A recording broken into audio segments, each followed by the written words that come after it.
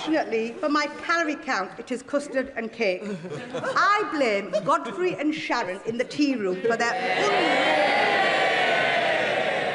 unwavering encouragement to indulge sparingly. I'm proud to be the first woman elected to Parliament for the constituency of Bradford West, a constituency with a history of extraordinary women who broke every barrier that patriarchy put in front of them. The Bronte sisters changed English literature forever, but had to use men's names to publish their writing. The suffragettes of Bradford went to Holloway prison for the right to vote. The women of Manningham Mills walked out into the cold, changing our political landscape forever. Margaret Macmillan pioneered free school meals, and they were trialled in 1904 in the school I attended, Green Lane Primary, leading to the Education Act of 1906, which cemented free school meals into our history. And Barbara Castle, shaped by Bradford streets and schools, went on to write equal pay into law. And I am proud to serve alongside equally formidable women with the member of Bradford South and indeed the member for Shipley. There is something in the air in Bradford as a whole, something that produces women who will not be told. I promise this House I have zero intention of breaking with that. If today our country beams with pride because of the many great changes made by successive Labour governments, none of it would have been possible without the women who led the Manningham Mill strike, which then led to the founding of the Independent Labour Party, conceived and formed in Bradford West. It was in Bradford that a man named Keir first took the chair of the Labour movement. And despite 130 years, 2 world wars, and roughly 47 leadership elections, the party remains in the hands of a Keir.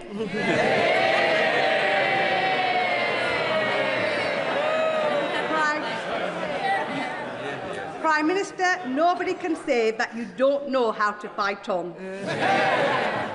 I could not make this speech without recognising David Hockney, a boy from a Bradford terrace who pushed his paintings around the city in a pram. David went on to become the world's most famous living artist. David once said that if you look closely, Bradford is a city with magic. I don't know whether he was looking into the future and literally describing Bradford's magician Dynamo, Zayn Malik's magical music, or our leg-spinning World Cup winning magic of our very own Adil Rashid. But Bradford is, without question, a place of wonders. Bradford is also a place of culture. The jewel in the crown, as it is often referred to, is the Bradford Literature Festival, now one of the largest in the UK literature festivals and the largest of its kind throughout Europe, pairing excellence with access for those who would otherwise be excluded from culture. In 2025, Bradford was proud to be named UK City of Culture, home to a rich, diverse population built on the back of a historic title as the wool capital of the world. In the 1850s, German Jewish merchants came to Bradford and built the magnificent warehouses of what we now call Little Germany, helping to make Bradford a global trading city and the proud home of the oldest synagogue in the north. A synagogue that recently the Muslim community stepped in to save when the roof was about to cave in, illustrating the relationship within the Muslim and Jewish community in Bradford. A century later, men from Azad Jammu and Kashmir and India and Pakistan arrived in the 50s and 60s, working tireless night shifts to keep the mills running, ensuring Britain's economy continued to flourish after the Second World War. Each generation of newcomers didn't just come to Bradford, they built Bradford. Mr. Speaker, chicken tikka masala might be the UK's national dish, but I must inform the whole House that you have not had a curry until you have had a Bradford curry. Whether it is the legendary family naans on trees invented by the late King of Curry, Shabir Hussain, the founder of Akbar's, the subcontinental flavours of Agra, Mumtaz, Jinnah, My Lahore, or any one of the hundreds of restaurants across the city, Bradford does curry like nowhere else.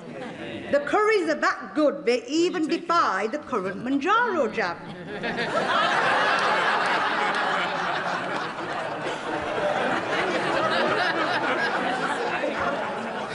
A note to the Health Secretary, he may well have to develop a stronger solution. I recommend Bradford's curry to all members of this House. Now that Bradford has a few reform councillors, perhaps a member for Clacton, who I see is not in his place, could pay a visit and treat them to a good curry, followed by a pint brewed in Bradford. In fact, given the size of his recent gift that we are now all well aware of, he could probably take half of Bradford out and still be left with plenty of change. Bradford is, Mr. Speaker, the youngest city in the United Kingdom.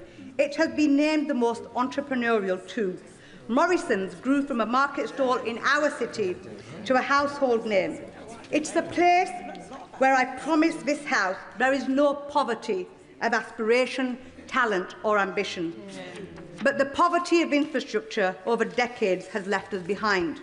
Bradford is turning a corner. 270 million in public sector investment is building private sector confidence, with a combined pipeline now reaching 2.3 billion.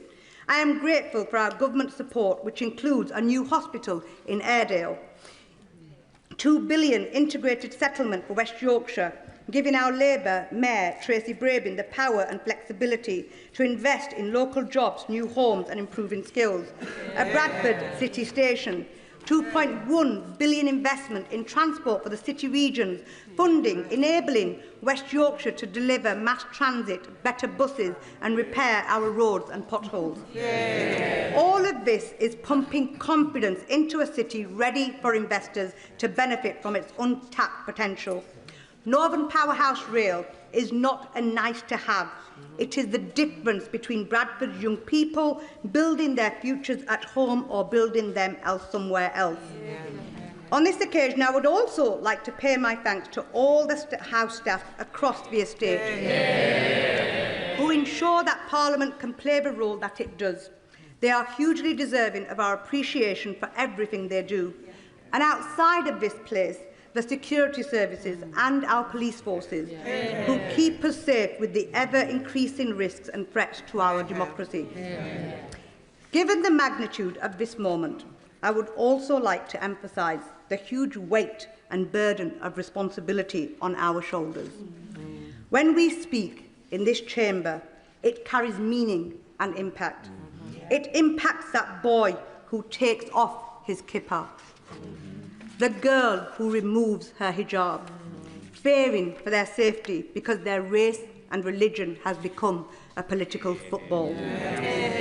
An attack on anyone or anyone's place of worship, be it a synagogue, a mosque, a church, a temple, a gurdwara, or of any kind of religious institution, is an attack on our British way of life.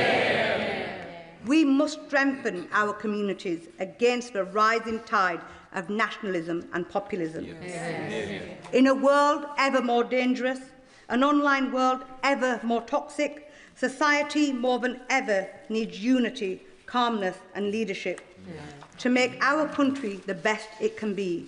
The burden of responsibility falls on all our shoulders, and it has never been greater. Mr. Speaker, it is also convention to part with words of wisdom for those who are slightly newer to this place. With that in mind, I simply say this: nurture the pragmatism of being an elected representative of the people who have put their trust in you and sent you here, but never, never forget the passion of an activist. Keep that fire burning, because it is indeed that passion that will sustain you and carry you through. because sometimes it gets difficult here. Mr. Speaker, a King's Speech is meant to be a fresh start. Parliament's version of clearing the kitchen table, making room for the work ahead, and gathering the family round, reminding ourselves what the country has sent us here to do. As honourable members may know, I believe in a full table. You make space. Hospitality matters in my home. You listen, you serve people properly. But good hospitality and politics itself is more than who speaks first or indeed the loudest. It's about noticing the quiet ones, those who may be less organised, not as powerful, but nonetheless equally, if not more important, the voiceless whose voices we need to become. Mr. Speaker, for someone like me, who spent her formative years fighting a campaign to release her mother from prison, who did not have a formal education beyond the age of 12, spelling, grammar and parliamentary language and phrases don't come naturally. Forced into a marriage at 15, forced to live with a life with hearing aids, lugging a black bin liner of belongings as a homeless teenager, left all alone as a guardian to a younger brother and sister, without a shoulder of support or stability in life, attempting suicide as I couldn't see a way out from my despair. Yet here I stand.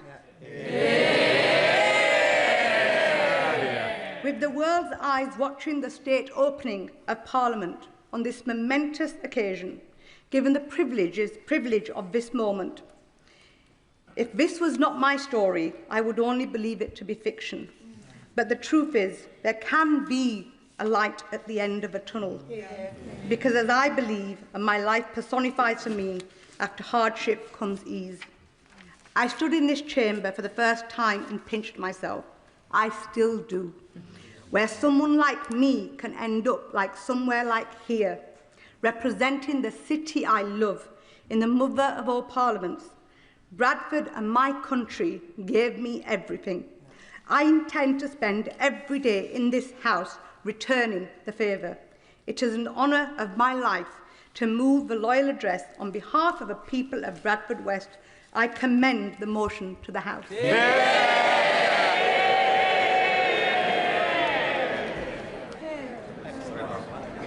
I won't mention the Bolton-Bradford game on Thursday. I now call Chris Minns to second the address. Chris Minns. Thank you, Mr. Speaker. It is an absolute honour to second this humble address, but can I start by thanking my honourable friend from Bradford West for her incredibly powerful speech. And can I echo her words about the importance of communities coming together to tackle that, that divisive politics that we've seen so often, and thank her for that. Can I also echo her comments about the House staff and the incredible job that they do to support all of us? Following my recent London Marathon run, it was suggested by two of the doorkeepers that the only reason Sebastian Sewar ran it in less than 2 hours so he could get away from me talking about Harlow.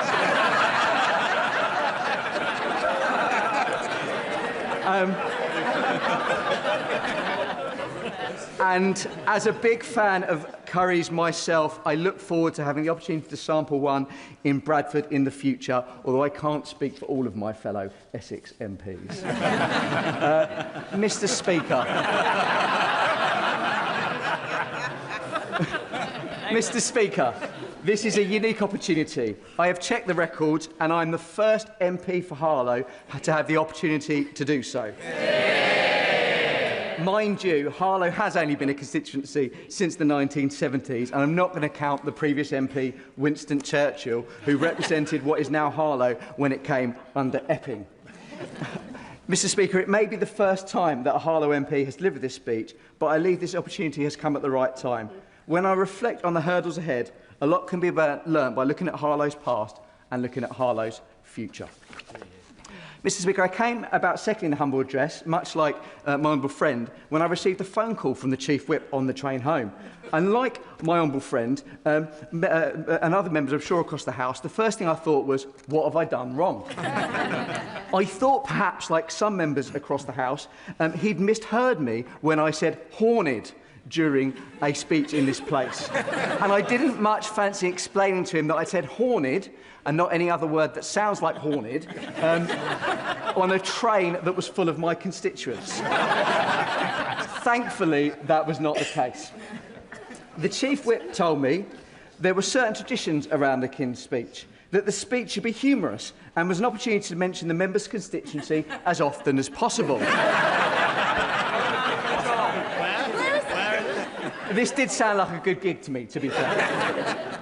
Now, I can't necessarily promise humour, although I'll give it a good go. But I can certainly promise that I will mention Harlow as often as possible. And for those listening at home, you may wish to count the number of times I do so. I believe the current count is 7. 8. Is it 8? 8. What did I do for a living? Harlow, Mr. Speaker, is never a dull place to represent. And members across the House will know Harlow once again bucked the national trend when it came to last week's local election result. We are getting quite good at that, even if it might not have been quite the way I would have liked.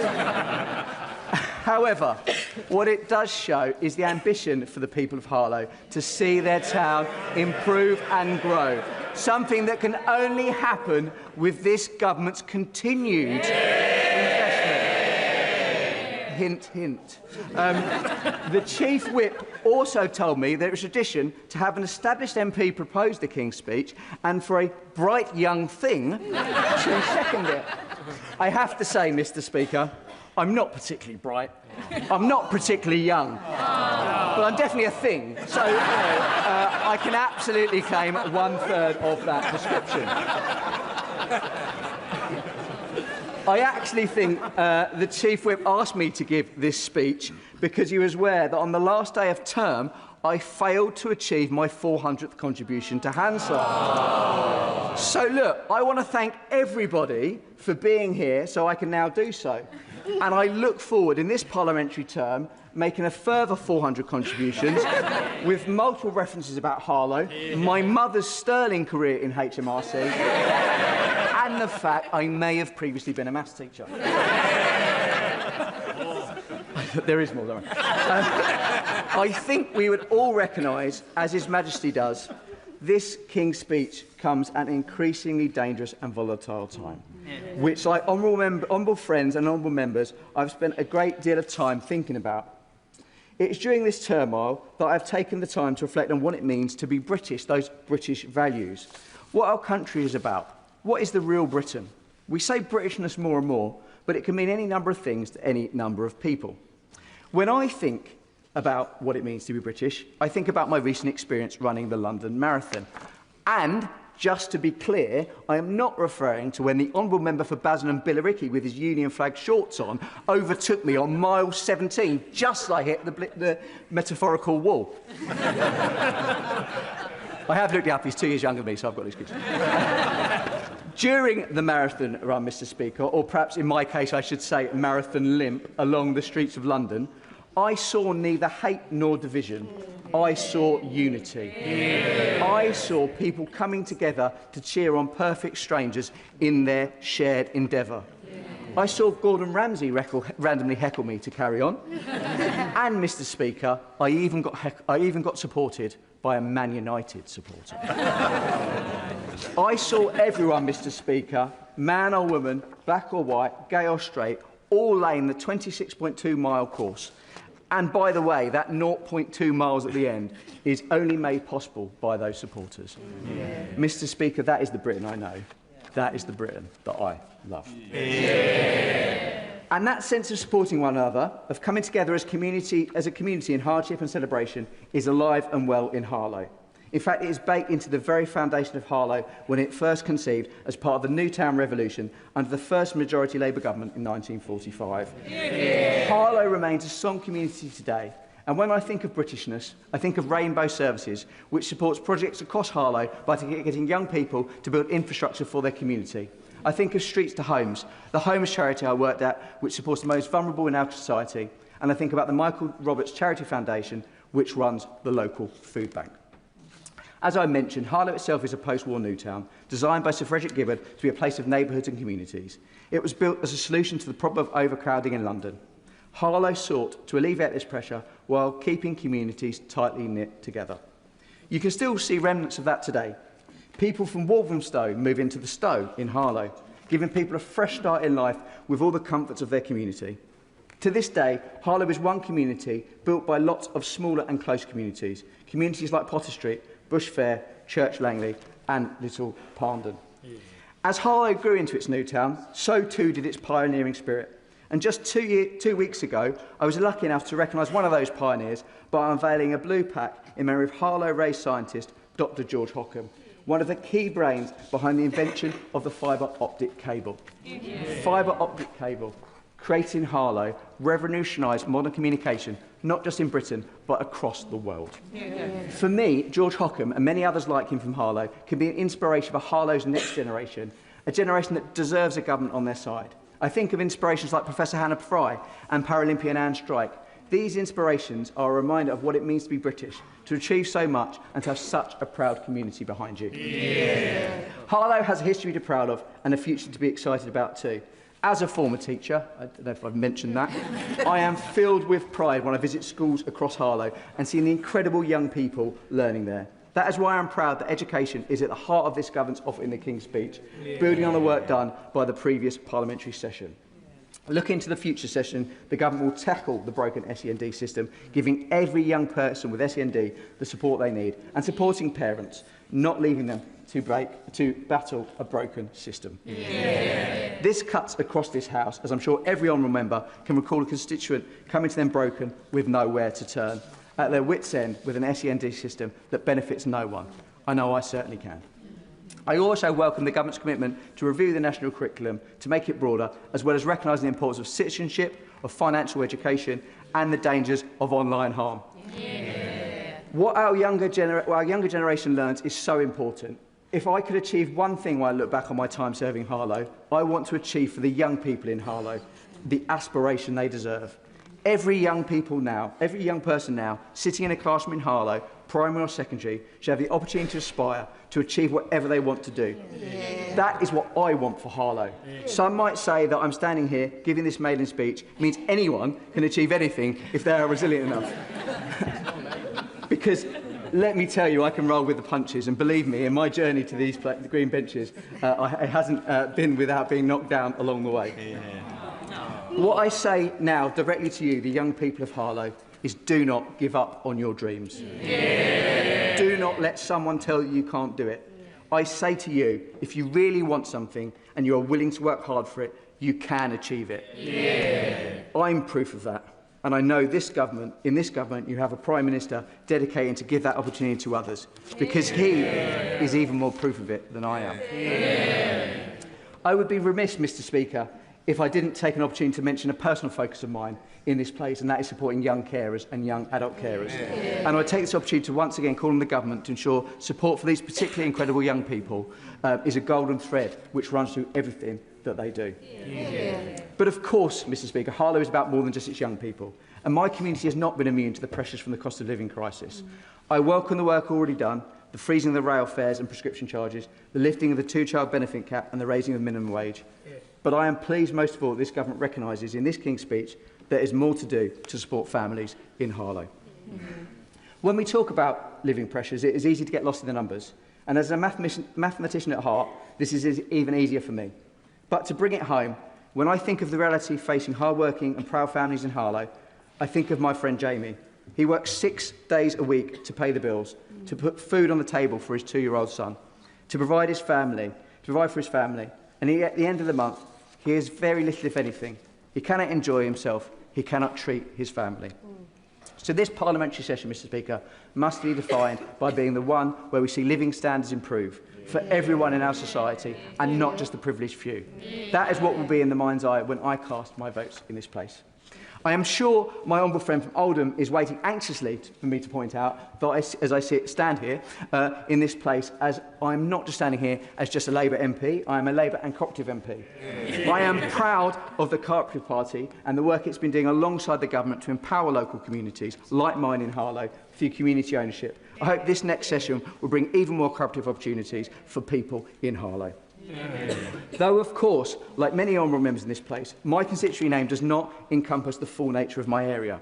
Harlow constituency does not end at the town boundary. I represent incredible villages too, with some incredible histories. I represent Roydon, a village that first appeared in the Domesday Book.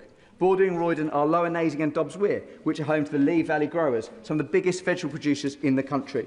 I represent Shearing, which, with one of its most notable residents being Rod Stewart. And for the first time, Harlow includes Hatfield Heath and Hatfield Broadoak. I know the Leader of the Opposition will vaguely remember these places. Incredible communities with a strong sense of what it means to look after your neighbour. I've got a neighbour's reference in for the Media and Cultural Sport Secretary. There you go. Ironically, one of my predecessors, Bill Rammell, actually moved out of Harlow to one of these villages, though Harlow was not keen on this, so he expanded its boundaries to include him back in the constituency, and we welcome him. Part of the fun, Mr Speaker, of representing such a diverse community with its healthy share of rural and urban is the mix I get to experience as their MP. I can visit local businesses in the morning, talk to a group of students in the afternoon, then round out the day with a community event. I've attended my fair share of community events, Mr Speaker, although I'm not convinced it was a great idea to run the Matching Village 10K a week after the London Marathon. Didn't see the member for Billericay and Basildon there just He'd already finished, yeah.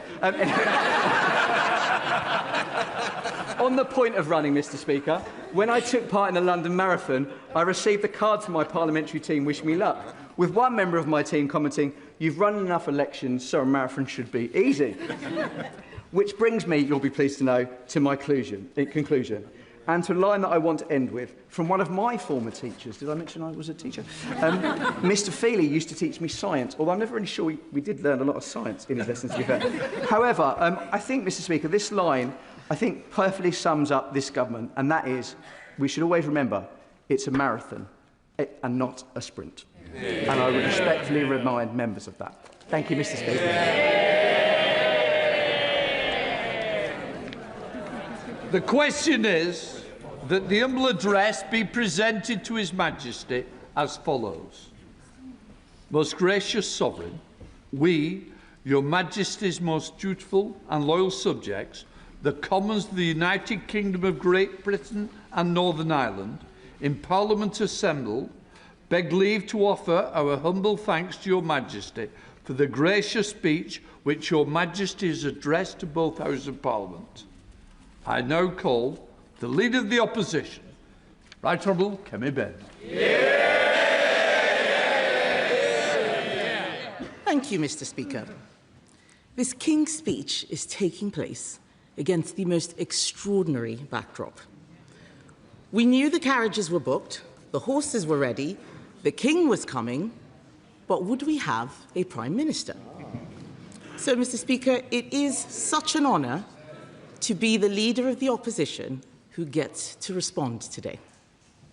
May I start by congratulating the proposer and seconder of the Loyal Address on their excellent speeches. And can I also congratulate the whips for finding two backbenchers prepared to support the Prime Minister at this time. The honourable member for Bradford West gave a moving and funny speech. I especially appreciated her comments about black and brown faces on TV, or as my children say, "Oh look, it's mummy again."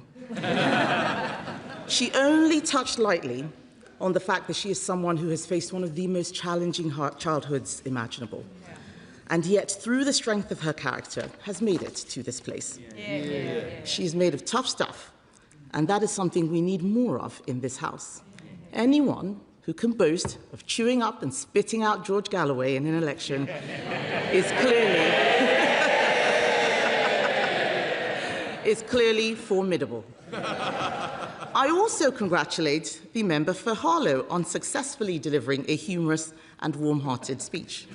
As he noted, he is my constituency neighbour, and he also, yes, did run the London Marathon last month, raising money for St Clair Hospice, which cares for both our constituents, and so I would like to take this opportunity to thank him for doing that. So I've become a big fan of his after listening to his speech, especially after he was so generous in his comments about the Harlow Conservatives' successful election campaign and my councillor's outstanding work regenerating the town centre. And I would say to him, if things on that side of the House are getting a bit much, he would be very welcome to cross the floor and help Conservatives carry on that work. Mr. Speaker, I think we can say that the proposer and seconder of the Loyal Address have upheld the best traditions of the House. I would, of course, like to pay tribute to His Majesty the King. His Majesty has served through a period of great personal difficulty, and throughout he has exemplified the virtues of grace, dignity, humour, modesty and resolve in the face of adversity. Virtues which were on full display during his hugely successful state visits to the United States. And I'm sure the whole House will have admired his skillful speech to Congress. It was a speech full of the wisdom and courage needed for our times. Of course, we would never have got to hear it if we'd listened to some people in this House who called for the King's visit to be cancelled. But thank goodness no one listens to the leader of the Liberal Democrats.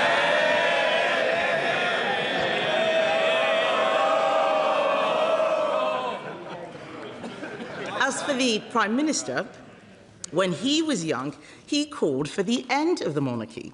So I'm glad that the right honourable and learned gentleman has seen the error of his ways, because previous King Charleses took a much dimmer view of that kind of thing. I'm only sorry that this newfound appreciation of the monarchy and our country's traditions have come too late, because this is the first parliamentary session ever without the hereditary peers. And their departure will be keenly felt, and our Parliament will be poorer for it. Especially, Mr. Speaker, when you consider some of the people that Labour have been replacing them with. People who've already had the whip removed before they've even taken their seats. Mr. Speaker, I know the convention is for this to be a light-hearted debate. But as I've already said, this is a highly unusual moment. The Prime Minister is in office, but not in power. Everyone is trying to pretend it's all right. It's not all right. In the past 48 hours, nearly 100 Labour MPs have called for the Prime Minister to resign. 4 ministers have quit. It is clear his authority has gone, and that he will not be able to deliver what little there is in this King's speech. This is a government less than 2 years in office, which has already run out of ideas and run out of road. So how did we get here? There is a great line in the musical Hamilton, Mr. Speaker. Winning is easy, governing is harder. Everything that has gone wrong in Labour's first 2 years comes back to one problem. They came into office with no plan. They did not understand the difference between winning an election and governing a country. It was very easy to make promises in opposition, promises to freeze council tax, promises to take £300 off energy bills, promises to the WASPy women. Hundreds of Labour MPs took photos with them to post on their Facebook pages and their websites and their election leaflets, but at no point did they bother to think how would they deliver any of it. They didn't spend their time in opposition thinking deeply about the country's problems. They assumed that governing in the 2020s would be like governing in the 1990s, but it isn't. Britain is facing new structural problems. We have an ageing...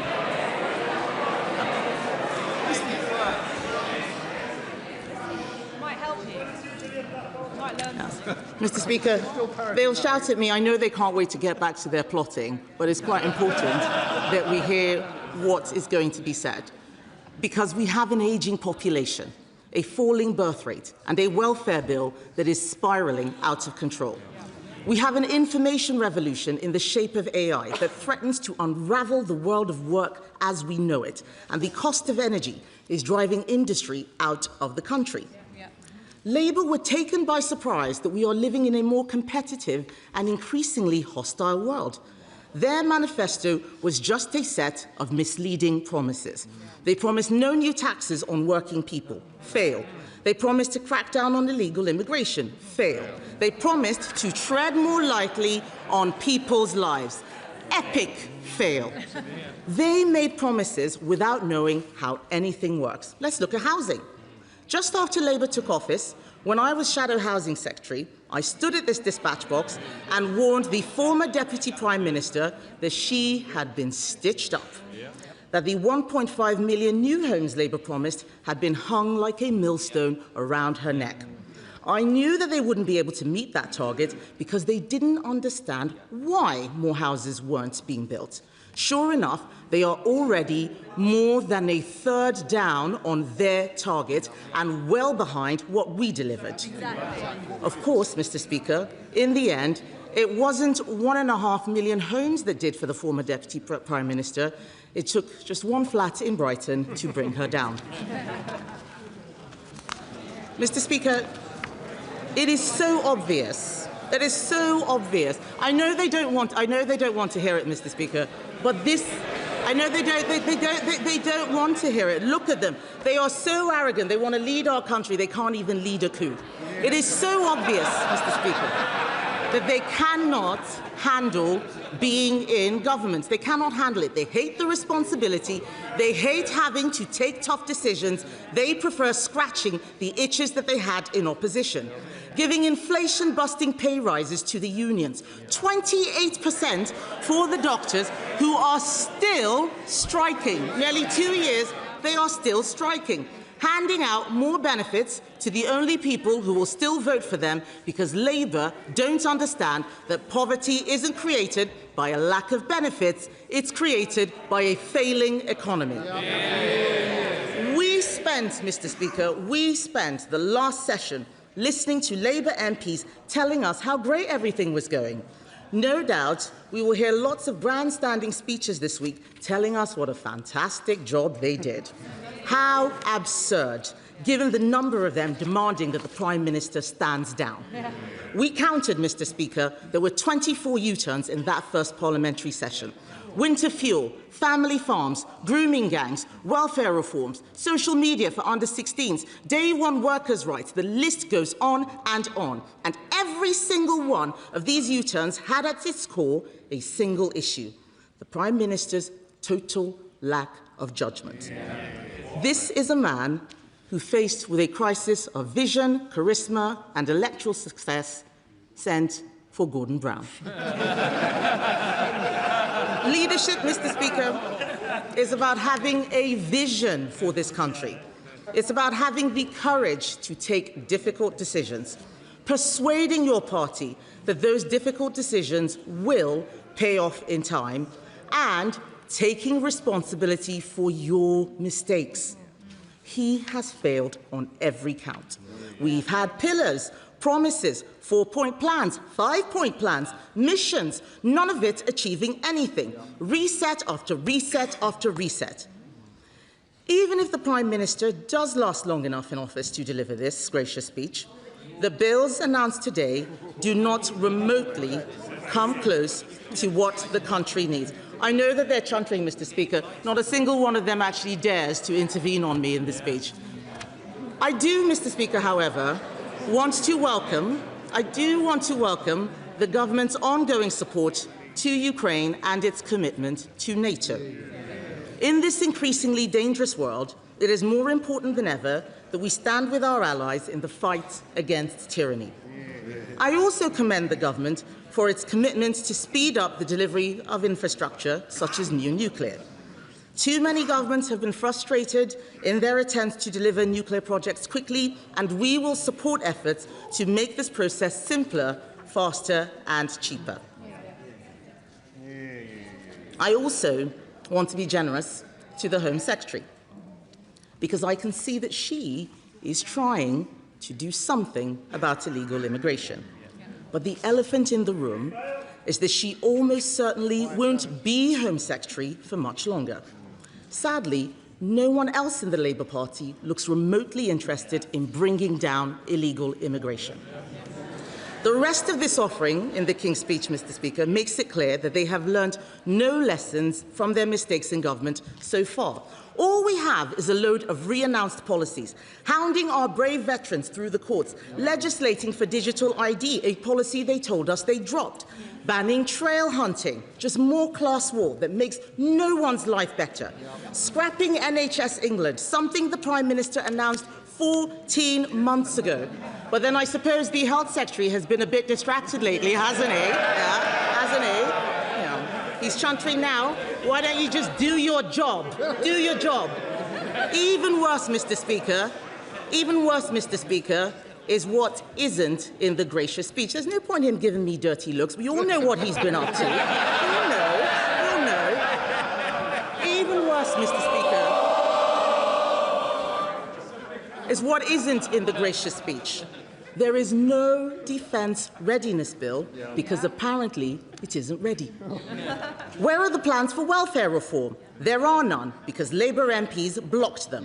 Where is the plan to make savings? There isn't one because Labour don't know how to make savings. They only know how to spend money, other people's money.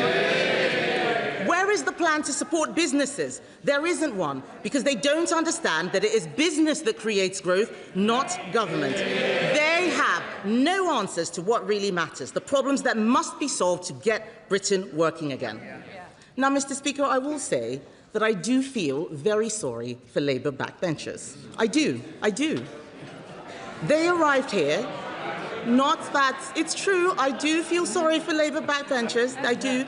They arrived here not that long ago with such high hopes. Some of them, in fact, were so talented, they were made ministers before ever speaking a word in Parliament. So talented. Although one of them has just resigned. I mustn't forget that. One of them has just resigned. We have watched, Mr. Speaker, their growing horror, day after day, week after week, as this hope descended into total chaos. The dread as they are sent out yet again to defend the indefensible. The injustice at feeling like pariahs in their own constituencies.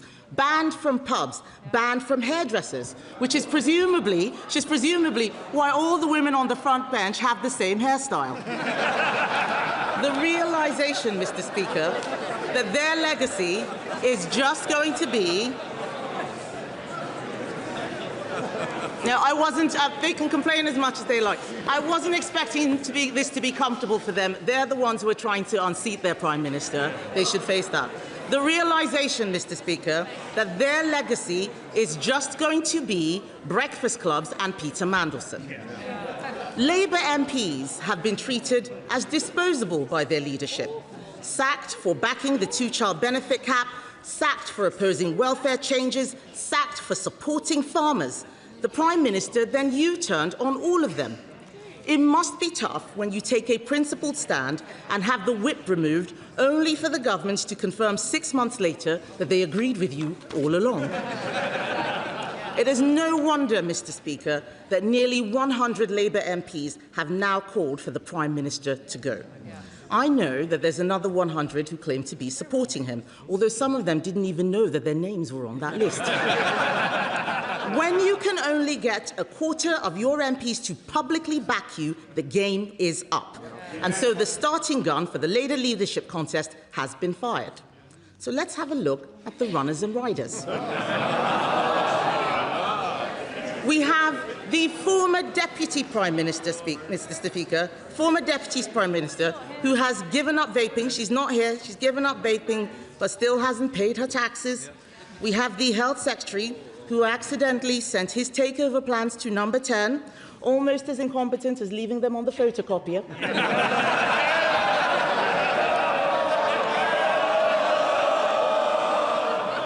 And we have, Mr. Speaker, the Mayor of Manchester.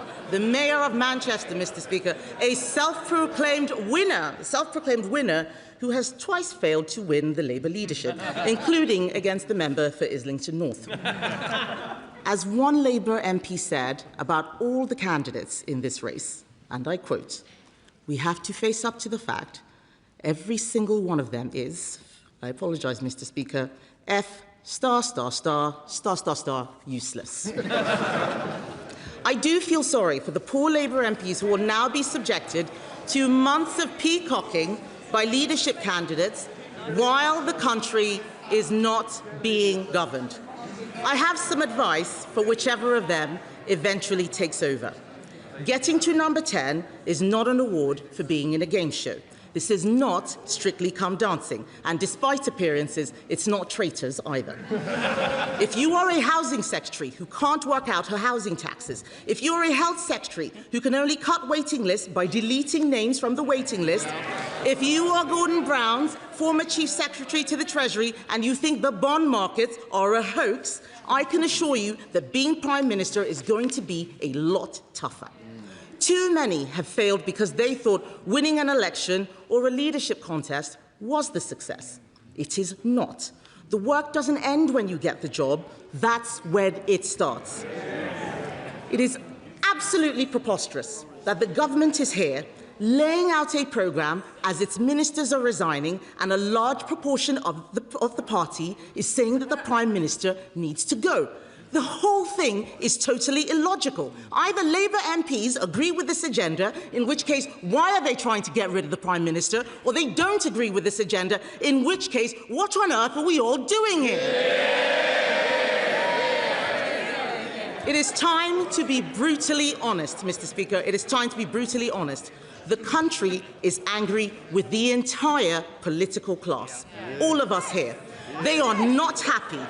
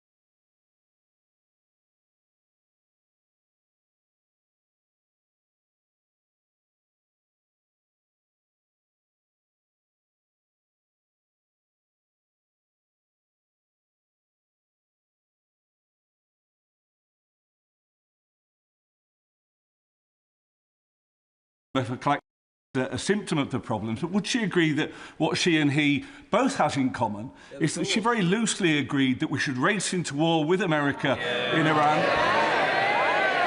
and then just a week later, she thought maybe that's not such a good idea?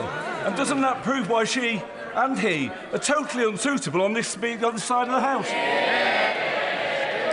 That was a nice try. It's not going to work. So, you cannot solve these problems, Mr. Speaker. You cannot solve the problems of the country unless you have a plan to fix the civil service, the regulators, the legislative straitjackets, powers transferred from Parliament to the courts. Unless you fix structures of government, everyone will continue to fail. Britain is not ungovernable, and it is not broken. The reason we published an alternative King's Speech, I'll say to the Honourable Lady who was asking what the plan was, we have published an alternative King's Speech, is because we need to take tough decisions to get the country out of the mess we're in. Cutting wasteful spending, funding defence, securing our borders, reducing the cost of energy. If you want to bring down bills for families and bring industry back to this country, you need a plan to scrap the net zero legislation, strangling industry and making energy costs higher. That's why we're proposing a cheap energy bill to do just that. If you want businesses to employ people, you need to stop crushing them with thousands of pages of employment laws and stop handing power to the unions. You need to stop hammering businesses with tax rises. That's why we're proposing a Get Britain Working bill that would scrap laws that are no longer fit for purpose and are killing jobs. If you want to get a grip on illegal immigration and remove foreign criminals from the country, you must have a plan to leave the ECHR and repeal the Human Rights Act. You must. Efforts to get control of our borders have been frustrated because power has been taken out of the hands of ministers. We need to bring that power back so that we don't have murderers staying in our country because the courts stop us from deporting them. Our alternative King's Speech shows how it can be done, letting the government, not the courts, decide who comes and goes. Prime Ministers are going to keep running into problems until they deal with activist lawyers and international agreements that tie the government's hands against the interests of the British public. Oh, Mr. Speaker, they're chanting that it... Mr. Speaker, they're chanting that it's... Does someone want to stand up and tell us who they're supporting? Is it the plotters or the PM? Is it? Because I know that's what they really want to get to. They're not interested in hearing what a plan for the country should be because they're too focused on Labour Party problems. Mr. Speaker, we will keep running into these problems until they deal with activist lawyers and international agreements that tie the government's hands against the interests of the British public. Next, we must reduce welfare spending. It is eating every penny that we generate in income tax and more. We must spend much more on defence. Even former Labour defence secretaries are pleading with the government to do this. That's why we're proposing a sovereign defence fund, which will overhaul Britain's defence industrial base. That's what the alternative could be. That alternative King's Speech makes difficult choices because that is what leadership is. We have laid out these plans now because we are more than happy for Labour to take them. They might be our political opponents, Mr. Speaker, but we are all citizens of this country. We recognise the enormous challenges facing Britain. We want to see these problems solved, and so do our constituents. Time and again, I have offered the Prime Minister support to pass difficult legislation.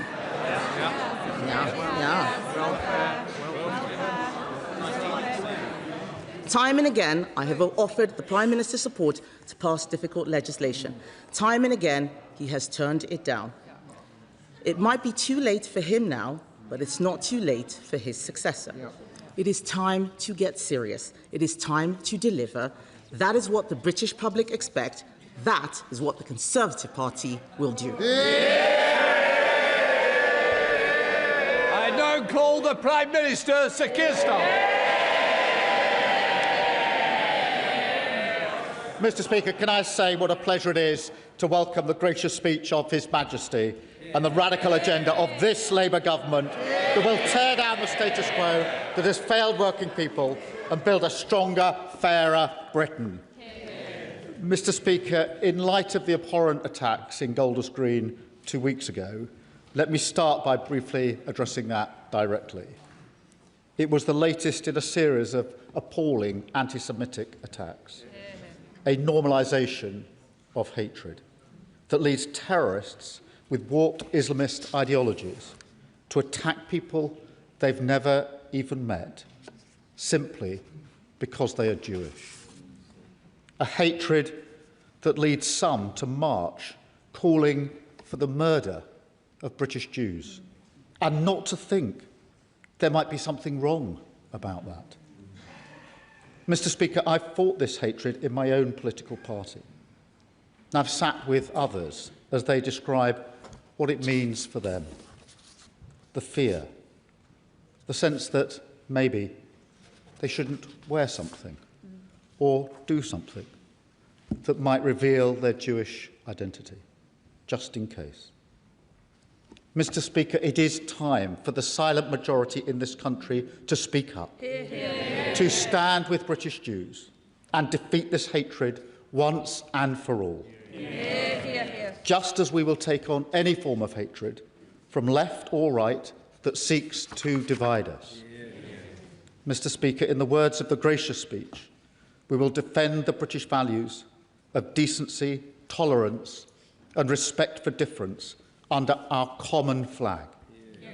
Mr. Speaker, that is also why, when far-right agitators try to come here this Saturday to spread their poison of hatred, this Labour government will block them this time and every time. Yeah. Mr. Speaker, the gracious speech was brilliantly proposed by my honourable friend, the member for Bradford West. Yeah. Members across the House will have read her remarkable new book. Her list of endorsements is truly impressive, reaching well over 100 members. At last, Mr. Speaker, a list that we can all get behind. And, Mr. Speaker, it's not the first time that has shown her ability to bring people together. She united her city and many in this House when she sent George Galloway packing. And, Mr. Speaker, the House will know that she is passionate about the measures this government is taking to lift 500,000 children out of poverty. As we all are on this side of the House, it is the pride of these benches. But the House might not know about her remarkable effort to get Marcus Rashford to champion free school meals and speak to pupils in her constituency. Now, most of us would have attempted this, Mr. Speaker, via the complex world of agents and managers. But my honourable friend had a different idea. She spoke to, as you do, the sister of Cristiano Ronaldo. Now, I can imagine the Ronaldo household is used to fielding some pretty big offers. Multi-million-pound transfers, billions in brand sponsorships, Piers Morgan calling for the 8th time that day. But I cannot imagine the confusion in the Ronaldo family when they heard my honourable friend say, not is Cristiano Ronaldo available, but can you give me the number of Marcus Rashford? I want to invite him to a primary school in Allerton and have some porridge in our free breakfast club. Mr. Speaker, on a much more serious note, I know the whole House will join me in paying tribute to my honourable friend's extraordinary courage, together with her mother, brother and sister. This story is utterly harrowing. Their strength to survive and the deep-rooted determination to fight for change is an inspiration for all of us and the very best of who we are.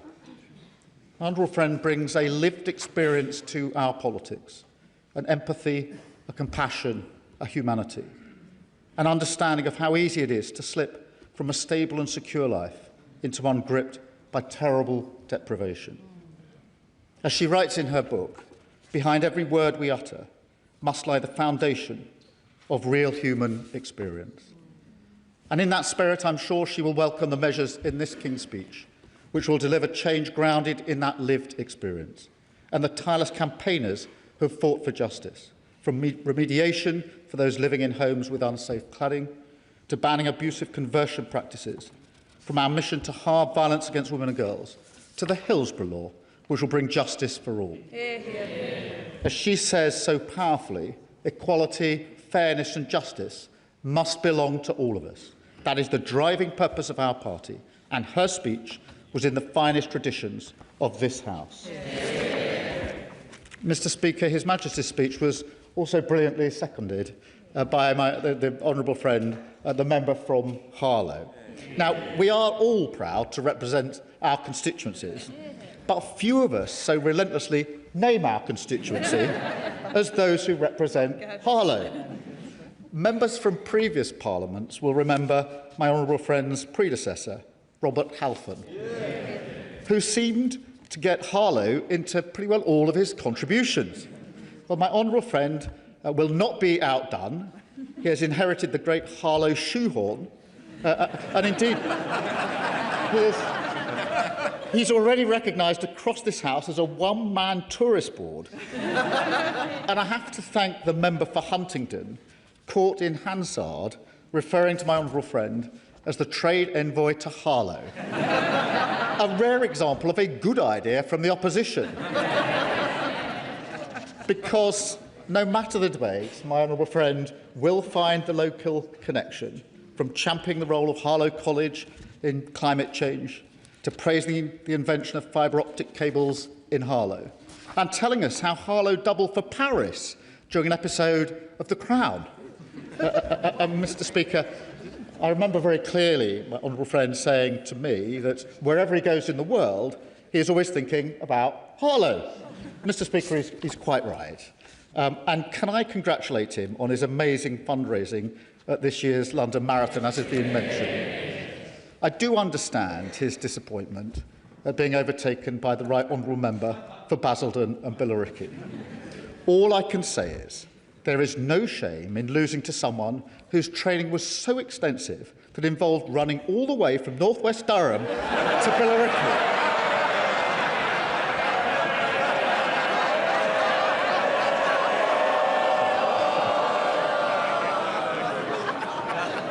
Mr. Speaker, as a secondary school maths teacher for 15 years, it is perhaps no surprise that my honourable friend brings an eye for detail, boundless energy and ability to handle these occasionally unruly benches. But he also brings a real passion for young people, a deep and personal understanding of the invaluable role that young carers play, and a total conviction in the power of education to change our country. So I know he will welcome the education bill in the gracious speech.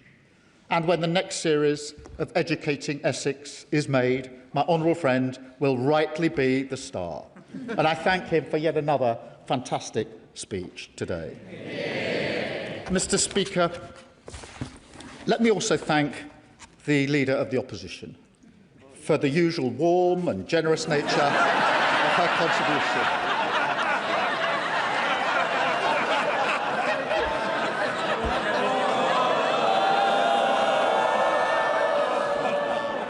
In difficult days, her input is always a ray of sunshine.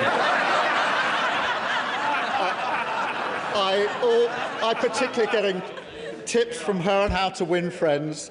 This is from the person, Mr. Speaker, who previously called us orcs and goons. But, Mr. Speaker, I am a gooner, and so, as usual, she is less than half right. But we do have one thing in common. Our parties both had tough results in the local elections last week. The difference is she hasn't noticed. And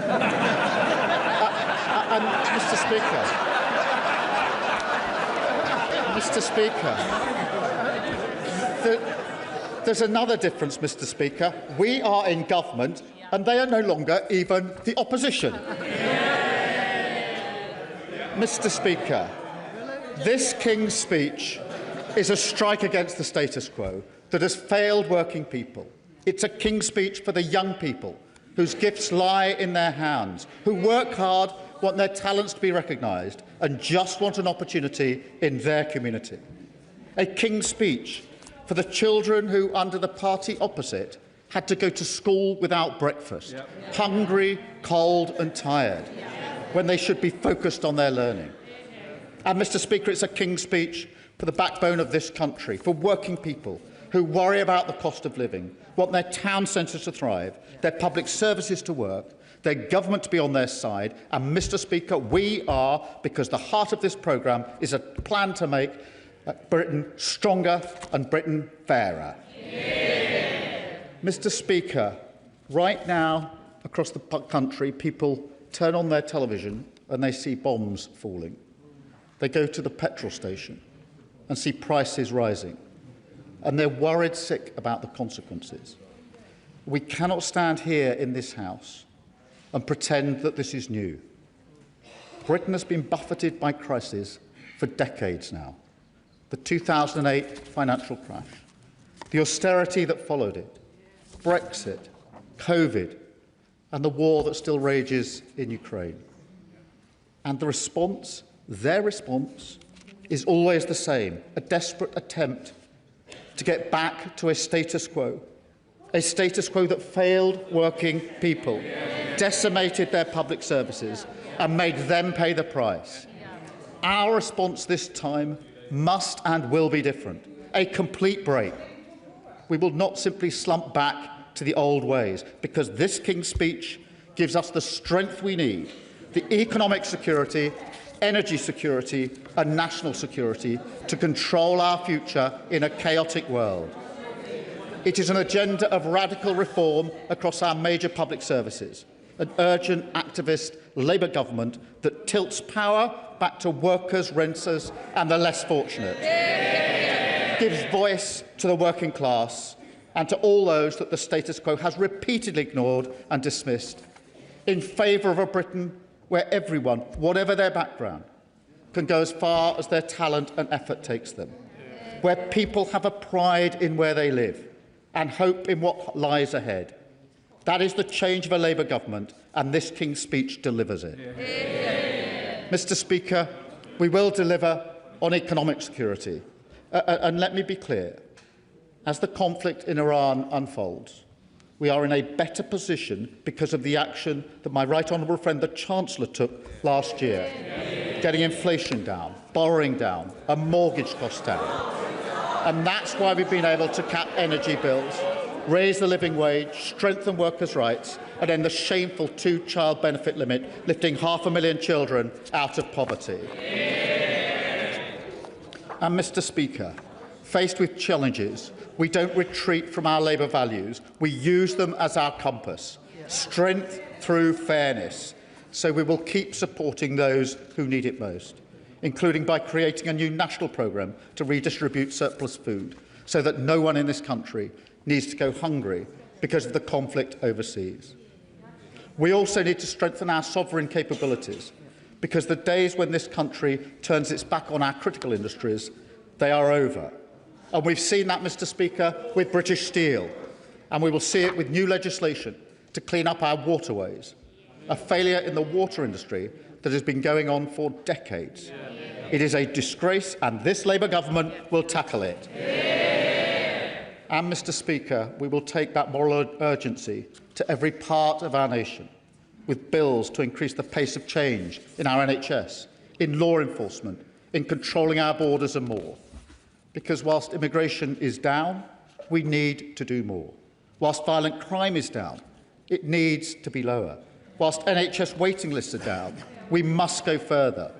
A rewiring of the state so that the working people of this country feel that it serves their interests. And, Mr. Speaker, we will also build in this country sovereign power in the industries of the future that will give us greater control in a world being reshaped by artificial intelligence.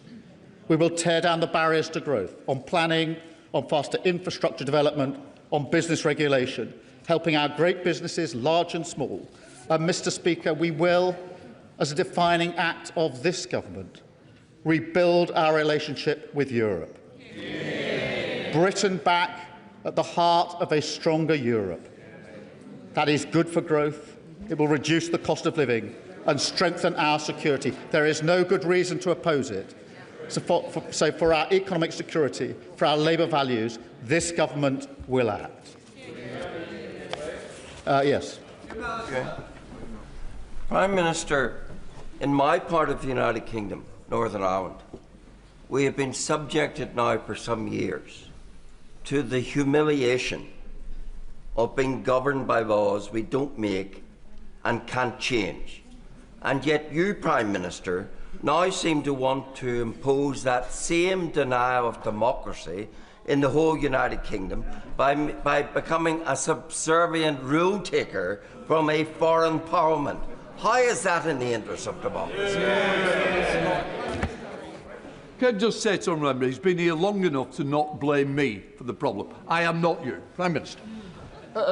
Mr. Speaker, I thank him for his intervention. I'm very well aware of the tensions in Northern Ireland, the issues that have to be dealt with in relation to relations with the EU. But we have to face the fact that promises were made about Brexit, which were not true, which haven't borne fruit. It is in our economic interests, our national interest and defence interests to be closer to Europe. Of course we will navigate carefully, taking on board the issues in Northern Ireland, as he would expect. But it is in our interest to be closer to the EU. That is what we are doing, and we will go further. Mr. Speaker, this moment also demands even greater radicalism on energy security. The British people should not have to pay more in their bills, and their living standards should not be hit because of a war that they did not vote for, that Britain is not involved in, happening thousands of miles away. That is a fundamental argument of this government, and the party opposite has no answer to it. Because for decades they ducked the long-term decisions to make our country, our energy and our economy stronger. So we are going to take control. We are going to declare Britain's energy independence. That does not mean, and it will not mean, that we turn off the taps in the North Sea. Oil and gas will be part of the mix for decades. But we have to move so much faster on clean energy, a whole society effort, everyone playing their part, as we take control of our energy security. And, Mr. Speaker, I will. I'm very grateful to the Prime Minister for giving way. He talks about energy security, and he should know that Scotland currently exists in a state of energy surplus. We generate more electricity than we use, and he should know that under conditions of surplus, prices go down. But in Scotland, because we have to be stuck in the GB energy market, we pay for the scarcity of energy in England, but not just to the equal, to the detriment, higher prices for energy in Scotland. Can he explain why that dysfunction exists and what's in this King's speech to fix it? Well, what's in this King's speech to fix it is moving faster to our energy independence. That is the way that we get off the international markets. That is the way that we take control and reduce bills for people across the country. Mr. Speaker, we will, of course, also strengthen our country's defence security. That starts with the fundamentals and a recognition that it is not in the interests of this country to rush into a war without any thought of the consequences. That is my position. That has always been my position, regardless of the pressure. A test of judgment which some in this House have failed. It continues, Mr. Speaker, with our commitment to NATO, the most successful defensive alliance in history. A proud achievement of this party that others would throw away. Today, faced with even greater threats, we need to strengthen NATO, we need to invest in our defence capabilities, and we need to strengthen the European element of NATO, because this nation is stronger when it stands with others, not just in word, but in deed.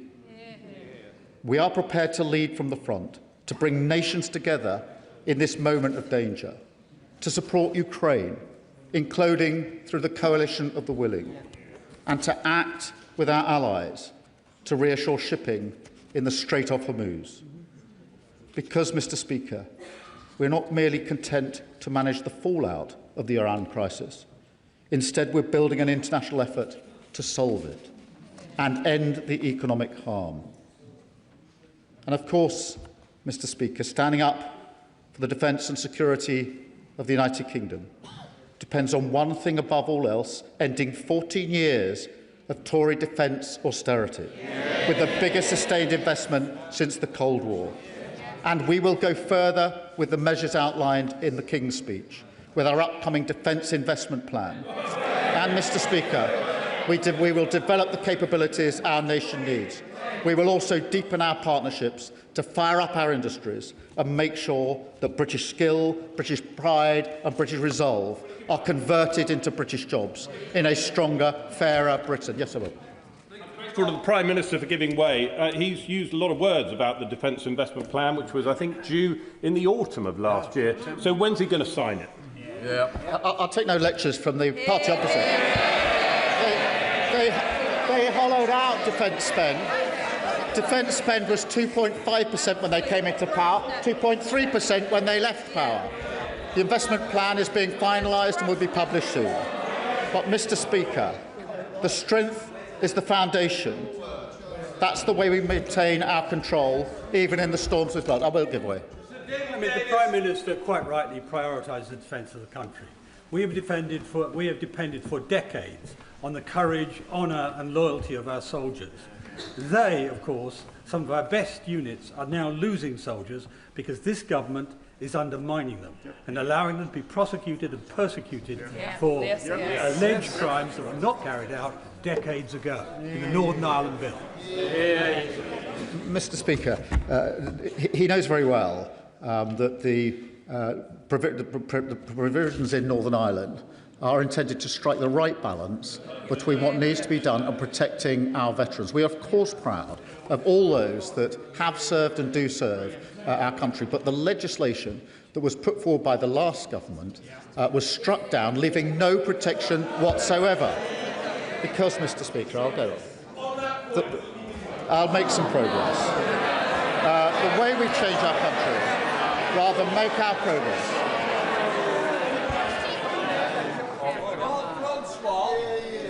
He will know that in the recent Supreme Court Dillon judgment, the court ruled that our Legacy Act overwhelmingly was not incompatible with the Human Rights Act. He knows that.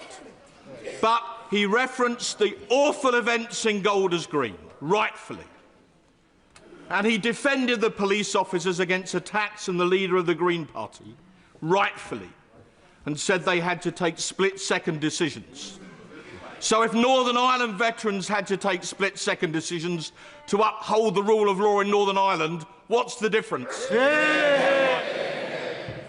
I have been in control rooms in Northern Ireland, watching decisions being taken on the use of fatal force. I'm well aware of the nature of the decisions that have to be taken, the circumstances in which they're taken, and how difficult those decisions are. That is not the same as the issues in this bill, and he knows it.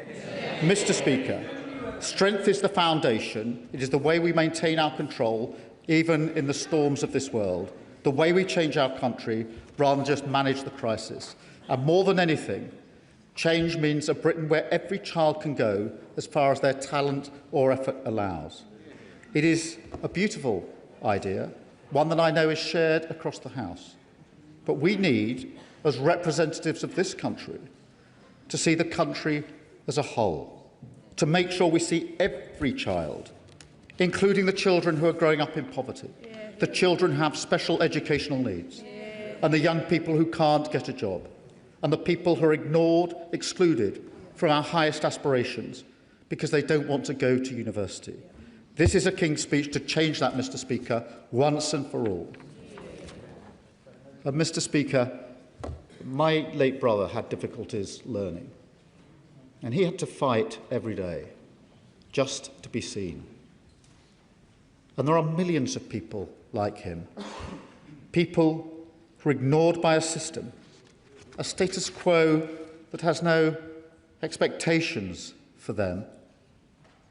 This King's speech will make sure no child is left behind, because everyone has something to contribute to the success of this nation. And every child must succeed if we're to build a stronger, fairer Britain. That is how we tear down the status quo preserved by the party opposite, a status quo that failed working people, a status quo that left Britain's economy exposed, a status quo that made our country weak. There are some in this country, some even in this House, who would feed the frustration with that status quo into a politics of grievance and division. This King's speech sets a different course, a more hopeful course, a course that sees the conflict in Iran, a war on two fronts, not as something to wring our hands about, but as an opportunity we must take to shape our country's future, to end the status quo that has failed working people, to build a stronger, fairer Britain. That is what this King's speech delivers, and I commend it to the House. The Leader of the Liberal Democrats, Sir Ed Davey. Thank you, Mr. Speaker. And may I start by giving my sincere thanks to His Majesty King Charles for His Grace's speech on behalf of all Liberal Democrats. While we still believe President Trump should not have been rewarded for insulting British soldiers and the Royal Navy, His Majesty was superb on that state visit. And can I join others in paying tribute to the honourable members for Bradford West and for Harlow for their accomplished speeches, proposing seconding the Royal Address. Like myself, the Honourable Lady worked in a factory. For her, it was crisps. For me, it was pork pies. If we throw in the Honourable Member for the Isle of Wight West, who worked in the soft drinks industry, together we are a meal deal. But may I say, she is the real McCoy.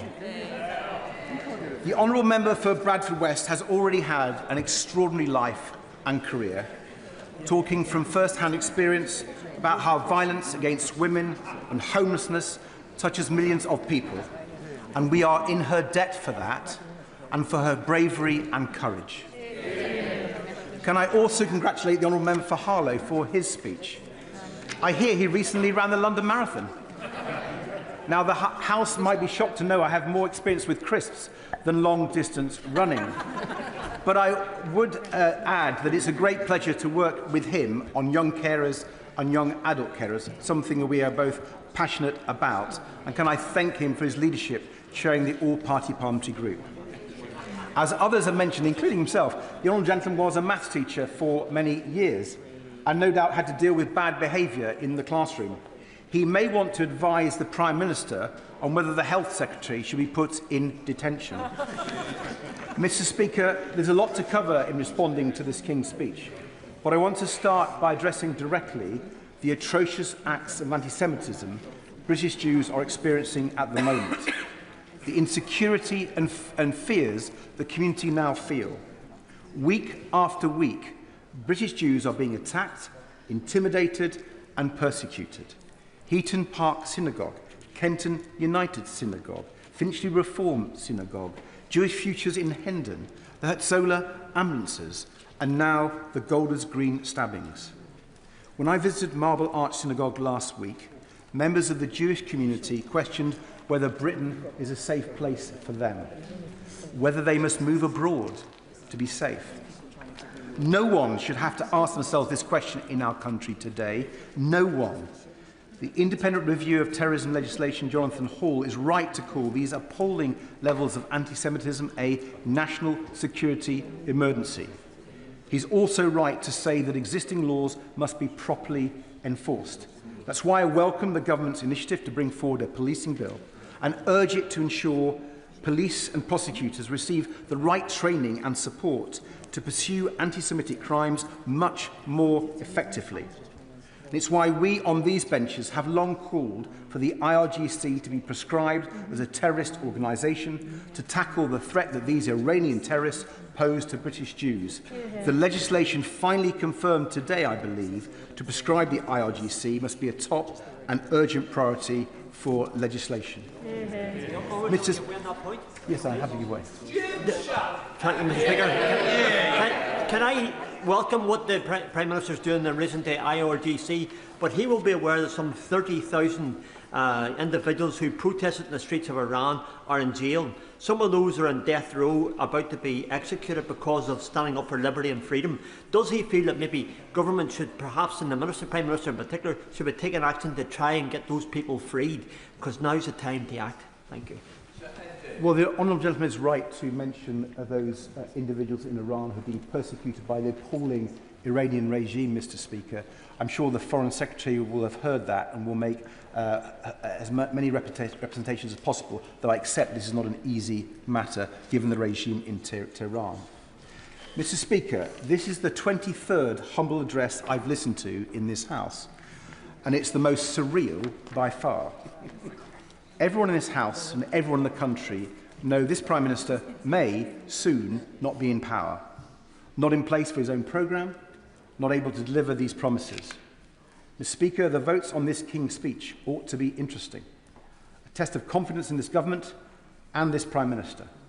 We will be voting against this King's speech, Mr. Speaker, but how many members opposite will? By my reckoning, if every Labour MP who's called for the Prime Minister to go voted that way, this government's huge majority would be at risk. Let's see if they have the courage of their convictions. We will be voting against, not just because the Prime Minister is one of the weakest Prime Ministers in post-war history now, but because this King's speech does not offer the change our country needs. It does not offer the change needed to fix the insecurity people and businesses are increasingly fearful of. change to deal with rising prices. People know inflation in food, energy and fuel is set to rocket, but people don't think the Prime Minister has their backs on the economy. The financial and economic insecurity stalking our country is hitting growth, investment and jobs. And we were promised change, promised a government with growth as its mission. Yet rather than change, we have continuity from the failures that came before. Faced with this calamity, what has the Prime Minister offered us today on growth? An EU reset bill that fails to reset. For a Prime Minister who knows a thing or two about failed resets, maybe we shouldn't be surprised, but the Prime Minister's refusal to remove his red lines on a new EU-UK customs union, the Prime Minister's refusal to go further than his red lines on the single market, the Prime Minister's refusal to deliver a new, deep trading relationship with our European partners with a proper youth mobility scheme. That all means he's consigning our country to higher prices and lower growth, and failing to address the economic insecurity plaguing our economy. Instead, we've been given taxes on jobs, the family farm tax. Now, to be fair to the government, not for a second. Now, to be fair to the government, part of our current economic problems stem from President Trump and his reckless war in Iran. Let's be absolutely clear. Trump's war is stoking the cost of living crisis to new alarming levels. Fuel prices up at the pump, food prices set to go up even more, and people's holidays threatened. The Prime Minister's biggest success is not taking us into Trump's damaging war with Iran when the Conservatives and Reform were urging him to do so.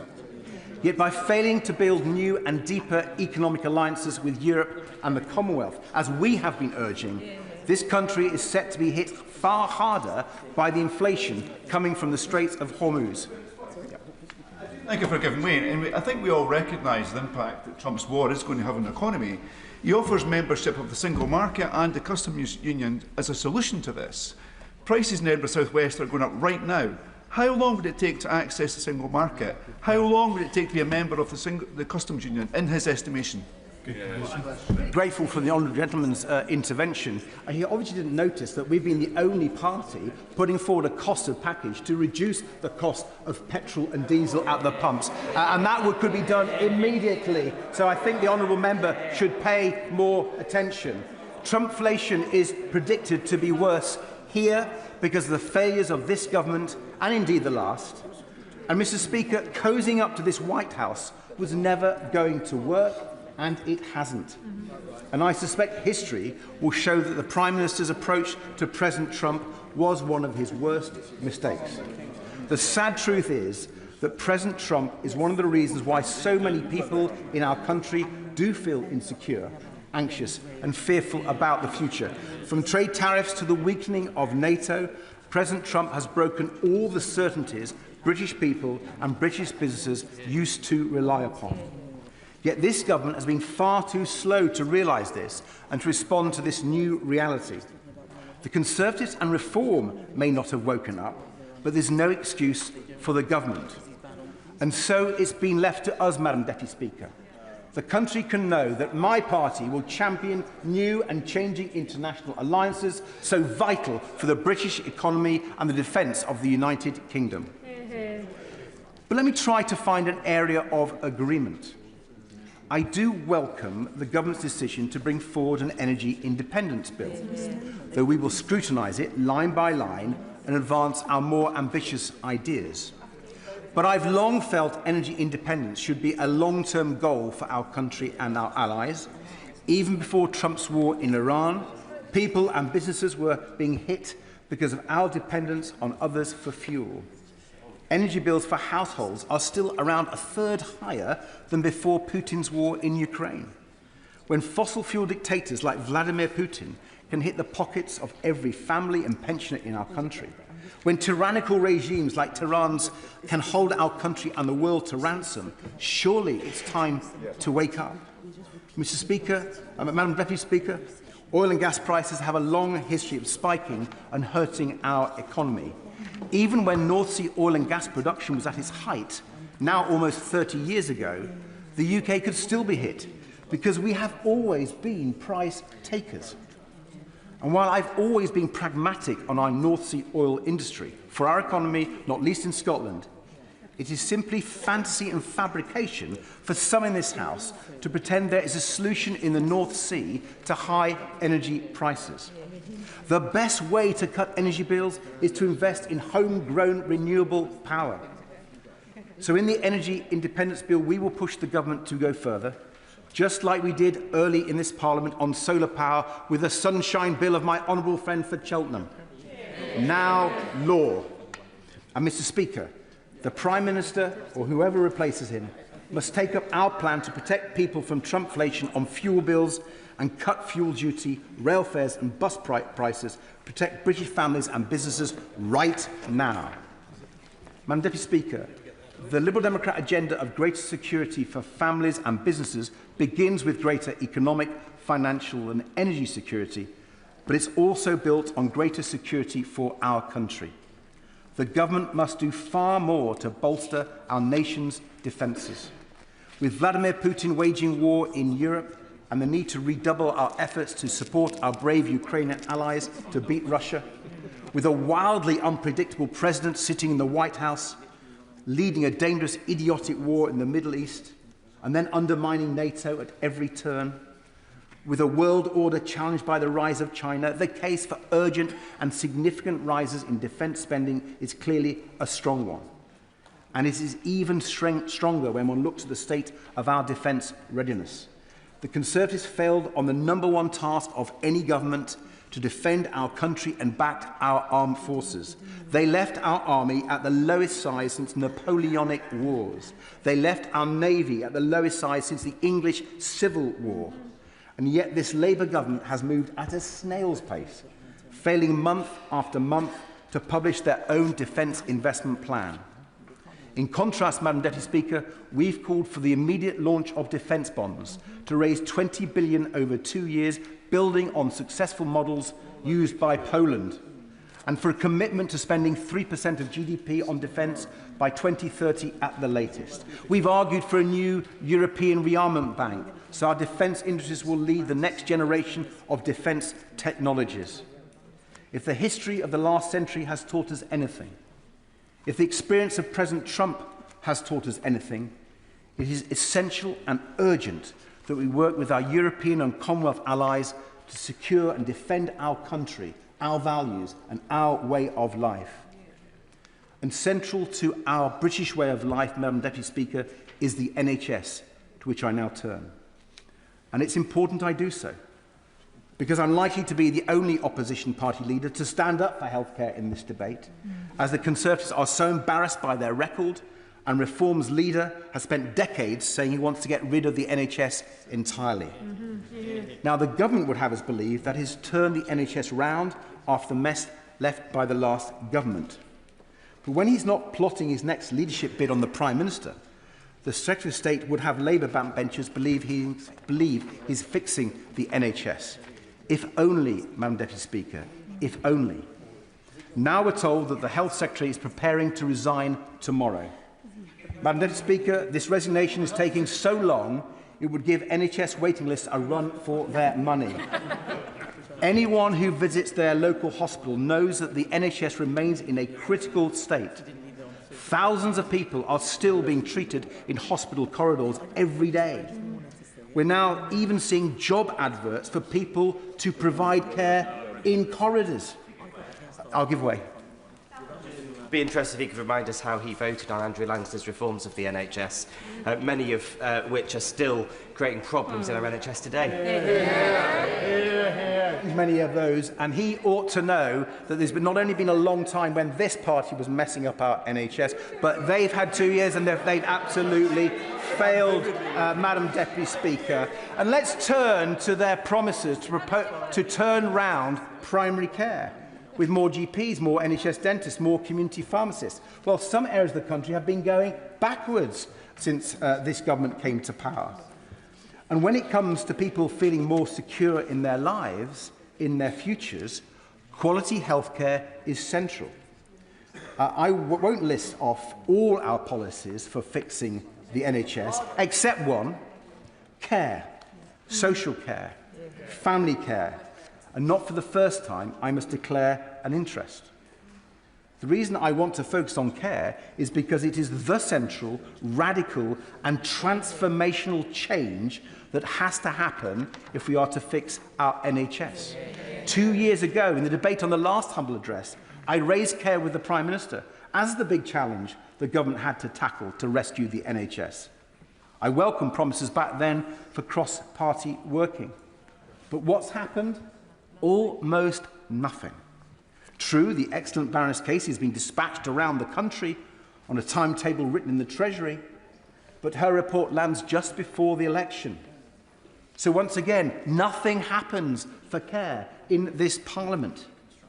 Madam Speaker, this is a betrayal of the elderly and disabled who need better care, of their families and of the NHS.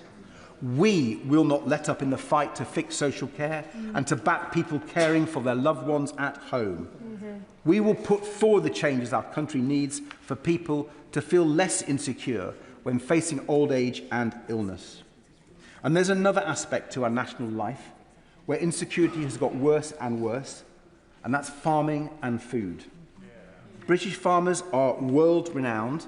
They are the key to ensuring everyone has high-quality and affordable food on their plates. And yet, they have been let down and forgotten time and again by the Conservatives, who undermined our food security with bad trade deals and botched funding. The last Conservative government left England as the only country in Europe where farmers aren't supported to produce food. But somehow this Labour government has managed to make things worse for farmers, not least with their terrible mess over the family farm tax.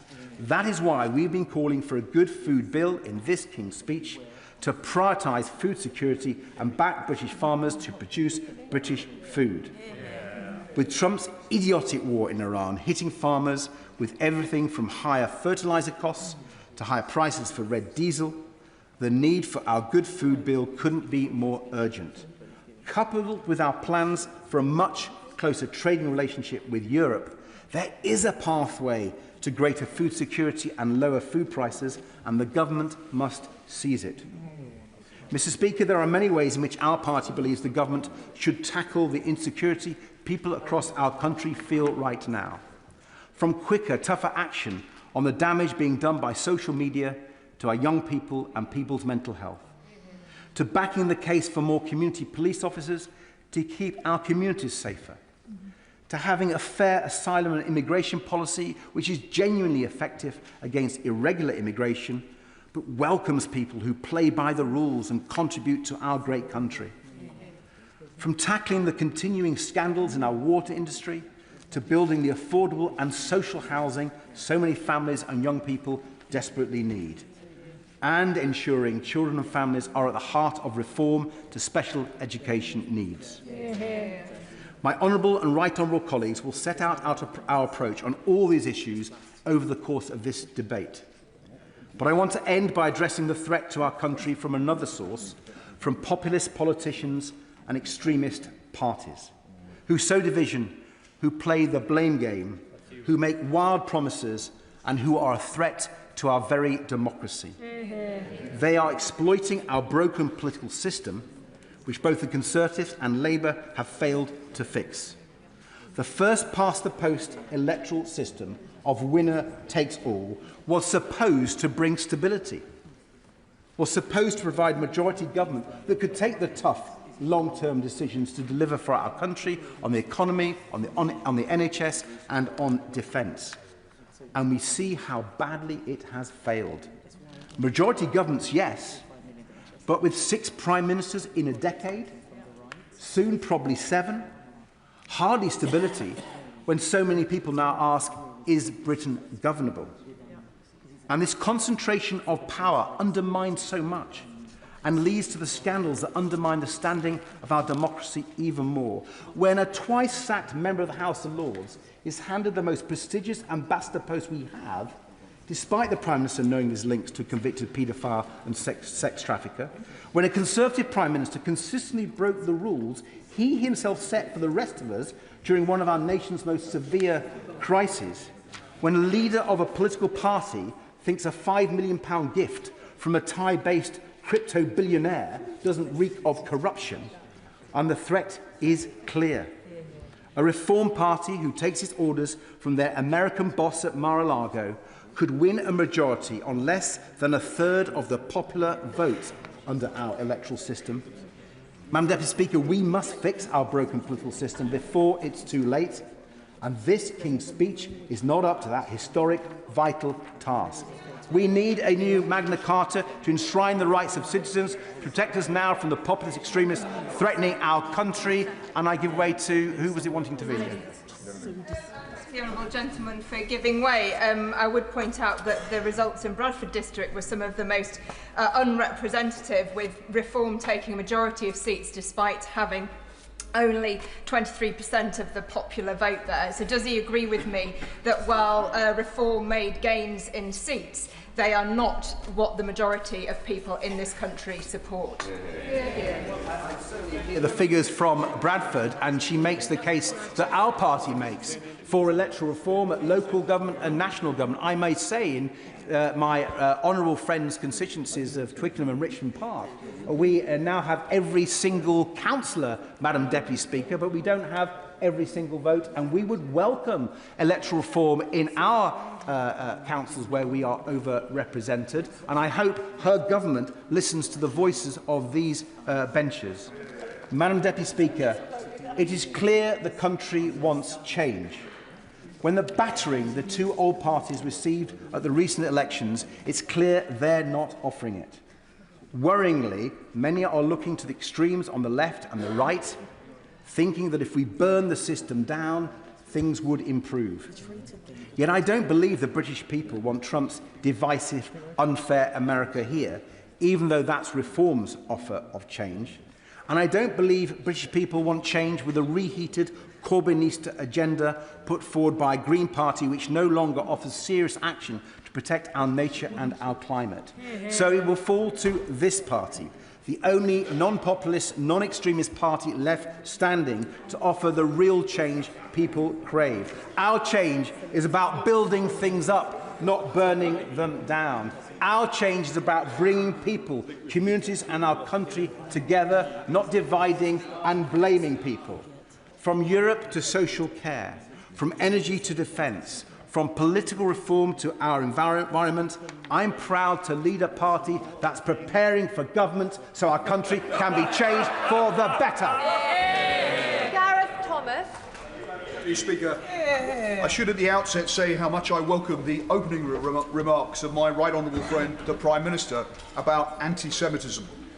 Kenton Synagogue and Golders Green sit very close to my constituency. The attacks were shocking and appalling, and so I welcome the government's determination to crack down on online hatred and anti-Semitism, and I take this opportunity to commend the courage and skill of the police officers who responded. One of the many important points that my honourable friend for Bradford West made in her excellent and humorous speech was about the need for those of faith, of all faiths, and indeed of no faith, to stand together against hatred. And that will resonate particularly in a constituency like mine. I say to my honourable friend, she gave a brilliant speech. She is an inspiration, and I suspect I am not the only member to feel that it is an honour to be in the same party as her. My honourable friend for Harlow, who is without doubt a rising star in our ranks, made me jealous about his marathon running skills. If he'll forgive me, I won't dwell on his love letter to Harlow, but I will dwell a little bit, if I may, on the shared commitment to cooperation that we both have, and hope that together and with other members of the Co-op parliamentary party, we will see progress on delivering solutions to the need for capital for more cooperatives to expand in our country over the time of this King's speech. Madam Deputy Speaker, the biggest challenge our country faces remains how to put more money in people's pockets, to drive up living standards, and to do so at a time of ever-increasing global tensions. It's worth remembering what the Leader of the Opposition is clearly trying to forget, that after 14 years of austerity, after the Conservatives and their friends in Reform led us out of the world's biggest market, doing huge economic damage, our public services too are still in need of sustained investment. In that regard, I share my constituents' impatience for change. I welcome the determination in the gracious address to continue to reform the leasehold system, to make, for example, service charges more transparent, fairer and easier to challenge. I welcome the plans to abolish NHS England, to help fund more investment in expanding GP services and to bring down waiting lists and waiting times in hospitals such as Northwick Park, which serves my constituents. And I welcome too the overdue crackdown on late payments by big firms to small businesses. There are two long-term changes, I believe, that are key to delivering sustained higher living standards, particularly for my constituents. Firstly, to secure far better access to Europe's single market, and secondly, far better access to finance for small businesses and the financially vulnerable. On Europe, I particularly welcome the European Partnership Bill in this gracious address as the next step towards a closer relationship with Europe. With the US increasingly unreliable as an ally, and with the economic damage from Brexit ever clearer, Britain needs to prioritise negotiating a dramatically better trade, defence and security deal with the EU. The imminent deal lowering barriers to trade in food will reduce red tape and lower business costs. The decision to rejoin Erasmus and the coming deal on youth mobility are positive too. A referendum in my lifetime on whether to rejoin the EU feels inevitable. And if it does, I will be very tempted to campaign to rejoin. We are, though, a long way from such a moment. The priority with the next UK-EU summit coming up should be to reach agreement for a full renegotiation of the TCA, to secure greater access to the single market, far more beneficial than mere customs union membership. The recently concluded EU-Swiss trade deal offers a helpful pointer, with much more integration into the single market for more sectors of their, similarly, service-based economy. Further security and defence cooperation, increased business mobility, mutual recognition agreements to remove duplicate product testing and certification to make it easier for businesses to sell British goods in European markets would make a significant difference for businesses here, for our economy and ultimately for living standards. Yes, a good one. He's very kind, and I'm listening intently to his anticipation of a brighter future with a closer relationship with the EU. He even goes as far to say that he looks forward to another referendum on whether to rejoin the European Union. Does he agree with me that when you're sold an outcome on a false prospectus on a referendum, it's probably no big deal to have a rerun of that referendum so you can make an informed decision about your constitutional future? The one thing I will agree with the honourable gentleman on is that we do need a closer relationship, and it is this government that has sought to rebuild relations with Europe and is doing so increasingly effectively. On the point about the need to open up opportunities for more cooperation with Europe, I recognise that we will have to pay to access the single market more easily. But given the damage to our economy, given the higher costs, the extra bureaucracy the poorly negotiated Brexit deal brought in its wake, we should be willing to negotiate that hard bargain. The second long-term issue that I think we should focus on as necessary to deliver sustained higher living standards is around banking. Millions of people and thousands of small businesses are locked out of affordable credit. Forced into high-cost or illegal lending, money is being taken from the pockets of the poorest and economic growth is being stifled. This is an entrenched but fixable market failure, which I hope the coming Financial Services Bill may help to begin to address.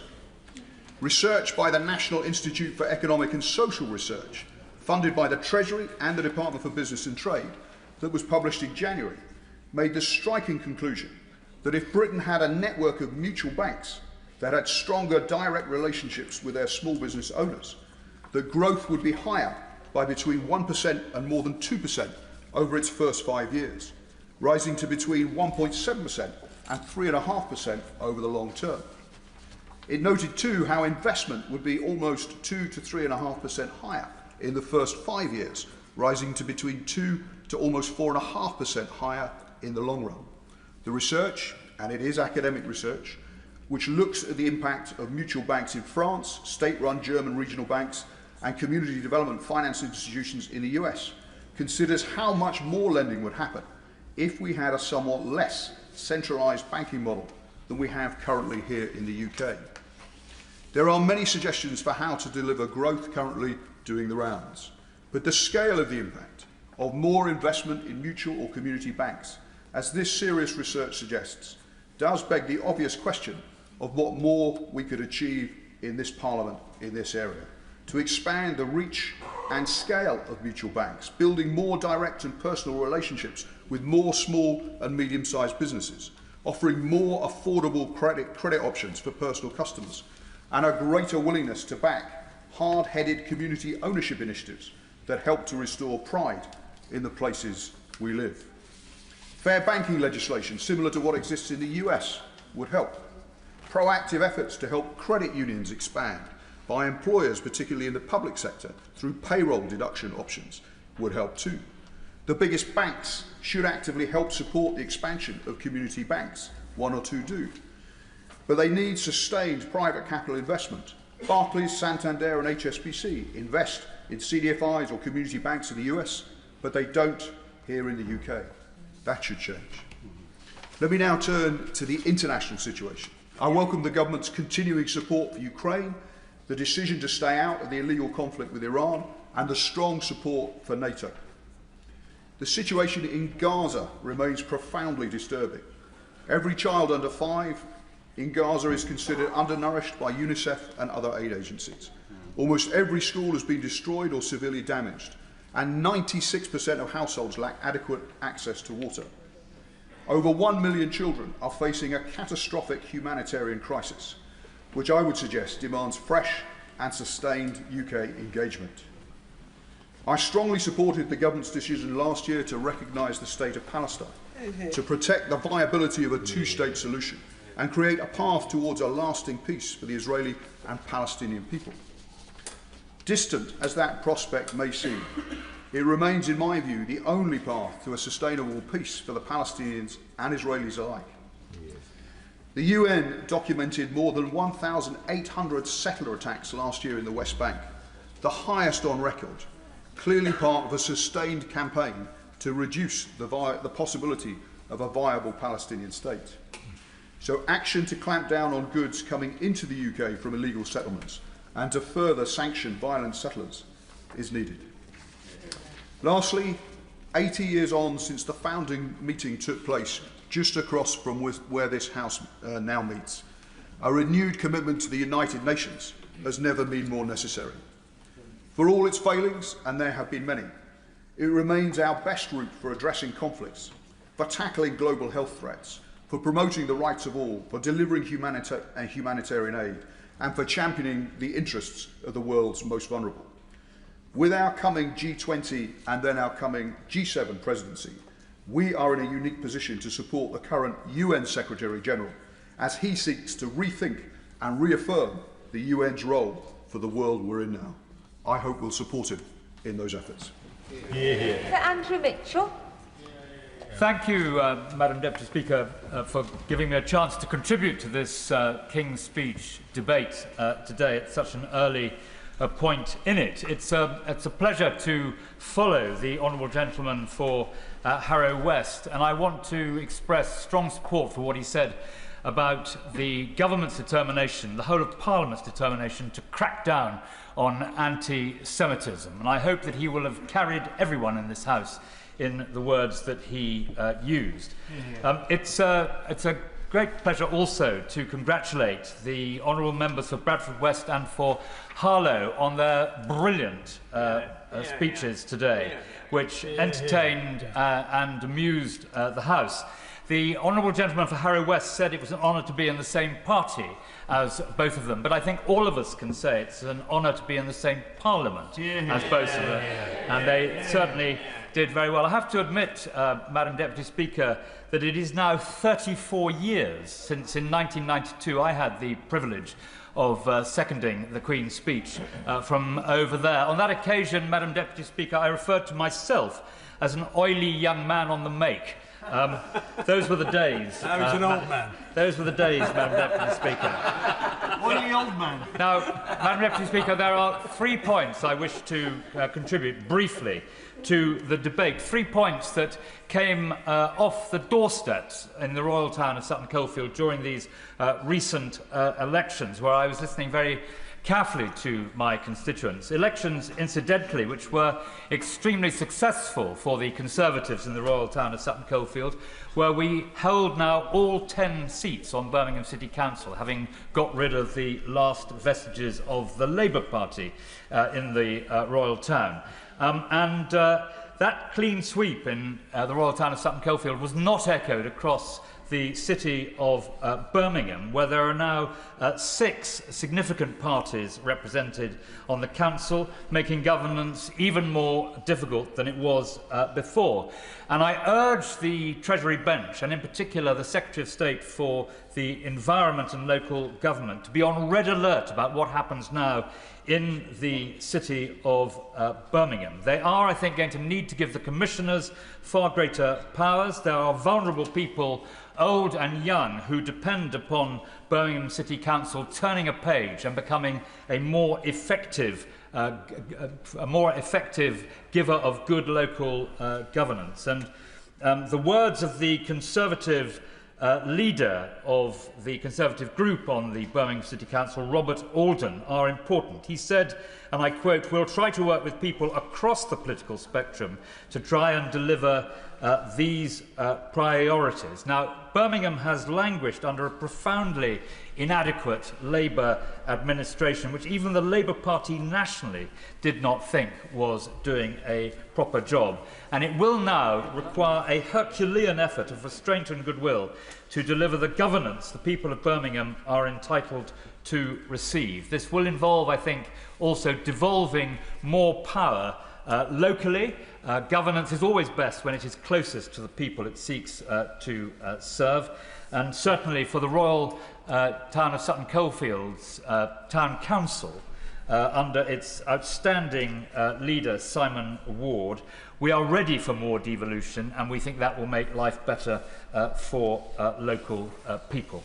The second point I want to make is about defence, because I think although the words are in the King's speech, there is an awful lot more that needs to be done. And Ukraine and President Trump have ushered in a new era on defence. And thank goodness, incidentally, Madam Deputy Speaker, that the last Conservative government was so fast to realise and arm and train the Ukrainians ahead of and during the early days of the illegal invasion by Russia. And the Prime Minister complains, he may or may not have some justice in that, he complains that the armed forces have been hollowed out over many years by both parties. But it is on his watch, that these acute problems have come to pass. George Robertson, respected on both sides of this House over very many years, has made it very clear that we must now rearm, we must increase our spending on defence, and I very much hope the government will provide far more urgency than they are providing at the moment to this cause. President Trump was not the first person to complain about Europe failing to pull its weight financially in NATO, but he is the first American president to take action, and Britain needs to step up. We need to lead European NATO with France and Germany, but also with Poland and cooperation with Ukraine, whose technology has redefined modern warfare.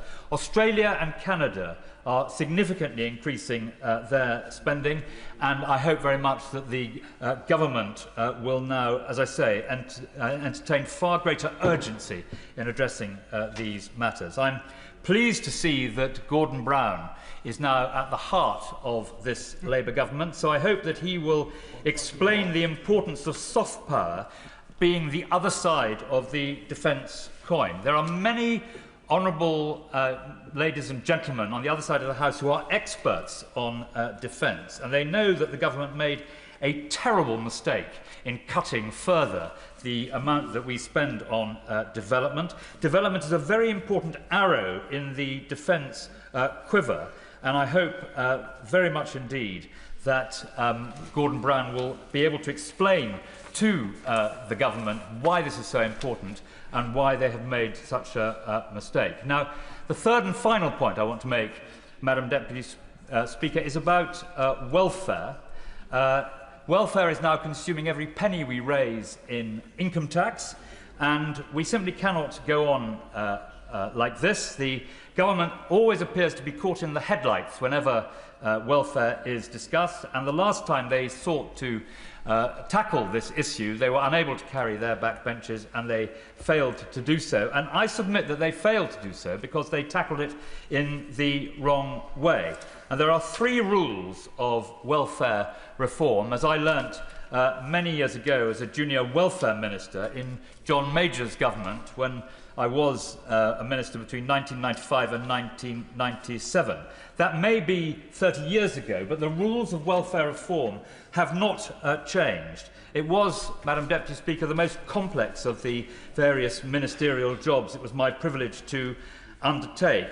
And this is what I learnt. The first of all, you cannot take benefit money off poor people. It isn't right to do so anyway, and as constituency members of Parliament, we know that it cannot be done. None of us came into politics to make poor people poorer, and taking money off the poorest people is not something which anyone who's planning to reform welfare should entertain. Secondly, the only way to save on welfare is to freeze benefits, though not disability benefits, something I believe that no Conservative government has ever done. But by freezing benefits, you are able to make a very significant difference in the size of the budget. I give way, of course. I thank the honourable gentleman for giving way. Rather than attack the most vulnerable in our society to pay for the nation's defence, why would the member not agree that it would be better to tax the banks and the large multinationals for their extravagant profits? Well, I'm very worried that the honourable gentleman, who is also my friend, was not listening to what I said, because I said the first rule of benefit reform was not to take money, to take cash off very poor people. And I explained why it cannot be done, and that's what Labour found when they outlined their policies for welfare reform and then had to back off. But the third way is to narrow the gateways into a benefit. And we've seen through PIP particularly, but in other ways as well, that narrowing the gateways is an important aspect of any reform. I hope very much that the government will return to this issue with a well thought through plan and manage to carry people with them. The final point I want to make, Madam Deputy Speaker, which was also alluded to in the speech that the seconder made when he spoke about this being a king's speech for young people. I hope that it is. I fear that it isn't. We need to recognise in this House that we are presiding over a period of growing intergenerational inequality. And it's something this House must address, and I hope very much that the point which the seconder of the King's speech made will also inform the decisions that are made now by the government. Mr. Webb. Thank you, Madam Deputy Speaker. And can I start by congratulating my humble friends, the members for Bradford West and Harlow, on 2 terrific speeches. Yeah. I have to say I am quite surprised to see my friend Harlow here without his London Marathon medal around his neck. But I'll gently say, come back when you've done 2 of them, and then you can start talking. Yeah, I'm not doing another. The lives of my constituents in Blackpool South may feel far removed from this place, but the legislation announced today in the King's speech will impact them. For 14 years, Blackpool was the poster child for government failure. My constituents have lived through the consequences of decisions made in this place. They have felt sharply the pressures of insecure work, poor housing, rising living costs, and overstretched public services, and they have felt forgotten. But if Blackpool became an example of how badly politics can fail people, it can also be an example of what happens when this place gets it right. If the government can turn around the fortunes of a town with the worst health outcomes, lowest wages and highest levels of deprivation in the country, there is nowhere that can't succeed. Because when Blackpool succeeds, Britain succeeds. When we talk about the cost of living crisis, we are not just talking about the price of a pint of milk or loaf of bread. In Blackpool, we're experiencing food insecurity alongside debt, poor housing and an acute mental health crisis.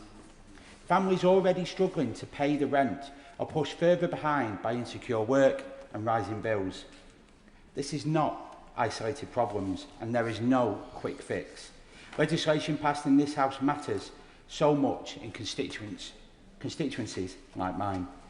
Strengthening the employment rights, increasing the minimum wage, expanding free childcare provision and providing security to renters are all examples of a real difference that is being made right now to working families in Blackpool.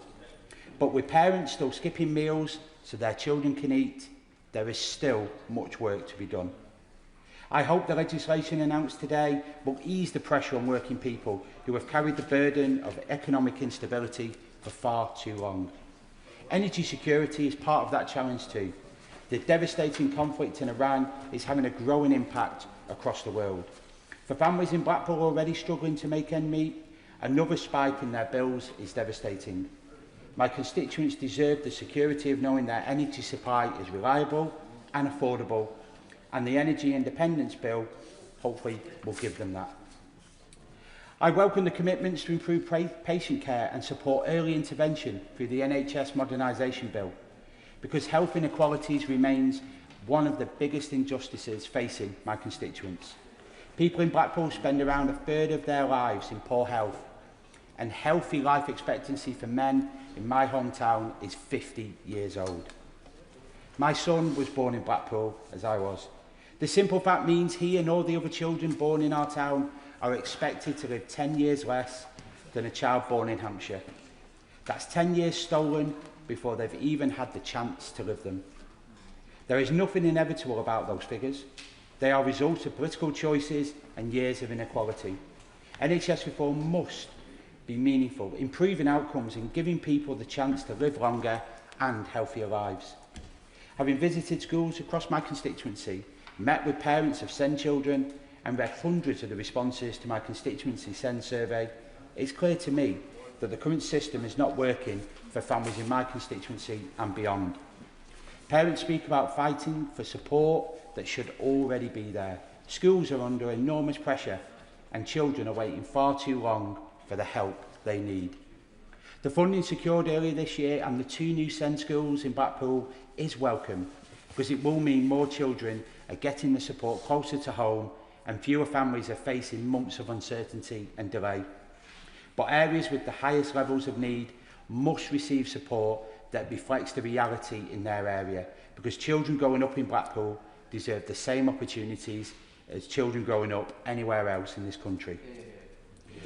As chair of the APPG for Hospitality and Tourism and the MP for a town built on tourism, I have followed discussions around the visitor levy closely.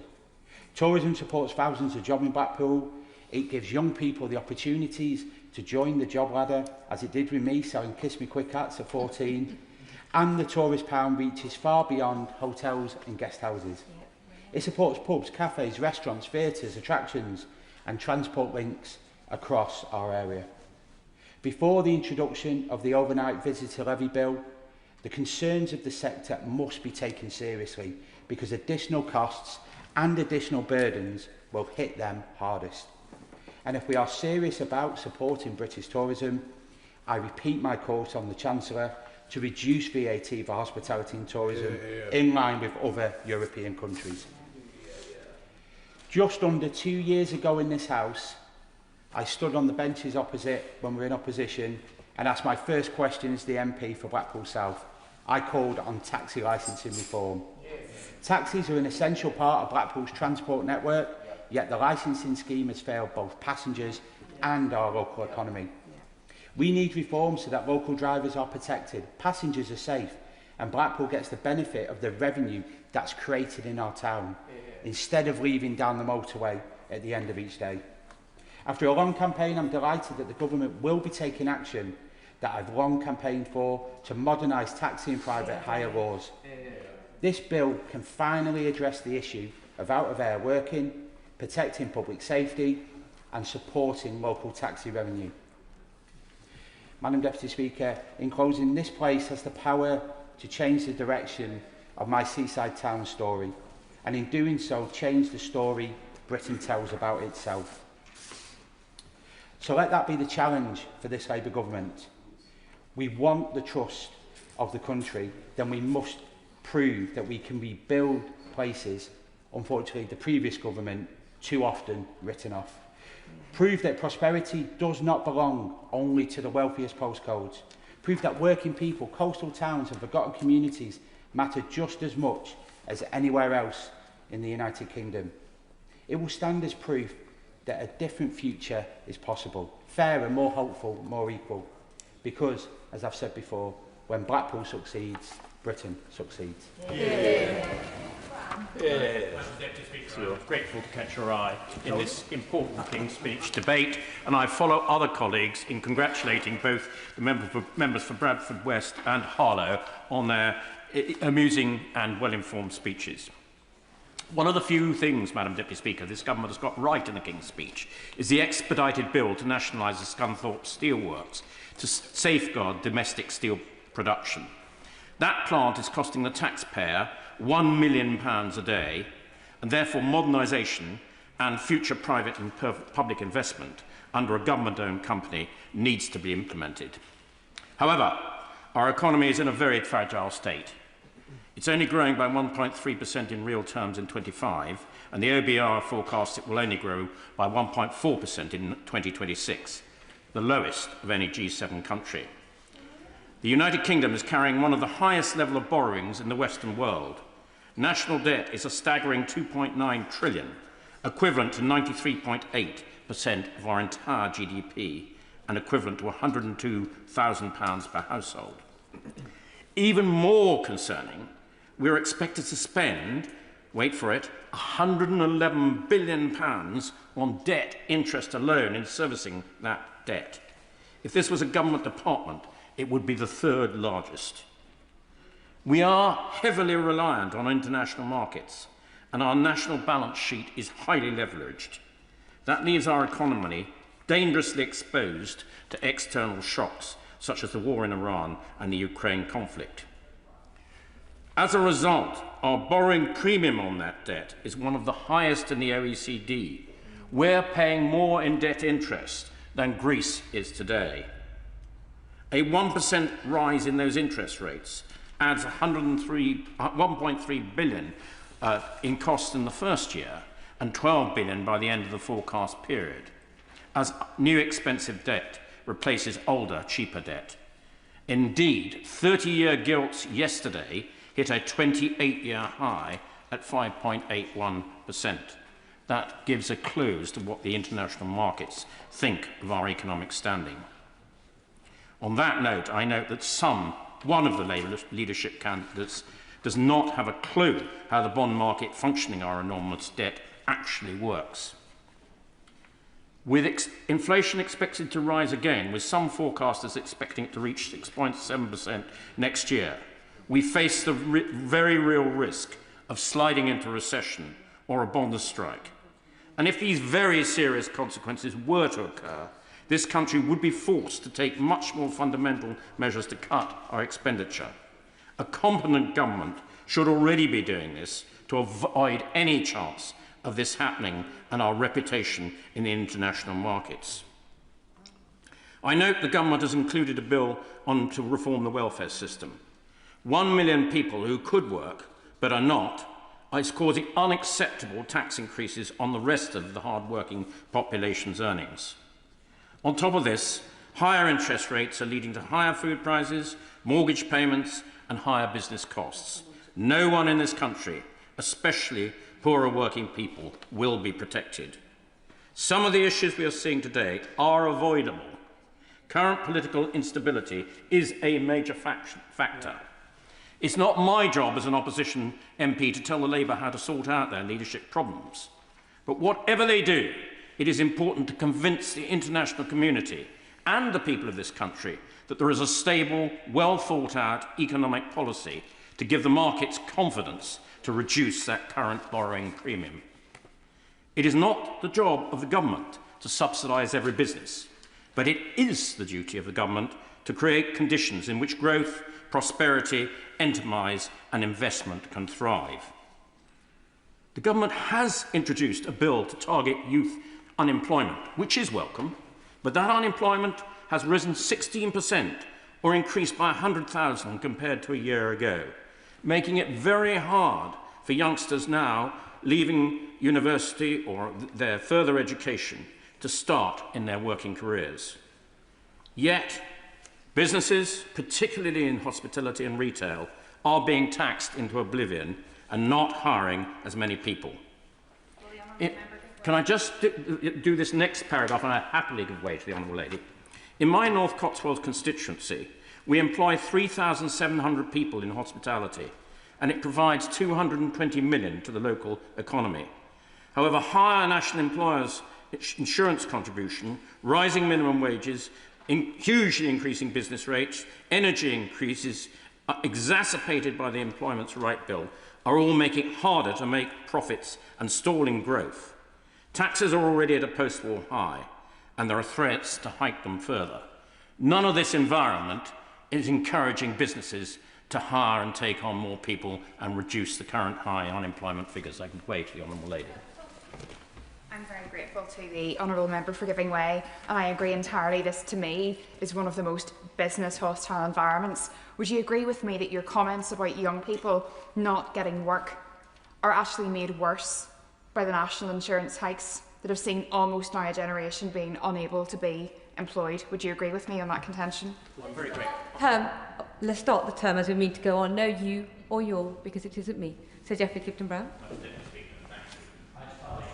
Lady, if I had to design a tax increase that wasn't a bigger tax on jobs than the hike in national insurance, it would be just that. And I do totally agree with her. And I think it's tragic, particularly for our young people trying to get into the world of work today. As chairman of the Public Accounts Committee, my focus is on value for money for the taxpayer and to ensure that no expenditure goes to waste. Figures published by the National Audit Financial Insights in January 2026 point a deeply worrying picture. The government now spends around 1.1 trillion of taxpayers' money across 17 departments. A department's accounts are qualified, sorry, this is getting a little technical, but just bear with me just a little bit in this section of the speech, when they do not spend their budgets as Parliament intends. The Department of Work and Pensions have had their accounts qualify for 36 years because their fraud and error rate is 3.3%, costing the taxpayer a staggering £9 billion. Overall, and this is even more staggering, the government has written off close to £7 billion this year across departments, including the MOD writing off £1.5 billion on purely cancelled debt, cancelled projects. I want to just repeat that. £7 billion has been written off this year from cancelled and wasted projects. I mean, that is staggering. The PAC has consistently recommended that each department improves its digital and AI efficiencies. We believe this should be implemented from the top down and that a Chief Digital and Information Officer should be appointed at a senior level in every department and on their arm's-length bodies. This would improve efficiencies and saving. After all, every efficiency and every saving that you can make is more money to spend somewhere else. The public sector is constantly behind the private sector digitally, and we need to do much better to ensure that our public services actually deliver for taxpayers using the latest and best technology to do so. Madam Deputy Speaker, AI is a tsunami which the government is nowhere near prepared to deal with. Only 5%, and I don't mean this as a criticism of the civil servants, it is just as it is. Only 5% of the civil service have specific IT qualifications. Some experts say this needs to rise to 10%, which would be a massive transformation. The government announced a bill to reform the welfare system. This year alone, the Department for Work and Pensions budget is expected to reach a projected £330 billion, or around 23.7% of UK spending. This almost outweighs what we're receiving in income tax payments of £330 billion from hard-working people. Just imagine that. The total amount of income tax from hard-working people almost doesn't pay for the bill for the Department of Work and Pensions. I'm aware that the pension and benefit budgets are both ballooning. This expenditure is only due to increase as we mercifully live longer and healthier lives. But somebody else mentioned we are at risk of intergenerational unfairness. There's a risk that our children will not be able to pay off this increasing debt. Yet this government has failed to take back control of this skyrocketing budget, and instead their backbenchers refuse to support such changes costing just £5 billion. Another area the PAC will be examining closely is the cost of government compensation schemes. Over their lifetime, they're expected to exceed £102 billion. This is just under what we're paying in debt interest in any one year. The government, of course, has a moral obligation to compensate citizens where the state makes serious mistakes, but we must do so in a fair, proportionate and non-litigious way. Finally, and most importantly, Madam Deputy Speaker, I want to turn to defence. The first absolute duty of any government is to ensure that our nation is properly defended. The King's speech committed to NATO and a sustained increase in defence spending. Yet the Defence Investment Plan, promised from that dispatch box in June 2025 and every month since, alongside the Strategic Defence Review, has still not been published. And until we get that plan, we cannot see what the government's plans are for how they're going to procure all their military equipment that is needed. On that point, happily give way to my... First of all, can I commend Honourable Dittman for his speech and what he's putting forward? Does he agree with me that one of the things that we need to be doing here within our defence here in the United Kingdom is the technology that Ukraine has in drones? Russia's under threat. They're worried about the attacks very far into internal Russia. Does he agree that maybe we need to have a partnership with Ukraine to promote our drone technology in a way that we can be effective as they are? I'm really grateful to my honourable friend from North Antrim for making that intervention. Strangford, I do apologise. I do apologise for... if he just is a little patient, it's 2 or 3 paragraphs down, I will address precisely that point. Currently, the defence budget for 25/6 is £62.2 billion. This is a measly 18% of the welfare budget of £333 billion. The government have pledged to increase this budget by 2.6%, or £9 billion by 2027, and 3% in the next Parliament, which means another further increase of £14 billion. But just a second, here's the punchline at this part of the speech. But none of that new money has yet arrived. I give way to my honourable gentleman. My honourable friend for giving way. Would he agree with me that the best form of defence is peace, and the overseas development aid budget, which, as my honourable friend earlier mentioned, is a key component to achieving peace around the world through soft power, through diplomacy, and a lot of that aid is absolutely crucial for people's survival many places around the world. I welcome that intervention. As someone who worked under my right honourable friend for Sutton Coldfield as a junior opposition defence spokesman, I understand the value of overseas aid, and I particularly understand the elements of it that he relates to soft power. The PAC did an inquiry the other day on the BBC World Service, and I do wish the government would fund it properly. It is a really well-respected piece of British ability to be able to project our values around the world, and it's very sad when the Chinese and the Russians come in as soon as we make cuts there. So I do welcome that intervention.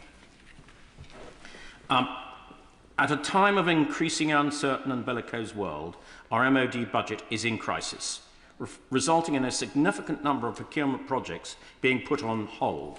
These delays will have significant cost implications, so that when and if the extra money does arrive, and that money will buy less and less equipment. Having been to Ukraine earlier this year, it is clear that we need more and more rockets, drones, interceptors, unmanned vehicles and investment in space. Instead, some of the proposed equipments are designed for yesterday's wars, and it will remain to be seen whether the MOD will be agile enough to make those substitutions in future procurement. My honourable friend says pretty obvious. It may be pretty obvious to some, but it's not to others. To govern is to make difficult choices. In short, the government is spending more than the country can afford, funded by ever-increasing amount of debts. If we are serious about protecting our nation in an increasingly uncertain world, we must also be serious about the strength of our economy. This means bringing our unaffordable welfare bill under control, creating a stronger environment for growth, eliminating billions of pounds in waste, some of which I have identified in this speech, but if time had allowed, I could have identified billions more, and reforming how government works in the rapid rollout of digital reform. The civil service must be reorientated around productivity and efficiency, and only with stronger, leaner and more resilient economy can we fund our defences, secure our future and meet the challenges ahead. Thank you, Madam Deputy Speaker, and I congratulate His Majesty on delivering the humble address, and also the member for North Cotswold. And I concur with him that investing 0.7% in international development aid will bring greater stability and increase our ability to secure greater diplomacy as well as developments. And I do think we should put such focus. And may I also thank him for the work he does on the Public Accounts Committee. The intersection of crisis bearing down on our planet, our nation and our communities demands a bold response in this parliamentary session. I recognise the current bind, but as we move into the next chapter of Labour's story, there is one consideration I want government to take through this legislative programme: how we bring our communities, our country and our fractious planet together. Such vision and policy must be the thread that gathers and inspires us. Against the backdrop of fast-paced change, this planet is breaking. The grotesque inequalities, climate degradation and conflict are driving people apart. At home, we've had 14 years of austerity where the harder you work, the tougher it gets. It is why I have called for a new economic orthodoxy, as neoliberalism preys on the working class and exploits all who want to get on, as much as those who can't. As people have fleeced the energy giants and water bosses' profit, despite putting carbon in our air and sewage in our rivers, like the Ouse in York, the second worst in the country. The Clean Water Bill must pull this service back into public hands and public accountability. I'm happy to give way. Call for taking water back into public ownership. Would you also agree with me that in setting the share price that we buy it back with, we should take account of the cost of pollution, of the money that's being paid to distant shareholders with no investment or interest in this country, and the inconvenience to so many of our residents by constant water leaks and waste of water? They should pay the price of it, not our constituents. I do agree. It's a daylight robbery, and people shouldn't be profiting out of our natural resources, let alone seeing the levels of pollution that we are in our rivers, which should be pure and clean. I have a sewer running through the middle of my city, and it is not acceptable. So it is right to legislate, but also to ensure that we are not adding to the carbon cost of our natural environment too. And therefore I caution, with airport and road expansion, that we also ensure that we bring down the sense of carbon. And I fear with airport expansion that may not be the case. The Leaseholder and Commonhold Bill and freezing ground rent is welcome, but as developers extract all they can, people paying extortionate rents and management costs. We need to see good quality housing as a right and rethink the model. Cooperative housing, as I've witnessed in my own constituency, is a powerful antidote and one worth investing in, alongside a new generation of council-built housing for the common good. The system is rigged against ordinary people, as it was 126 years ago when trade unions came together to form the Labour Party. It is our duty in this Parliament to once again set the ambition to drive the transformation for our communities, address the grotesque inequalities that drive people apart, and rewire the system to bring us together. It is our purpose, as the unions fought for common terms and better pay, Labour passed Reimagined, where everyone can get on, a welfare state for those in need, and an NHS where Bevan encapsulated the Duke and the Dustman as equals. Yet to not understand a collective, cohesive society pulls all of this at risk as parties opposite seek to exploit opportunity and people, sell off our common assets and sow division. It is why Labour has an immense obligation to be bold and ambitious, not for those who take all they can, but for those who serve, who work, who play their part, and to take away the stigma and barriers for those who can't. For this, I implore government to maintain the rights of those with indefinite leave to remain, as new communities work alongside established communities. And when it comes to restraining traumatised children, as the government are consulting on, I simply warn government, don't. I will not support. All children must be treated with dignity, nothing less. I'm happy to give way. My honourable friend for giving way. In regards indefinite leave to remain, on the journey down from my constituency today, I spoke to the private hire driver who is on a visa that requires a renewal every 2.5 years, and he has to do that 4 times before he's eligible.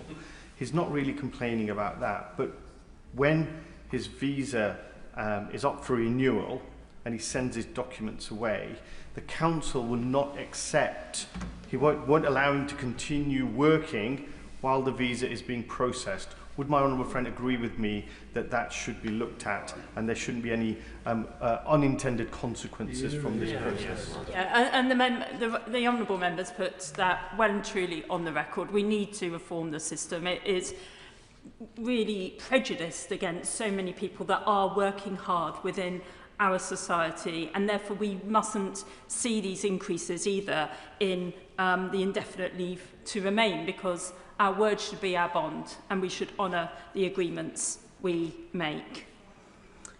So this brings me to the ambition that these benches have for reforming the SEND system. We need an inclusive approach so every child finds their place and reaches their level. More inclusion means rewiring the culture to be therapeutic and trauma-informed, new pedagogies to map out the learning styles onto the learning of the children, and to end the harsh discipline and single channel of exam-based assessments. Instead, we must include children and bring out their best. But as we move forward, I urge Treasury to invest the funding needed to help raise this and future generations well.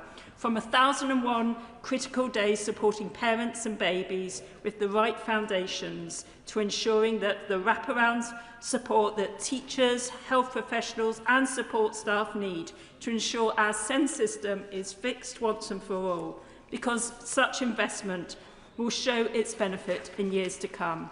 And as we support our young people into work, we must recognise that the state neglect under the last government caused such harm. We must be compassionate and work with, not against, our young people as they struggle to navigate their way to transition into independence and work. Society brought together and our communities brought together. Our centralised system is failing decisions made far from the realities of the regions and nations, building a sense of remote dystopia, not in touch with the daily challenges experienced as the cost of living weighs heavy while others live their profligate lives. Today, we need a radical devolution of power, finance and opportunity to help people see themselves with agency and purpose, recognising the diversity of all our communities and yet the common bond of us all. It will not be found in the idealisms of some, nor the toxic divisions of the right, which, believe me, will set community against community, while its crypto-backed leaders sow chaos and division, ripping up our NHS, our welfare state, and our incredible inheritance, which has glued our society together through generations. This humble address has so much to celebrate, and I will sow in the voices of my community in York as we progress. I want to ensure the Railways Bill protects the well-being of all who work in the sector. Having championed the removal of Titles Bill in the last 2 parliamentary sessions, I hope we can move fast on cleaning up our politics. I welcome the move to tackle anti-Semitism, as this week graffiti has been found in my community, which is anti-Semitic. It brings such shame, and we must move fast on that. And improve relations with the EU will help build the bridges we need. And with regards to being a visitor and tourism hotspot, I will work carefully with government on looking at the overnight visitors levy and trust that businesses won't pay a penalty, but our city would still get the reward. Whilst at the same time, the draft taxi licensing bill will really help bring licensing back under control. I trust we will do more on the climate crisis too. As the National Emergency Briefing highlighted, we do not have the luxury of time. With the UK in the bottom 10% on the Biodiversity Intactness Index and 1 in 6 species at risk of extinction, while our planet burns and our ice cap melts, we need to invest fast. Finance should be invested to hasten decarbonisation, and projects like Bio-Yorkshire should be funded to ensure that we hasten agricultural resilience and prevent low yields and crop failure, which is escalating the cost of food. And that's why I'm really glad that we're moving to independence in our energy market too. And we need a second employment rights bill to capture the single status of worker, extend collective bargaining and improve the well-being of workers. My final point is this. If we are to bring the diversity of voices to Parliament and ensure that they are heard, I want this place to change. Madam Deputy Speaker, governments have been destabilised over recent years due to too much power being held by the executive and too little invested in Parliament. If this equation does not change, the discourse of distrust between Parliament and the people will continue.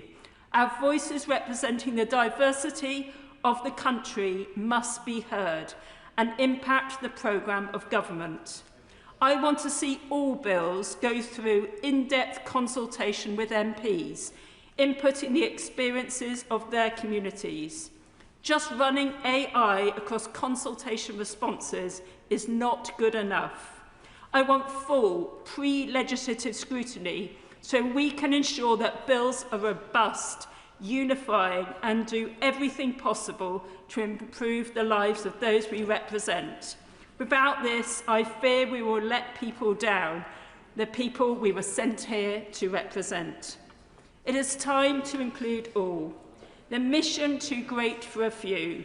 This parliamentary session must be like no other, connecting communities, unifying society and transforming our future. Thank you very much, Madam Deputy Speaker, and it's a pleasure to follow the honourable member from York Central. And in today's speech, listening to His Majesty the King, there was one part which reminded me of the very first speech by Her late Majesty the Queen in 2017 when I was first elected, when the government then said in a speech that we were promised that the government's top priority was to secure the best possible deal as the country leaves the European Union. That went well. If you look at the comparison, between our economy then and now, inflation and unemployment are both higher. In 2017, we had the 5th largest economy in the world. We have slipped to 6th since we left.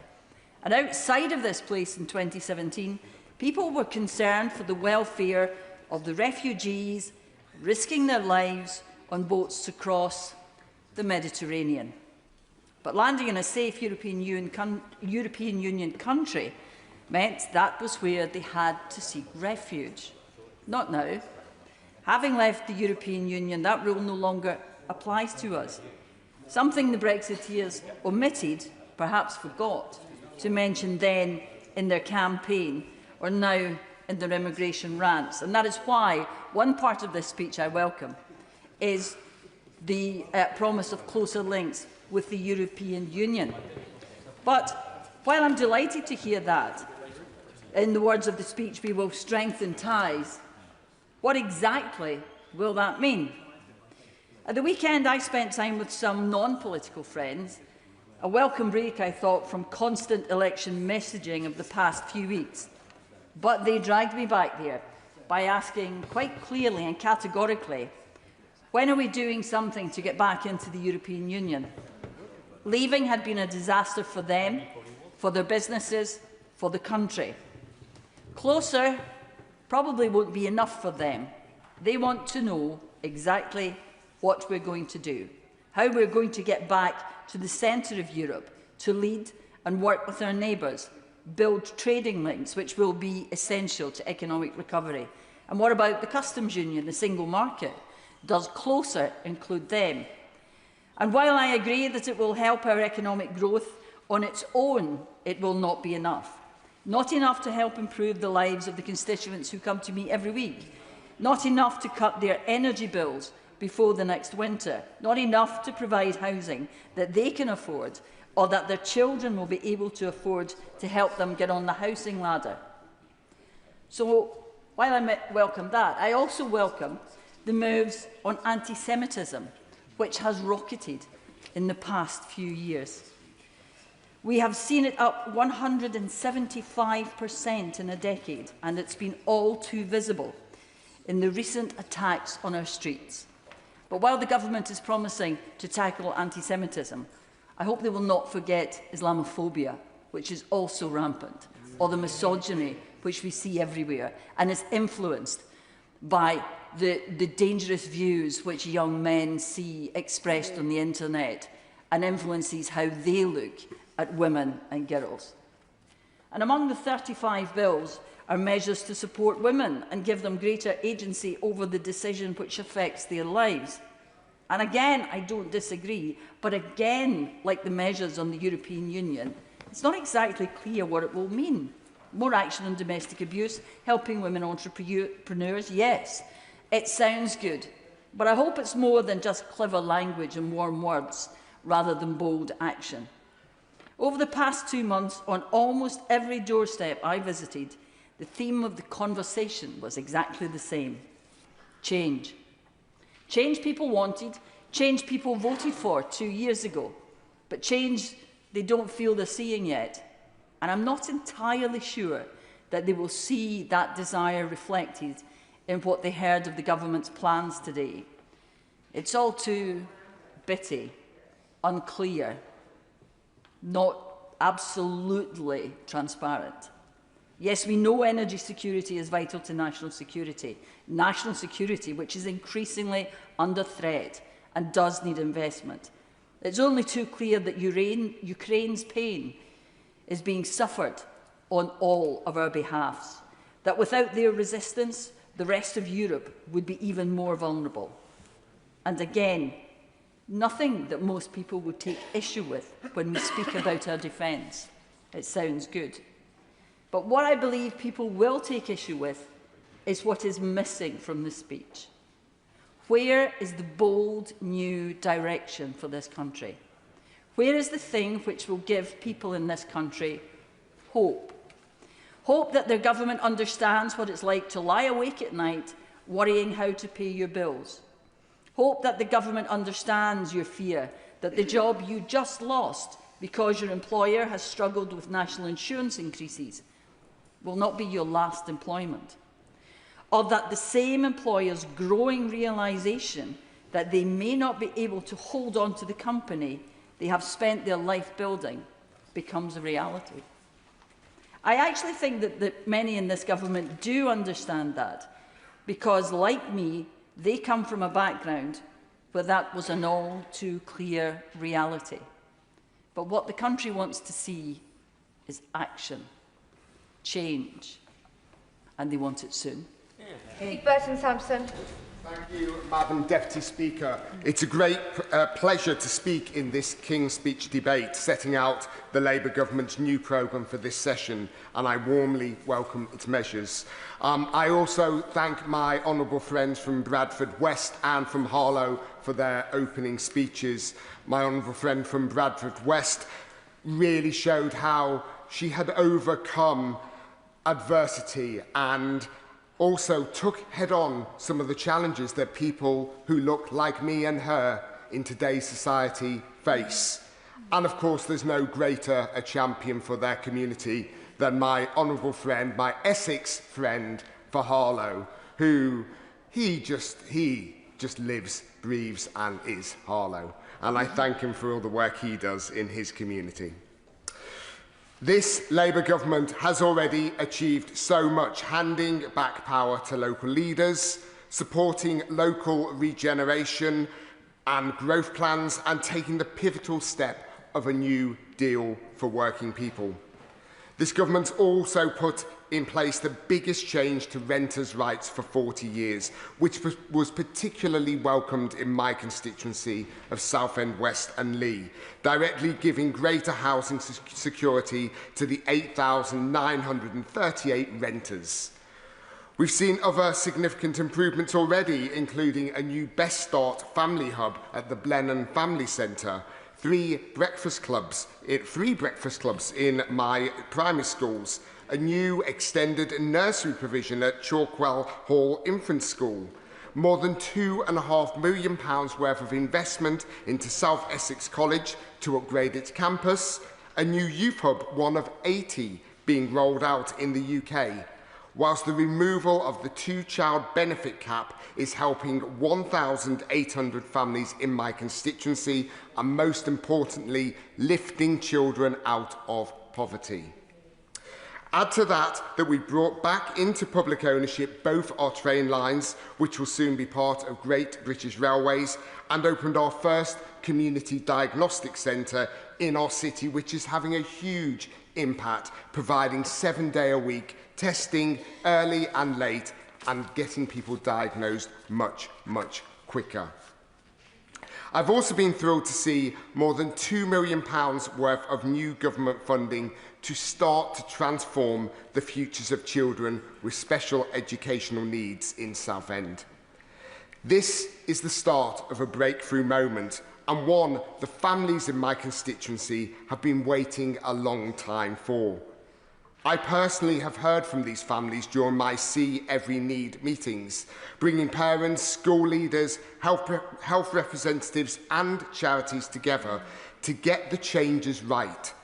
Our reports from those meetings have been sent to the Secretary of State for Education and my honourable friend, the Minister of State for School Standards. And I'm delighted that their local voices from my constituency have been reflected in government policy. However, there does remain much scepticism amongst parents of SEND children as to whether these reforms will actually happen and make a difference to their children's lives, as quite simply, Madam Deputy Speaker, they have been let down so many times in the past.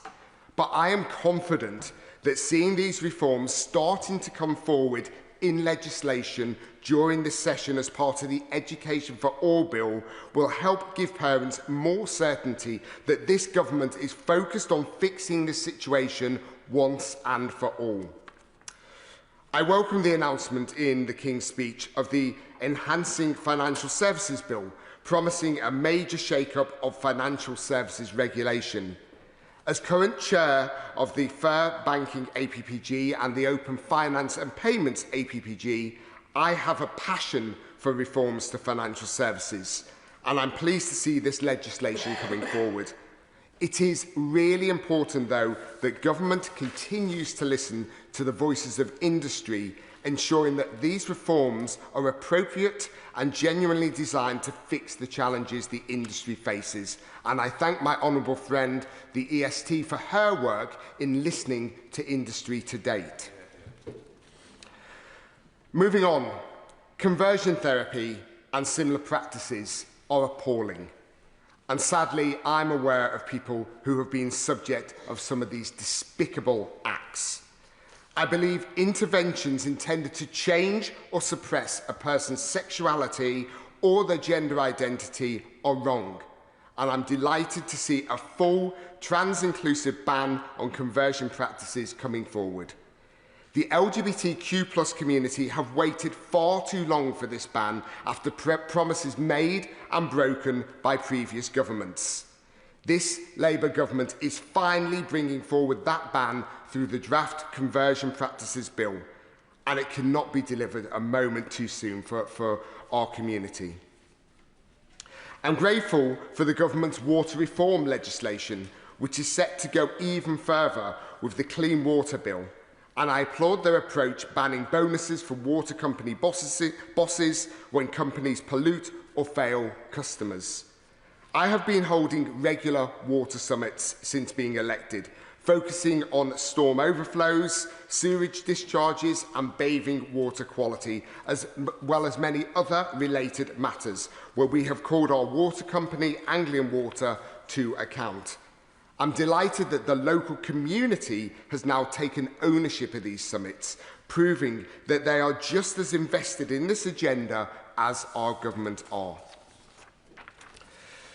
In my constituency, Madam Deputy Speaker, we have a diverse and growing Jewish community. I've met with many of them recently, and they've told me of their fears following the recent rise in anti-Semitic attacks. I know that they will be particularly assured following His Majesty the King's specific mention of this in his speech, and this government's desire to do all they can to stamp out this scourge. I want to conclude, Madam Deputy Speaker, by touching on the enormously challenging international situation we face. I support the priority of this government places on standing with Ukraine, standing firm with Ukraine, and I stand firmly with them too, after Putin's appalling illegal invasion. And also, I am pleased with this government's stance on the Middle East conflict as well. I'm pleased to see our commitment to a sustained increase in defence spending. The challenges that we face, we must work together with our allies through international cooperation.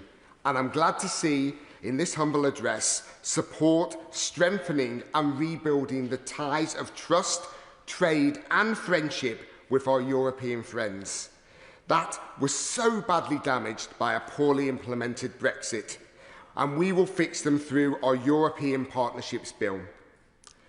The promise of the return of the Erasmus scheme and better opportunities for our young people to live, work and study in Europe is also welcomed. A good relationship with our closest neighbours is vital in this uncertain world.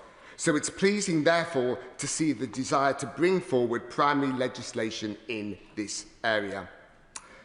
I'm excited to see the legislation in this King's Speech unfold so that we can make even more of a difference to the lives of people in Southend West and Lee and across the rest of the country. In an uncertain world, I'm confident that this government is now moving at pace to make the country fit for the challenges we face, whilst prioritising hope and renewal for our country. Thank you. Dave Dugan. Thank you, Madam Deputy Speaker. If I wasn't cheered by the landslide victory of the SNP in Scotland last week, before this King's Speech, well then I'm very much happy about it now, because it's just as well the people of Scotland have John Swinney as First Minister and the SNP as the Scottish Government to stand as the buttress of fairness and justice between them and the remote and unaccountable UK Government here in Westminster. Not just remote and unaccountable, but dysfunctional to an alarming degree. And that dysfunction is what has precipitated this most vapid of King's speeches. If somebody who was unaware of the UK malaise, unaware of the economic crises multiple that affect the United Kingdom just now, and they saw the government solution in the form of this King's speech, they would be unable to identify what the problem with the UK was from this King's speech. And that speaks to an obscurity of purpose. Government should have a clarity of purpose. See also the SNP Scottish Government in Edinburgh. But this government hasn't got a clue. They're so busy bickering with one another, arguing with each faction about who gets the next shotty at being the Prime Minister, they can't focus on the problems ailing the people up and down these islands. And these problems are profound. Profound problems of being able to pay your energy bill, whether you're going to have a job this month or next month or the month after that. That crushing concern of everything, not just you're worried about this, you're worried about that. People now are terrified about the washing machine breaking down or the car getting a puncture because they are so hard up. So the margin of economic resilience in people's homes under this Labour government has been eroded to a translucent wafer. There is nothing between the wolf and the bank account after less than 2 years of this Labour government. And I don't understand why that could be. I'm a political bore. I understand these things. I thought I did until I saw this. They've got a majority that would choke a horse. They've been preparing for government for 14 years. And yet they come in and you think, it's like they just landed here and were started. And they even said as much. They were like, well, we didn't know the state of the books. Well, if they never knew the state of the books, they were the only people that never knew the state of the books. And yet they had the temerity to come in and take power and make it even worse. The reason Labour were elected, they convinced themselves, they kid themselves, because they really know it. They tell themselves, oh, it was our manifesto, we have a mandate. We've got a mandate. There was no mandate for this guddle. Nothing in what's happened over the last 22 months was backed up by a mandate. They were elected in, ushered in with that colossal majority for one reason alone, and that reason was that they weren't the Tories, and it's a two-party system in this place, or rather it was. That's the reason they're here. I'll give way, of course. Thank you for giving way. Would the honourable gentleman be able to explain to this House what the government in Scotland has done over the last 20 years to generate the economic growth that he talks about here? So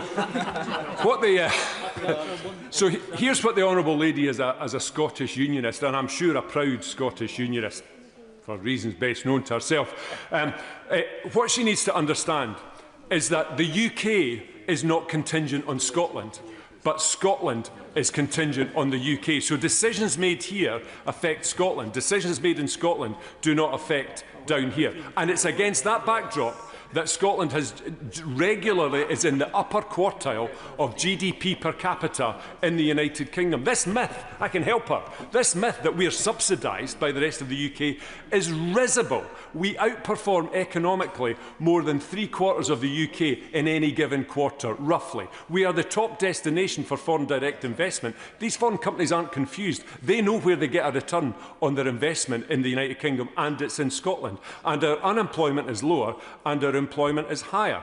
I could go on, but I don't want to get in trouble, Madam Deputy Speaker. Will my friend give way? I will give way. I thank my honourable friend for giving way, and he's making an excellent speech as our new group party leader. He mentions the vapid King's speech. No criticism of the King, of course. But the speech contained the renewed promise of the Hillsborough Law, which the government have had 2 years to introduce, Madam Deputy Speaker. Why on earth is it taking this government so long to deliver on their manifesto promises? He's absolutely right to highlight that particular issue, which is so important to many people across the UK, but especially in the north of England and in Liverpool in particular. But it's not just that, it's the way they rushed during the campaign to stand shoulder to shoulder with WASPy women before absolutely abandoning them when they got in to office. It's the family farm tax that they expressly said they would not do before the election, and they got in and they did exactly that. A gross betrayal of our agricultural industry and our rural communities. And the national Employers' National Insurance, Madam Deputy Speaker, was self-evidently anti-industry. It was self-evidently inflationary, and it was self-evidently a tax on jobs. It was going to have one potential outcome. And the 25 billion that they said this would bring in was complete fantasy by the time they'd compensated for the public sector. And it was down into single figures of billions, which even that didn't take into account the drag on the economy and the lower receipts that they would get in a fiscal sense as a result of that disastrous self-defeating policy. I'll give away. Giving way. What would be his answer for filling that massive fiscal black hole that we were left with? Thank you. Well, you made it up.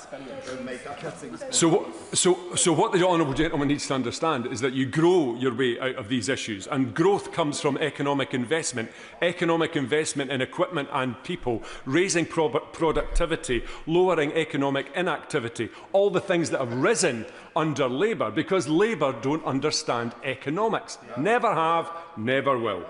I want to move on, Madam Deputy Speaker. But before I do, I want to focus on the real impact on real people. Unemployment is now at its highest level in 5 years. Unemployment across the UK is at 5.2%. Thankfully, through the economic efforts of our SNP Scottish Government, it's at 4.1%, still far too high for our communities. And youth unemployment in the UK is at 15%. That is a catastrophe. The way that you enter the world of work as a young person dictates your relationship with employment for the rest of your life. And that is what is catastrophically damaging for young people. Yes, I will give way for young people up and down these islands. And it's particularly acute in the hospitality, which is a gateway industry for employment, where the government is taxing hospitality out of existence. People with a pub or a hotel or a restaurant now feel like unpaid tax collectors for this Labour government. I'll give way. Thank you very much, Madam Speaker. While I agree with the honourable member about young people's routes into work, how does that sit with the way his government in Scotland, his SNP government, have destroyed apprenticeships up there? And as for the hospitality industry in Scotland pays business rates in Scotland, and I hear complaints about them all the time. Is that perhaps why he thinks that the SNP lost seats in the election, which he's so busy congratulating himself on? Still got over 4 times as many seats as the Lib Dems in Scotland, Madam Deputy Speaker, so I'll not be taking any lectures there. However, I look forward to working quite closely with the Liberal Democrats in the Scottish Government sense. But to her point, I'm not sure she's got that in her gift, Madam Deputy Speaker, but to her point about youth unemployment, as I said to the honourable lady over there, the Scottish Government is subject to the same economic malaise as anywhere else in the United Kingdom. It's to the betterment of her constituents and mine that their fortunes are better under an SNP government. And on that point, I can assure her she's welcome. But don't just take my word for it, Madam Deputy Speaker. The markets give their verdict on what's happening in the United Kingdom, and the markets are incredibly concerned. And that's why 10-year gilt interest rates touched 5.13%, a rate that wasn't seen in the UK since the financial crash of 2008. That is a very dangerous report card to get from the... No, I'm going to make progress and close.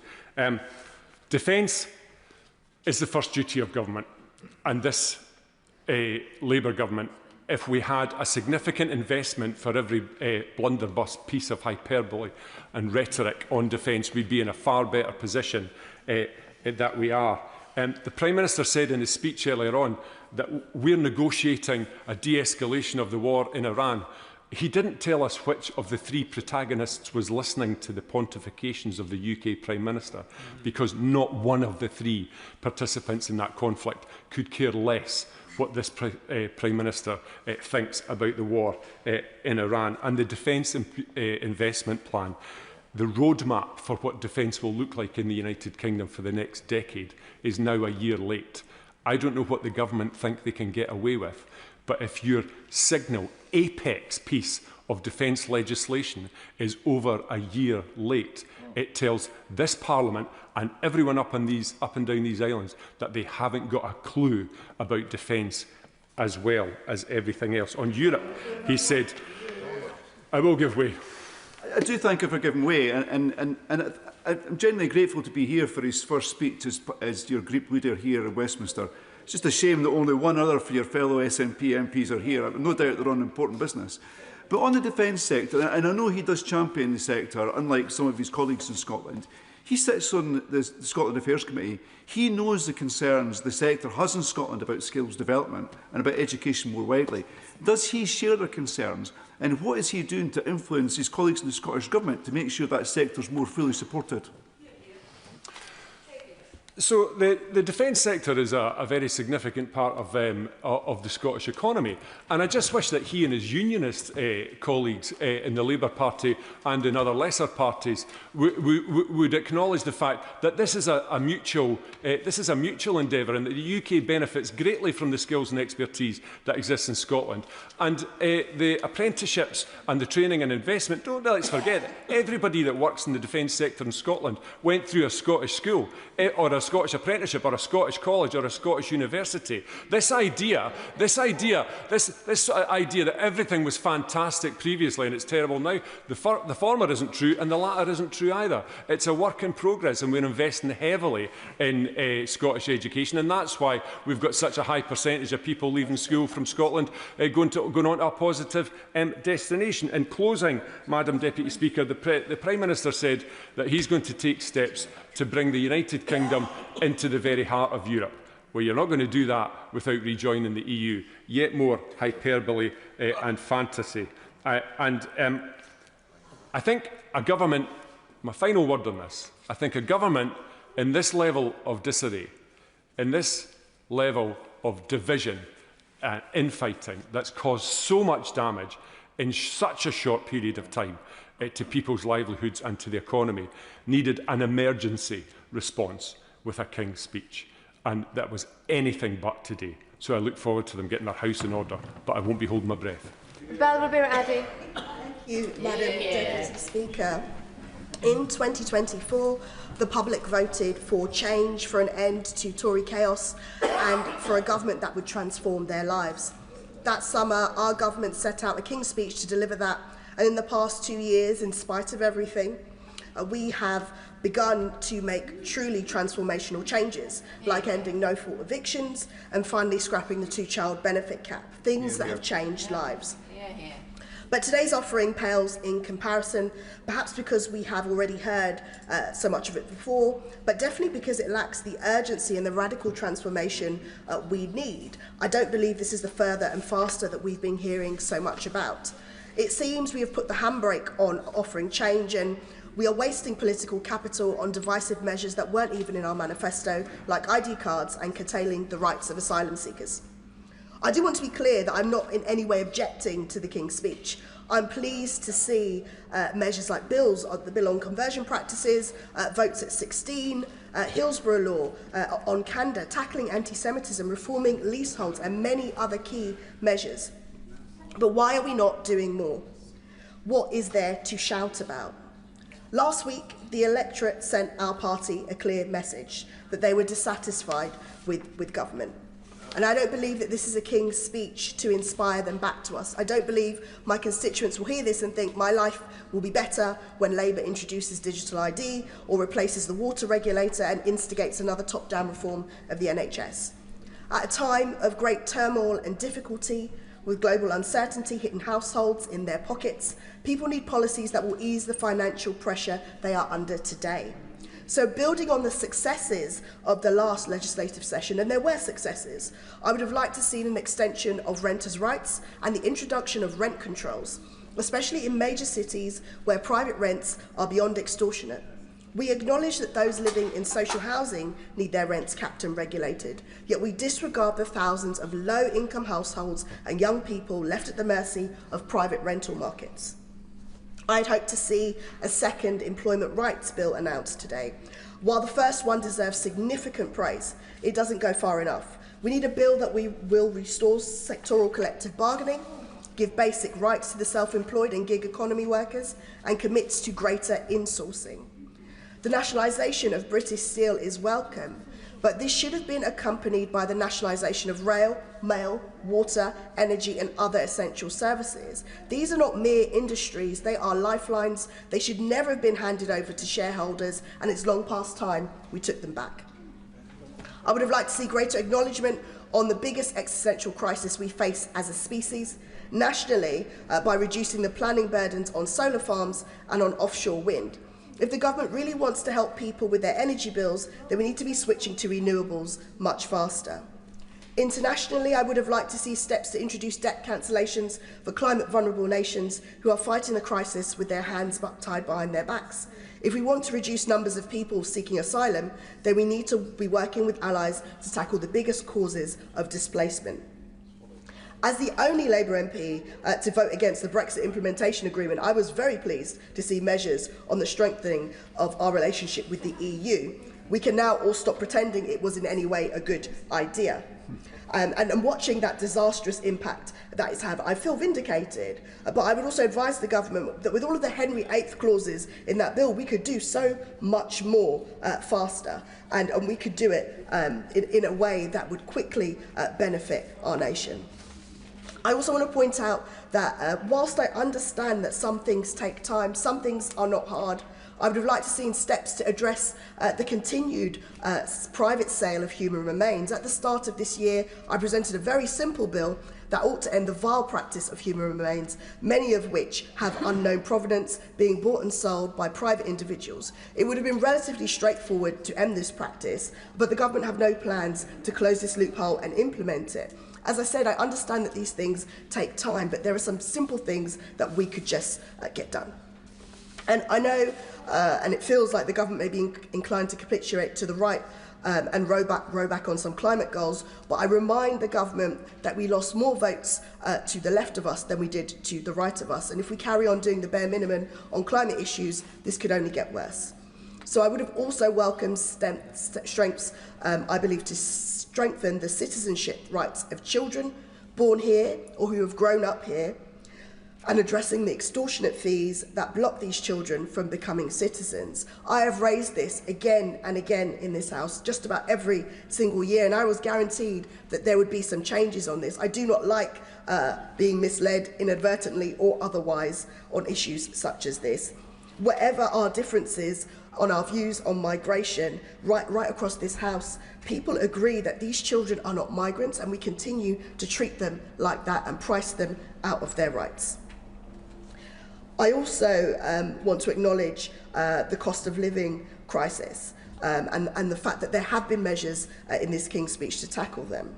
But frankly, successive governments have been skirting around this issue for years, making minor tweaks that slightly ease the pressure but don't go far enough. I think it's time to be very bold. It's time to consider the merits of a universal basic income. This is not a radical idea, it's something that I believe is a logical one, because poverty is a political choice. Even at these difficult times, we remain one of the richest countries in the world. So why do we have such a huge cost of living crisis? Why are people skipping meals, rationing heating, working themselves into the ground, doing multiple jobs just to stay afloat? This doesn't happen by accident. It happens because those in power decided it was acceptable. And for the avoidance of doubt, we are the ones in power. The question is not really affordability, it's whether we have the courage and the will to take on such a transformative policy. Because at the moment it feels like we are offering piecemeal change, minor tweaks, while they may be necessary. I don't believe they will excite anyone. They believe they will make the tangible change that we need. Now, I know we can't sell people the world, and systematic changes do need to be made to facilitate reforms.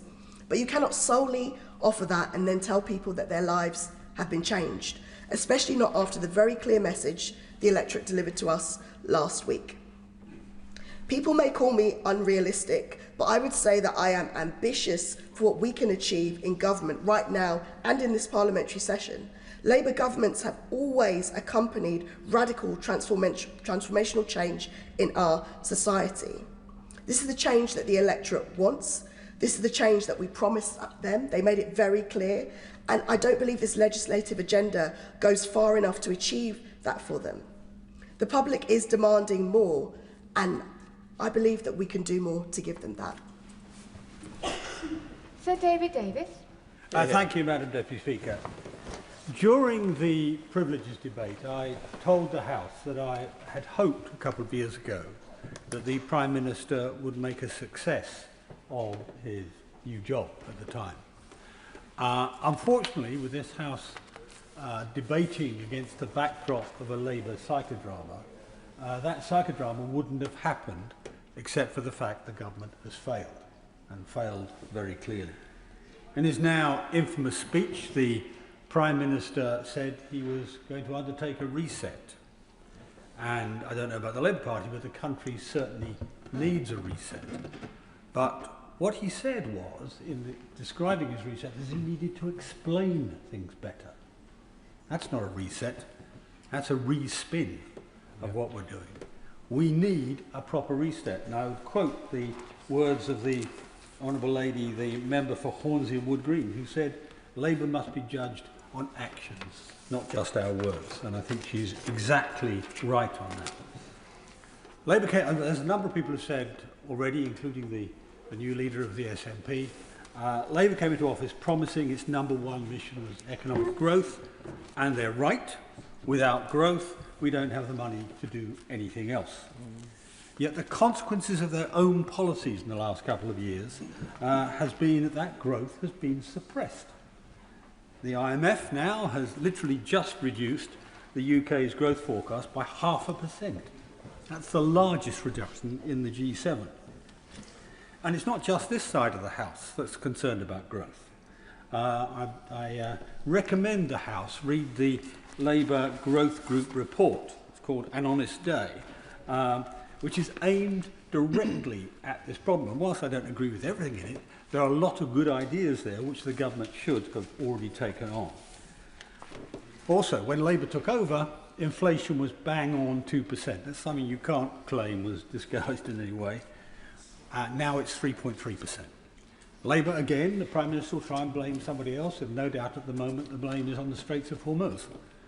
But that doesn't explain. That explains energy costs in the future. It doesn't explain the increases in food costs in the past, for example, or indeed a number of other costs. No, not for the moment. Neither does it explain the increase in borrowing costs, which are higher than any other G7 country, which are virtually double Japan's. That's nobody's fault but the Chancellor's, and the consequences have been laid out already by the Public Accounts Committee chairman, a horrific consequence for our public finances. The real break is Labour's own policies. High taxes, massively burdensome regulation, high business rates, high energy costs. What on earth do we expect from our businesses when, in a moment, when we saddle the country with the most expensive energy in the developed world, or indeed the national insurance increases that the chairman, the leader of the SNP said? I give way. Thank him greatly for giving way on that point. What was the impact of his government's decision to block onshore wind generation? What was the impact of that on energy costs, might he add? Because I have to say to him, his government has claimed, and his minister, his Secretary of State on this, has claimed over time, all these green policies are reducing the cost of our energy. Not using oil and gas is reducing the cost of energy. What's the consequence? The highest energy cost in the world. If he can explain that, I'll be very interested to hear when he makes his speech. They're only cheaper with subsidies. Now, the other issue, of course, is the growth, or the loss of growth, has a material impact on public finances. To give the House a measure, 1% change in growth rate is 10 to 11 billion pounds in the first year, and then more money in consequential years. So when you lose that, you lose that amount of money. But let's imagine we could get that growth. Back. That still would not be enough. It's not enough to pay the bills we need to pay. So what can we do? Well, I'm afraid we have no choice because of the size of it, but to cut welfare costs. Now, I'm a great believer in our welfare system, but it should be a safety net, not a lifestyle choice. People who can work should work, and the public has little sympathy for those who choose benefits over a job. Indeed, I mean, it's true today, it's been true since I was a child on a council estate. The British working class, who Labour used to think of as their own voters, the British working class hate it when they see one of their neighbours choosing to sit at home on spending taxes that they have already earned themselves. So, low growth handicaps our ability to solve our citizens' problems. I will. I thank my right honourable friend for giving way. And I do agree, and I think most people agree, that people who are capable of working should be helped into work. But while his party was in government for 14 years, did they do an analysis, do they have statistics of how many people across our country on benefits were actually fit to work? And what did his party do to get them into work? No, they didn't, I think, is the answer to the question. But he should be aware. I mean, it wasn't only 2 months ago a Labour member in this House described me as the MP who's never knowingly on message. So, which is a label I espouse. I don't mind that. No government has got this right. We need to have a welfare system that looks after the disabled, looks after people who have got no choice about what they're suffering, but doesn't make it an even choice as to whether you're going to be on the dole or in a job. I give way to the Honourable Right on. I thank the man for giving way. Is he aware that the discussion that was held some months ago when the Secretary of State proposed big cuts in personal independence payments caused unbelievable levels of stress and despair to often isolated people who were in receipt of PIP where a carer came in to help them, and that the government is still undertaking a review, the intention of which is to lower the personal independence payments bill? Would he agree with me that we should end that kind of debate and instead look at the needs of people with disabilities, particularly those that struggle to survive under the current system, and especially those in receipt of PIP? Well, how I answer him, because I have an interest to declare here. I have a disabled grandchild, and her mother, of course, is one of the people who suffer the stress he talked about. But as I say, what we need is a system which is humane, which deals with people properly. Our current systems for supporting disabled people and people who are looking after disabled people is incredibly bureaucratic, incredibly unpleasant, really nasty to deal with. The areas we need to deal with in welfare is not in that area. It's principally in the area of employment, because we want to get people back to work, because there is no better way out of poverty than employment, rather than, as it were, on the dole. Now, of course, what is it we're talking about paying for? Come back to the thrust of my argument. I mean, I'm going to pick 3 issues. I could pick any number, but 3 that matter to my constituents are healthcare, education, and defence. Those are, I guess, the 3 top issues, really. Let me start with healthcare. Our health service needs real radical reform. I know we have a bill in this King's speech, but it doesn't look to me like it's going to have a sufficiently radical impact. And for some reason, we don't actually speak enough about the fundamental aims of our health service. Healthcare, in my view, healthcare must be free at the point of delivery. That, in my view, is an absolute. But it also must do its job of saving lives. And we turn our face away from this too often. Under our system, too many Britons are dying early and avoidably under a system that swallows money without delivering the outcomes.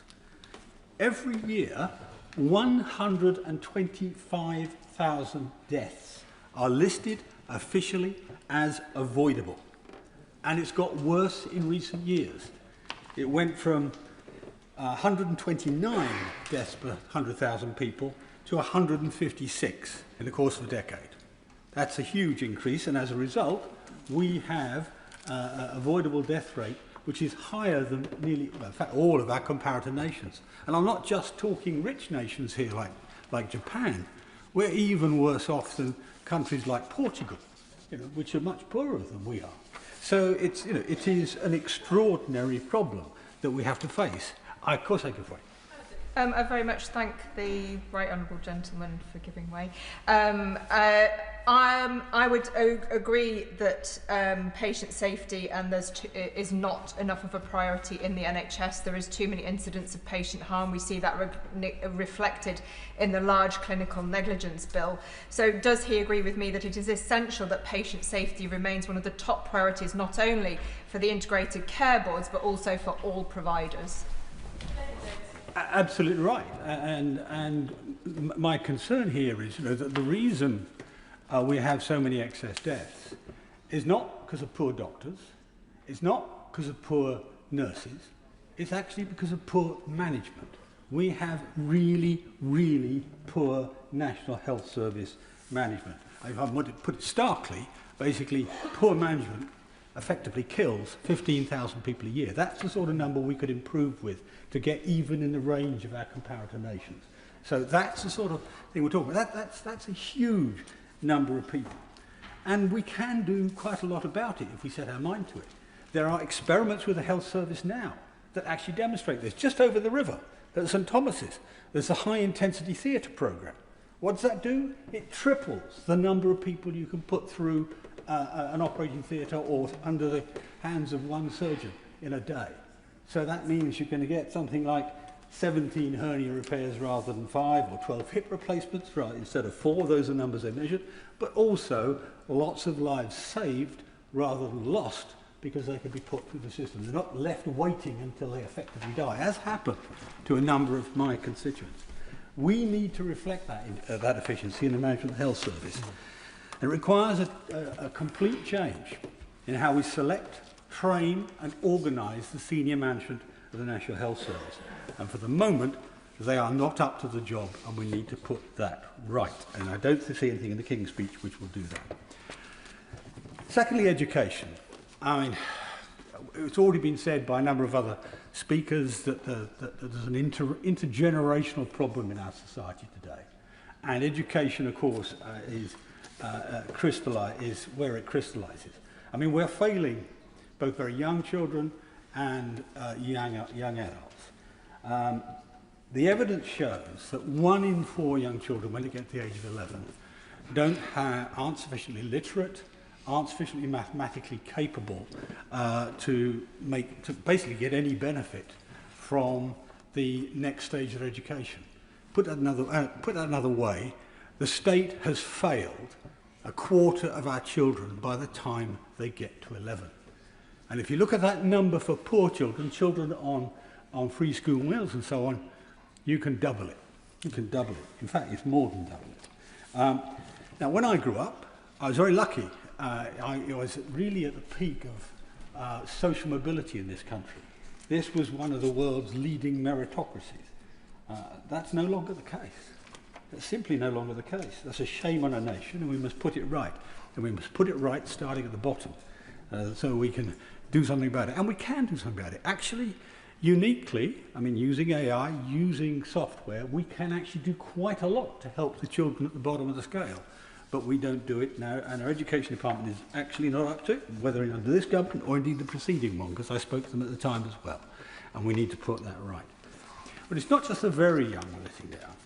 A whole generation in higher education is being failed.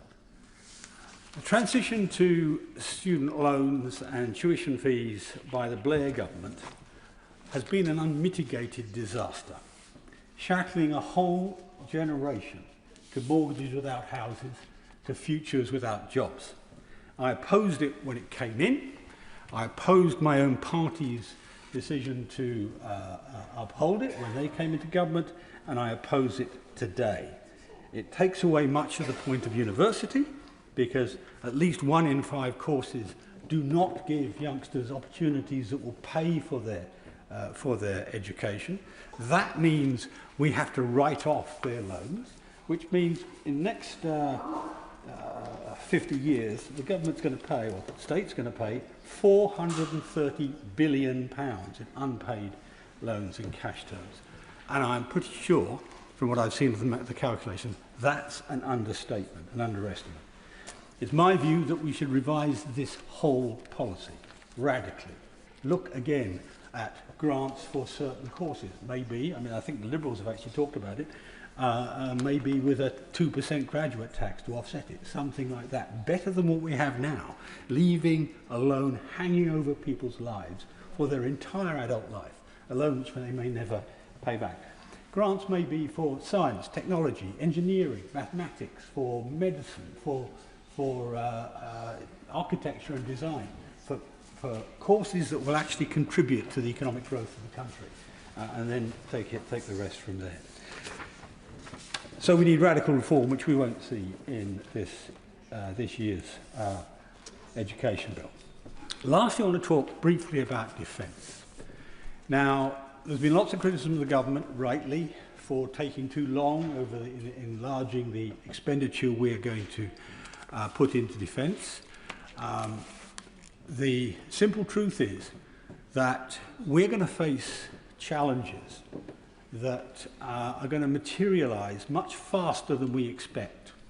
And the honourable gentleman who asked a question of my colleague earlier about peace being better than war, well, it's since the Roman times, we have known that being well armed is the best way to prevent war. Nobody wants warfare. At the moment, our military is depleted beyond value, frankly, in a major war. And I have to say, obviously we've got to admit that, but in addition to that, we've got to make sure that our strategy is right and our management of this right. And frankly, the management of the Ministry of Defence is a disgrace. I can't pick a better word, to be honest. I mean, I always think symbolic of the extraordinary priorities of the ministry is that we have 134 admirals to oversee 63 ships, many of which are not able to set sail at any point in time. I mean, Nelson must be spinning in his grave.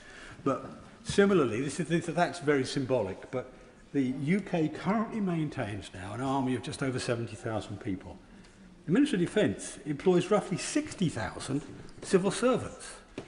That's a ratio that defies logic. Of those civil servants, about a quarter, just under, are employed in procurement, operating a system which is amongst the worst in the world. And if you need to look at it, look at the Dragon, the T-45 ships, or look at the Ajax. I mean, you could go through, if the Public Accounts Committee chairman is sitting here now, you could get up and give me a dozen cases of disgraceful scandals in procurement in our Ministry of Defence, and we need to put that right. Also, if we are going to maintain an effective armed forces, we need to maintain the morale, the spirit of our soldiers. And the simple truth is, the first thing towards doing that is to treat those soldiers decently. We're not doing it. The Northern Ireland Bill, which is still going through the House, it's carried over, is actually exposing soldiers who fought in Northern Ireland to being dragged through the courts, sometimes 3 times, the latest one, Soldier B in the Cope case, 3 times over the course of 5 years, in their 60s, their 70s, their 80s. Honourable people who fought bravely for their country, did nothing wrong, are being punished in their old age. That is a disgrace. Now, the excuse the government used when it started this bill was that the previous legislation was illegal. And that's what a lower court found. But last week, the Supreme Court in the Dillon case overturned that judgment.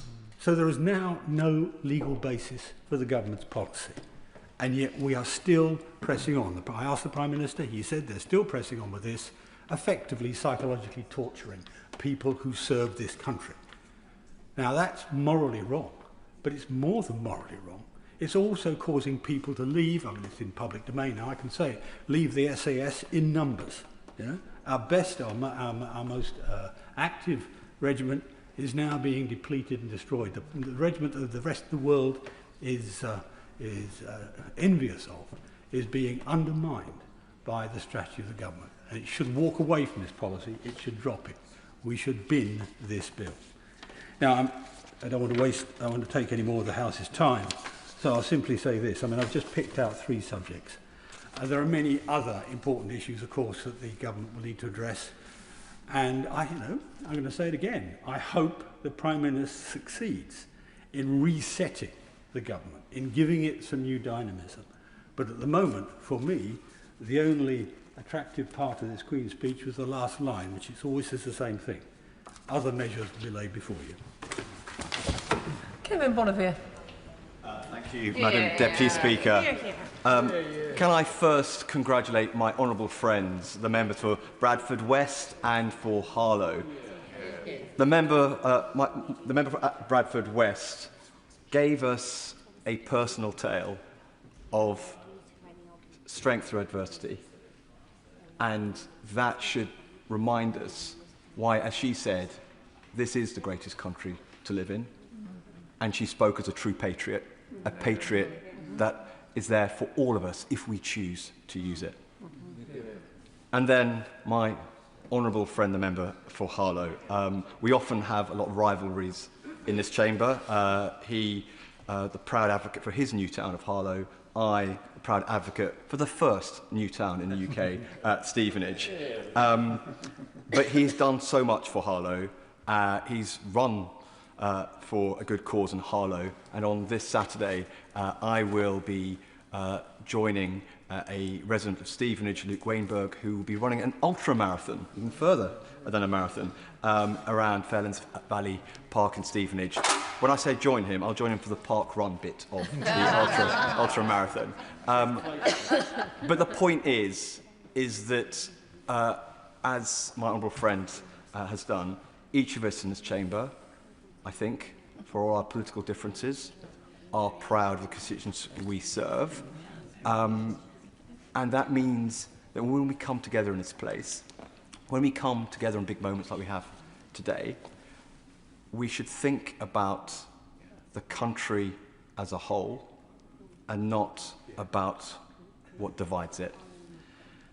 And I should now congratulate His Majesty the King, of course, because, as has been said in this chamber, he has given speeches recently of great depth, humour and wit, and I thank him for that. But today his speech to us, as is normal for speeches in these buildings, was very serious. It was a serious speech for serious times. And I recall his opening words. An increasingly dangerous and volatile world threatens the United Kingdom. Every element of the nation's energy, defence and economic security will be tested. How true that is. And it demands more than warm words in response. It demands strength, and it demands a government that acts. Because the world has changed. It is harder. It is less stable. It is less predictable. So we cannot treat security as something distant. We cannot treat it as something optional. And this government is committed in investing in our nation's security and indeed the security of each of us in our own lives. It was a Labour government in 1945 onwards that recognised the threats that faced our country then, following a devastating war, but the uncertainty of the future. Amongst its many responses, it built new towns. It built the new town of Stevenage to deal with a housing crisis, a crisis that we face again today. And in new towns like Stevenage, it provided jobs, security, hope for the future. And some of those jobs, in those days and to this day, are in the critical defence sector that this country, and indeed the rest of the civilised world, needs. So security is what we need today. But it can't just be a slogan. It is a plan that must run through everything we do. That's why I'm pleased this government is bringing forward a cybersecurity and resilience bill. Because the systems we rely on every day are now targets. Data centres, communications networks, the digital backbone of our economy. If any one of those fails, everything else follows. And so that is why we are also acting where security starts, in the real economy. When British Steel was pushed to the brink last year, this government stepped in and saved it. We protected jobs, we protected capability, and we acted because that industrial base is not optional in a more dangerous world, because you cannot defend a country that cannot build. And as the Prime Minister himself said earlier today, we need sovereign capability to do that. Steel, engineering, precision manufacturing, all of it feeds directly into the defence supply chain. In my constituency of Stevenage, that chain ends with highly skilled workers building and upgrading some of the most advanced systems in the world. At MBDA, we have workers who are retrofitting Storm Shadow missiles, systems that are in use right now, protecting Ukrainian civilians as they sleep. That is what industrial policy and national security looks like when it's joined up. British steel, British engineering, British workers delivering real deterrence. And we need security to be ready. It needs to ensure we have readiness. And that's why the Armed Forces Bill gives us new powers to mobilise reserves and former personnel when the country needs them. Because deterrence only works if it is credible. And credibility does not come from words alone. It comes from capability. It comes from the knowledge that this country can act, scale up, and sustain ourselves in a crisis. You see that credibility not only in what we deploy, but in what we build at home. In Stevenage, alongside those missile defence systems, we see the next generation of secure military satellite communications being developed at Airbus, connecting our forces and our allies securely in real time. But security also must start at home, in a domestic field. A national security bill will criminalise the glorification or normalisation of serious violence, because when violence is excused or made acceptable, it creates the conditions for more of it. We saw the consequences of that in Southport. We cannot allow that to take root in our society. And that's the same across all our streets, where policing must keep pace with modern threats. In Stevenage, we have seen what proactive policing looks like. Under Project Vigilant, trained officers are out in our town centre identifying predatory behaviour before it escalates, intervening early to prevent harm and protect women and girls. And when it comes to organised crime, we are acting there too.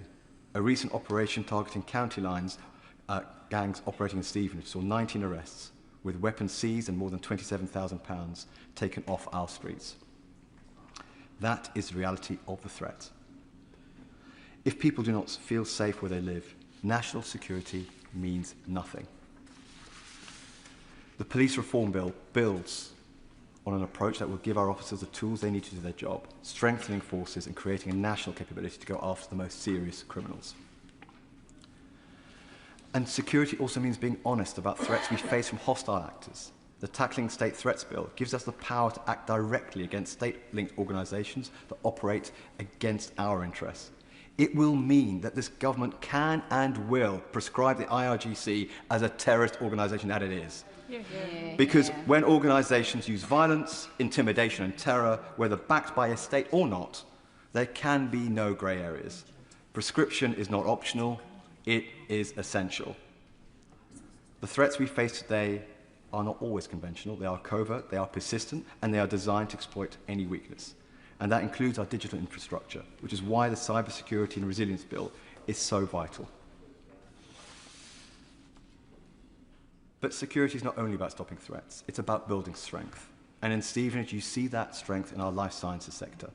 At the Stevenage Bioscience Catalyst, Autolus, a UK-based CAR T-cell therapy company, is developing advanced programmed T-cell therapies, and it's at the forefront of a revolution in cancer treatment. That is British innovation at its best. Highly skilled jobs, world-leading science, a life-changing outcome for patients. A country that leads in science, in manufacturing and in innovation is a country that is more secure, more resilient and better prepared for the shocks we know are coming. Because those shocks are real. War has returned to Europe. Ukraine has shown us that peace cannot be taken for granted. The Middle East has shown us how quickly instability spreads from conflict abroad to pressure on energy markets and prices at home. And some of those most serious threats are the ones people never see. Cables beneath our seas, networks under constant pressure, hostile states probing for weaknesses every single day. We have already seen this in action. Just weeks ago, Russian submarines were detected operating over critical undersea infrastructure in waters around the United Kingdom and our allies. Let us be clear about what that means. These are the lifelines of our country. The vast majority of our data flows through those cables. Our energy supplies depend upon them. Our economy depends upon them. That was a deliberate act by the Russian state to test our defences, and we must call it out for what it is. It is unacceptable, it is hostile, and it will not be tolerated. Our armed forces tracked those submarines, exposed their operation, and forced them to withdraw. And the message to the tyrant Putin was clear. We know what you are doing, and any attempt to damage our infrastructure will have serious consequences. Because in the modern world, there is no warning sound. There is no clear beginning. The attack comes quietly. And if we are not ready, we will feel the consequences before we even see the cause. So let us be clear. Security is not one policy. It is not one department. It is and must be a national mission. It runs through defence, through policing, through industry, through science, and through the strength of our communities. It is about whether people feel safe in our streets, secure in their jobs, and confident in their future.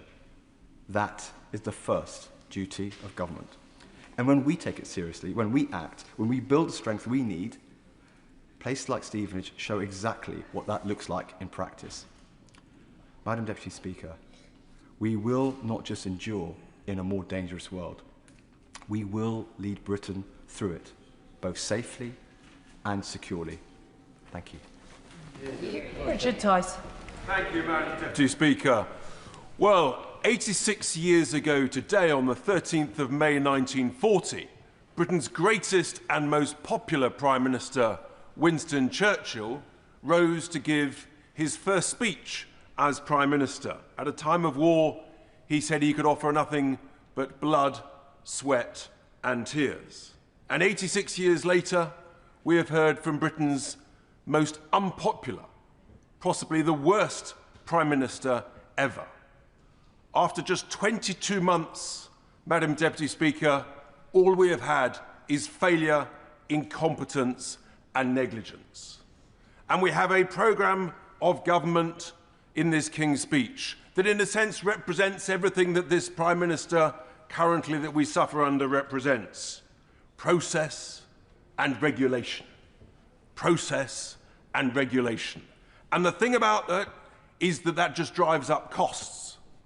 And there is nothing that I can see in this programme of government that will actually reduce bills, will reduce the cost of living. I'll come back to you, my good sir. That will reduce the cost of living and that will drive up growth, drive up prosperity and drive up the quantity of jobs. But I will give way to my honourable member. I thank my honourable friend for giving way. He talks about regulation. Would he enlighten or educate me? Because I have failed to identify a successfully self-regulating industry anywhere in the world. When you remove regulations, you harm consumers, animals, nature and the planet. So please, can he enlighten me or educate me on what the alternative is? So the honourable gentleman refers, what we want, Madam Deputy Speaker, is smart and safe regulation. Yes. What we don't want is daft, dither and delay. And this Prime Minister, of course, represents all of those three things: dither, daftness and delay. But in a desire, of course, Madam Deputy Speaker, to be constructive, I have scoured this bill and I have found some good news. And the greatest news of this programme for government is there is one bill where this government has copied and learnt from reform. Listen to what I said almost exactly a year ago when I said we must nationalise British steel and invest in it and grow in it so that it becomes the heart of our sovereign steel-making capability. And although it is somewhat delayed after a year, thankfully, this Prime Minister has listened to me and reform. And there is another important area, Madam Deputy Speaker, which is in the critical issue of special educational needs and the government's plans for a bill to follow the White Paper. And this is incredibly important to so many children and parents across all of our constituencies. And I actually think that in the White Paper, produced by the Secretary of State some weeks ago, I said in this House that there will be much, hopefully, that can reassure parents. And as we look at the details of that bill, what I hope is that some of the measures that are brought forward that will give better outcomes for children, faster outcomes for children, that will reduce the conflict between parents and councils. I would urge this government to try and accelerate some of those measures for the benefit of so many children. I think that is absolutely vital. But, Madam Deputy Speaker, there is some very bad news in this bill, I regret to say. And the first of that is that when we all talk about the crisis of our energy bills and our electricity bills, the plans for an energy independence bill will make things dramatically worse and completely unbelievably, ignoring all the evidence of the growth of the 80s and the 90s in the last century when we were growing at 2.5% to 4% most years because we used the great energy treasure in the North Sea of oil and gas. This government thinks it's a good idea, it's not, it's a terrible idea, to ban all new exploration of any more oil and gas fields. Unbelievable. We must be the only nation in the world with the joy and the pleasure and the treasure of oil and gas that says, no, it's a good idea to leave it down there. It's unbelievably incompetent, it is negligent, and it is the reason that we have such high energy bills. And it's an absolute tragedy because that could drive up the growth and the prosperity. So we must absolutely ensure that that does not happen. My other deepest concern of all in this programme of government, Madam Deputy Speaker, is that, in a sense, I am joyous. We at Reform are joyous. We've just completely smashed it last Thursday in the local elections when voters said, after May 2025 and the success of our brilliant 10 councils where we have majority control, voters have said we want more reform. They have said they've given us 10 more councils to have full control of, another 9 more councils where we are the largest party. I give way to the honourable gentleman. The Honourable for giving way. He says they want more of it. Well, we've had lots of reform councillors elected in the past year, and we've had a reform councillor in my patch of Stevenage. When the voters had the first opportunity to actually give their view on that performance, he was turfed out, and we got a Labour councillor back in. So, is that really true? Clearly, the honourable gentleman may not have looked at the data, but the data shows that we have secured some 1,450 new councillors, and I think the Labour Party have lost well over 1,000 new councillors to the benefit of our great country, Madam Deputy Speaker. I will share the love by giving away to the honourable lady. I am most grateful to the honourable member for Boston and Skegness, but does he, in talking about the successes of reform in England, not recognise that it is possibly the bombast and the predilection for foreign money which means that Plaid Cymru now holds Welsh Government in Wales and Reform does not? I congratulate Plaid Cymru on this success, of course, but I also note the success of Reform in the second largest party in Wales. And we are indeed, Madam Deputy Speaker, proud to be the largest unionist party across Scotland and, of course, Wales. I will, of course, give way once more to the... I thank the honourable member for giving way. I believe in Milton Keynes, the Reform Party was forecast to win 26 seats, but after the honourable member's visit, that went down to 9. Does that not prove that the more they get to see of you, the less they, the more they get to see of the honourable member and his party, the less they want them? Yes, well, it's interesting because actually, Madam Deputy Speaker, I spent most of the election campaign in the West Midlands, and in the West Midlands we absolutely smashed it, securing full control of councils like Newcastle under Lyme and Walsall, and we are now the largest party, of course, in Birmingham. Truly remarkable, as indeed we're the largest party in Bradford. Also, fantastic news. But Madam Deputy Speaker, this success is because actually voters have looked at this government, the failures of this Prime Minister, and they have said, we want to vote reform and we want this Prime Minister out. And I suspect what we have seen, just bear with me because I'm in full flow, what we have seen, I believe, is the last important speech from this Prime Minister. Let's see what the next few days bring, but I give way to the Honourable Lady. And for giving way, he mentions Bradford District and notes the fact that Reform got the largest number of seats. But will he also recognise that the vast majority, 3/4 of people across the Bradford District, voted for parties other than Reform UK? And will he recognise that whilst they got seats, they are not popular?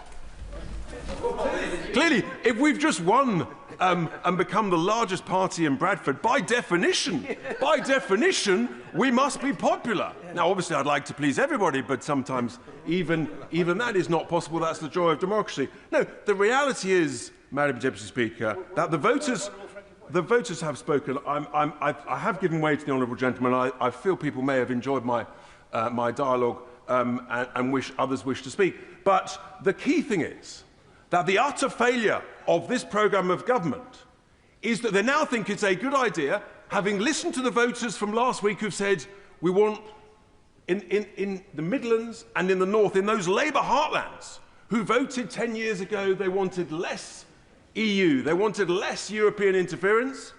What is this government's brilliant response? How have they listened to the voters from last week?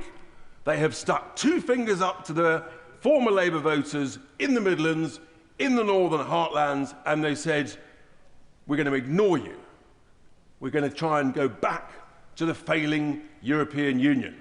And that surely heightens the arrogance and the stubbornness of this dreadful government. And actually, I will give way to this good-looking gentleman. Immensely grateful to my constituency neighbour for giving way. I agree with a lot of what he said about the failure of successive governments who represent what the Leader of the Opposition described earlier as the political class I would describe as the liberal orthodoxy. There's been a liberal left orthodoxy which has prevailed in this country over successive governments, and it has been at the odds of the sentiments, the wishes, the hopes, the fears of the vast majority of ordinary people.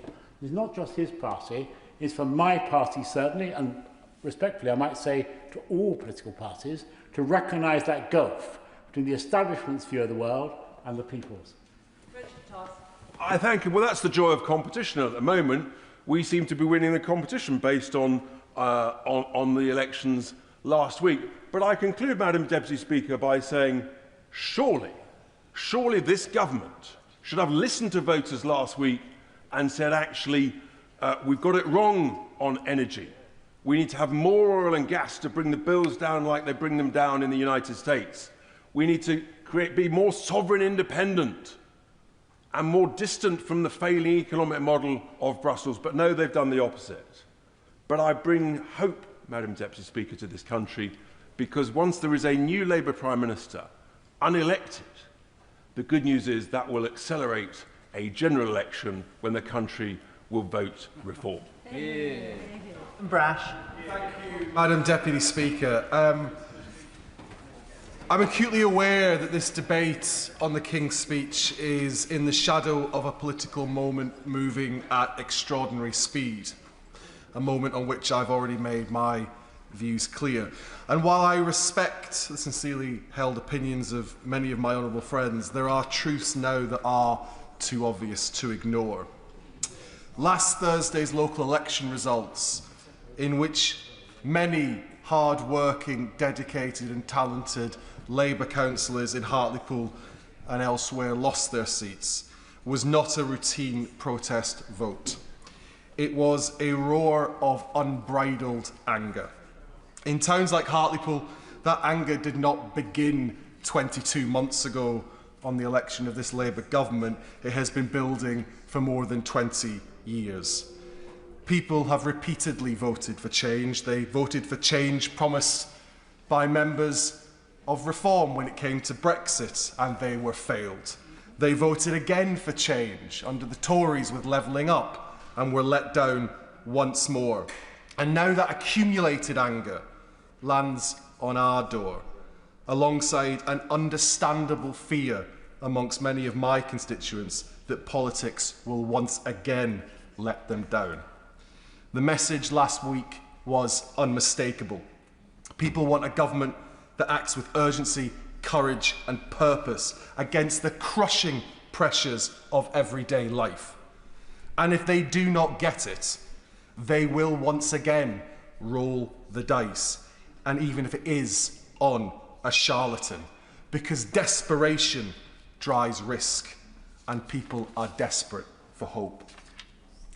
And for however difficult it may be for many on these benches to admit, it is now clear to me that this Prime Minister can no longer provide that hope. I do not say it with pleasure, but leadership is not only about knowing when to fight on, it is also about knowing when your authority has ebbed, when trust has frayed, and when it is time to leave the stage. Some people will say this is about personality. It is not. It's about policy, and whether we are prepared to meet the moment with the scale of change it demands. This government has done so much in its first 22 months, and there is much to applaud in this King's speech. But caution will not save us now. Incrementalism will not save us now. We must be bolder. We need a programme of radical renewal that improves the lives of working people in Hartlepool and across Britain.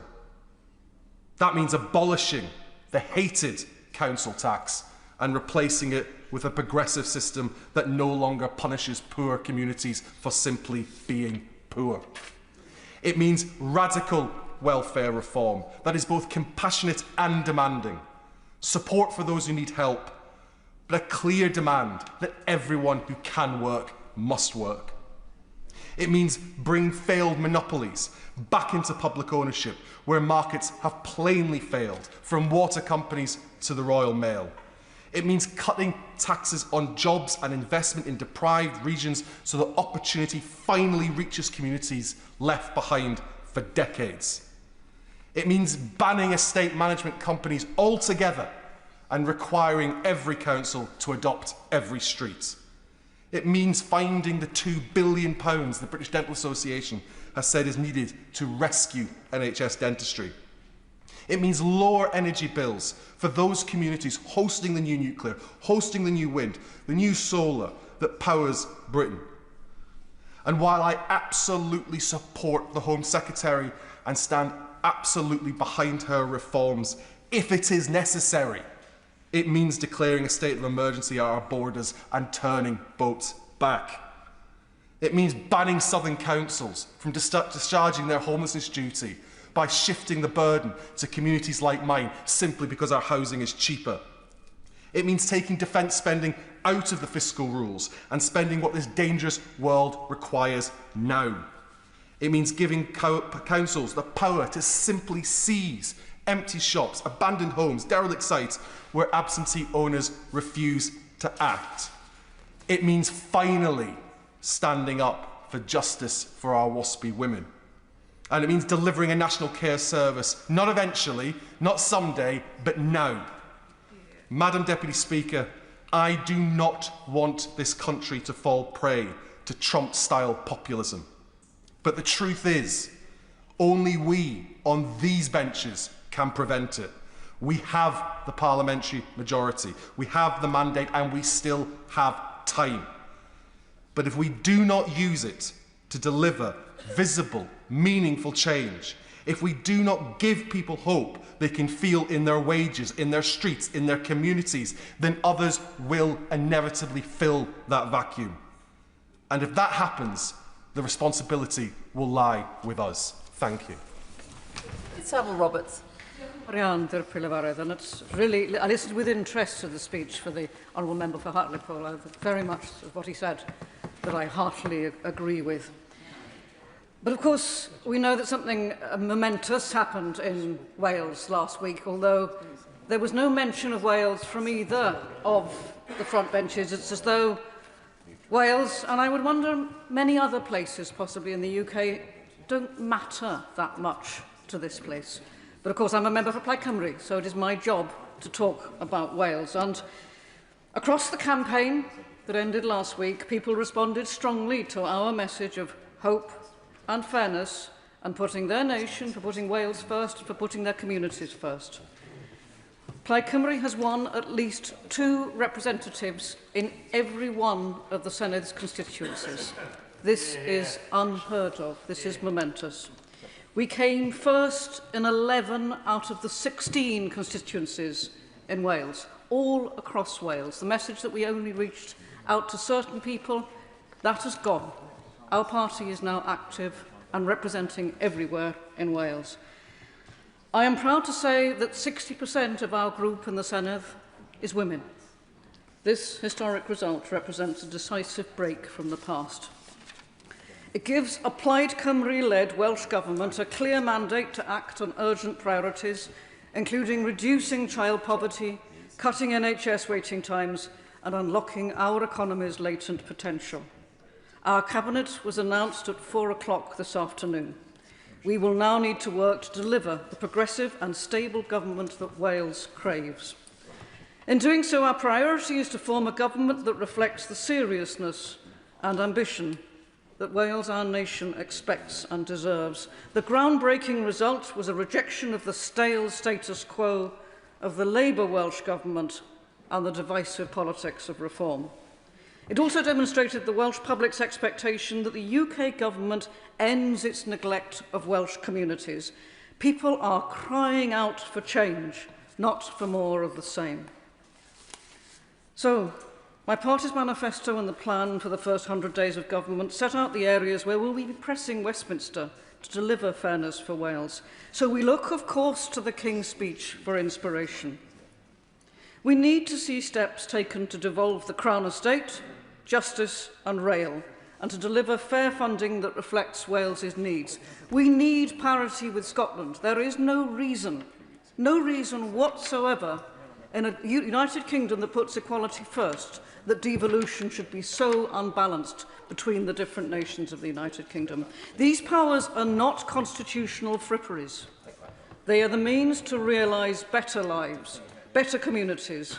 They are the building bricks to lift people out of poverty and desperation. Wales needs control over our natural resources so that our communities directly benefit from their wealth, ending the scandal of high energy prices in an energy-rich country like ours. Wales needs full control over our justice system, in line with Scotland. Why is this such an extraordinary thing to ask? So that Wales is no longer holding the infamous status of the highest imprisonment rate in Western Europe, and instead we will be able effectively to promote rehabilitation and the thriving communities that will follow with that more effectively. We need to see the end of the great Welsh train robbery that is HS2 and other English rail projects to deliver billions in funding to our crumbling, inadequate transport network so that people can travel quickly and affordably across our nation. And Wales needs to see the scrapping of the Barnett formula and its replacement with one that reflects the reality of our population's needs. Despite the mountains of evidence and popular support, the UK government has stubbornly refused to engage with these issues. That has been the reality of the partnership at both ends of the M4. That is what we have seen, and that in part is why we've had the results that we have had in Wales. And after, of course, last week's election result, it is no longer possible to ignore Wales's voices and people's demands for fair treatment. In his speech on Monday, the Prime Minister did not even acknowledge Wales once. And again today, the King's speech has failed to provide the answers that we know the people of Wales need and want. There was no acknowledgement of the structural inequality that meant that the powers begrudged to Wales since the birth of devolution have so far only enabled us, allowed us to manage poverty and never ever actually to build our way out of poverty. That somehow, in the over-centralised, chaotic government of Westminster, that is something which we need now to address. And of course, the chaos that we're seeing now, none of this serves the people of Wales. None of it serves many, many people, many, many communities across the United Kingdom. But it is particularly now in focus to see, we can see now how ill this serves the people of Wales. So whoever is the Prime Minister going forward, he or she must respect the mandate the new Welsh Government has to deliver new powers and fair funding for Wales. My party will therefore be tabling an amendment to the King's speech calling for a new Wales bill to be introduced so that Wales can gain the tools we need and the means to thrive. And I hope finally that the Prime Minister will have seen the error in his ways when he once, I think it was in March, warned his government against over-deference to the devolved governments. Over-deference. Where is the respect? The respect to our communities, the respect to democracy. These are the changes we need to see. And sadly, in the King's speech as it stands, I do not see them. But there is potential, and I would urge the government to think seriously about the need for a new Wales bill. Diolch yn fawr iawn. Deputy Speaker, and may I congratulate my honourable friends, the members for Bradford West and Harlow, for their excellent speeches in proposing the loyal address and seconding it. It is an absolute pleasure to support the Government's programme for the coming session of Parliament. The Government has set out a challenging programme to build the security and growth that our country so badly needs. After many years of stagnation, this Government, under the guidance of the Prime Minister, the Chancellor and the Cabinet, are laying the foundations for sustained growth and the economic prosperity my constituents in Paisley and Renfrewshire North so badly need. It's that long-term thinking that has been missing from politics for a long time. My constituents need to see the life chances of their children correspond with their talent and effort. Too many young people have started to think that a life in another country would be a better alternative. We need to appreciate more our young people's efforts when they join the workforce. I have yet to work with a young person who I've not learnt enormously from in so many ways, making me a better leader, a better manager, a better person, a better business owner during my previous career and experience. This Government's transformative actions around employment law, abolishing zero-hour contracts, increasing the minimum wage and legislating for more job security are all things that this House should celebrate. If we lose our young people, if they do not feel rewarded and appreciated, they will literally vote with their feet and move away. We also need to do better at explaining that an apprenticeship is every bit as worthy as a degree.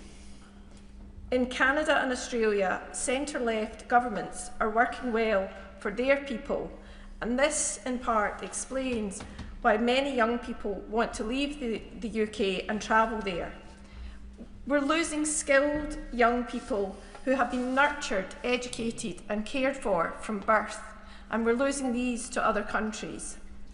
One industry where we need more apprenticeships created and nurtured is my former industry, the property sector, a key economic driver and delivery body for the homes and businesses of the future. No other sector has the ability to both transition our economy to a greener, less energy-hungry society, whilst providing hope and new environments that will inspire and attract our young people to stay here. Madam Deputy Speaker, it is true places like Paisley are changing. A new world, historic buildings, being brought back to life, new cafes opening, public and civic buildings being restored, and a programme of cultural events. But even in a great town like Paisley, that is not enough. Change is not quick enough and it's not slick enough.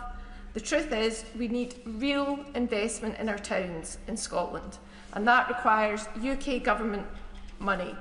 The local authorities are doing their best, but they're undercapitalised and under pressure. They are under-resourced, and in terms of staff, particularly town planners, environmentalists and building surveyors. We need more initiatives like the City Deal, Pride in Place, UK Town of Culture, and we need this to be supercharged. To do that, my honourable friends, we need courage, hard work, political and economic stability and gritted determination from each and every one of us. And for giving way, she's making an extremely eloquent speech. Would she agree with me that people are sick and tired of living in towns that just look dirty? They're not cleaned, they're not maintained, and sports clubs don't even get their fields, grass cut.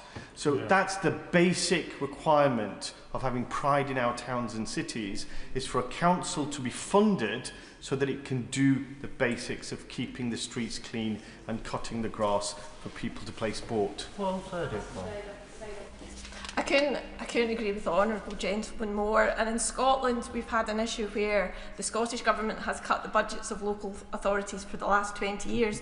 But in terms of my own life, I like to go out and do litter picks, and we have some really good initiatives in Renfrewshire around that, and I would encourage everyone in the community to do that, because at least it does feel like you're making a difference. So I thank the honourable gentleman for that point. And we build on strong foundations, strong labour foundations, not like the local cowboy who builds in quicksand. The government programme will have positive effects, but it will take time. For communities up and down the country, with greater immediate support for young people to find education and training opportunities that they need to fulfil their potential. This programme will also continue to promise long-term economic growth based on strategic investment in housing and infrastructure. There is still a very great deal to be done, Madam Deputy Speaker. Great British businesses, large and small, should be able to thrive under this government. Supporting them in overcoming the obstacles and barriers they face should always be part of our strategy for growth. Madam Deputy Speaker, don't think for a minute that this simply means agreeing with whatever business asks for. It means a realistic engagement with business and an awareness of the pressures that they face. From my own experience of running a small business, I understand the choices people make in starting and building their business. I know something of the struggles they face to get money owed to them paid, and to meet a myriad of costs, not least paying staff and suppliers. I welcome the changes proposed around the late payment and procurement to assist small business owners.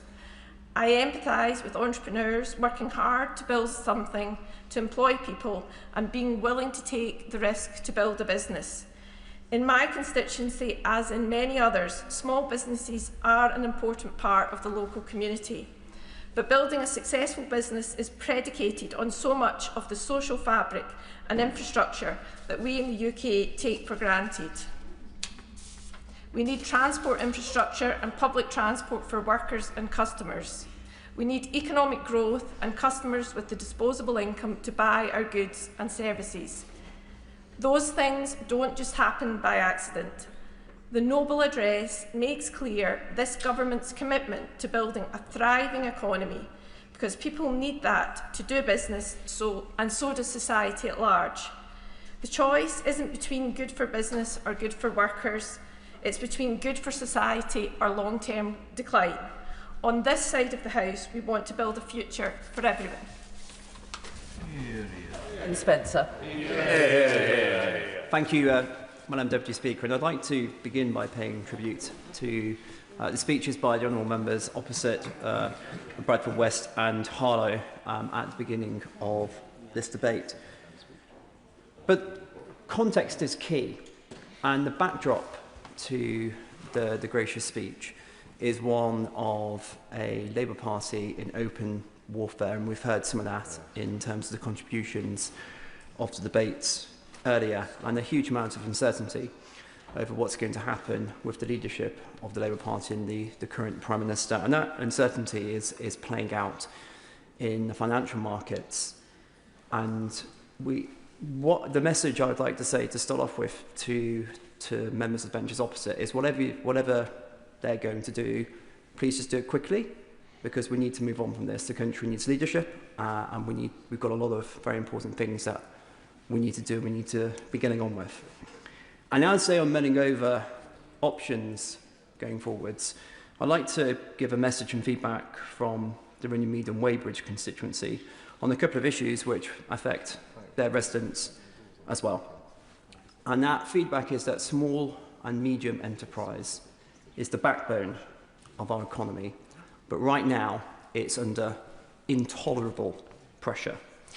I've received, I'll give a couple of examples. I received a letter from One Cobham, which is a business improvement district in my constituency covering Cobham. It's co-signed by 50 other bid members, raising the issues of business rates in particular, but also rises in rent, wages, utilities.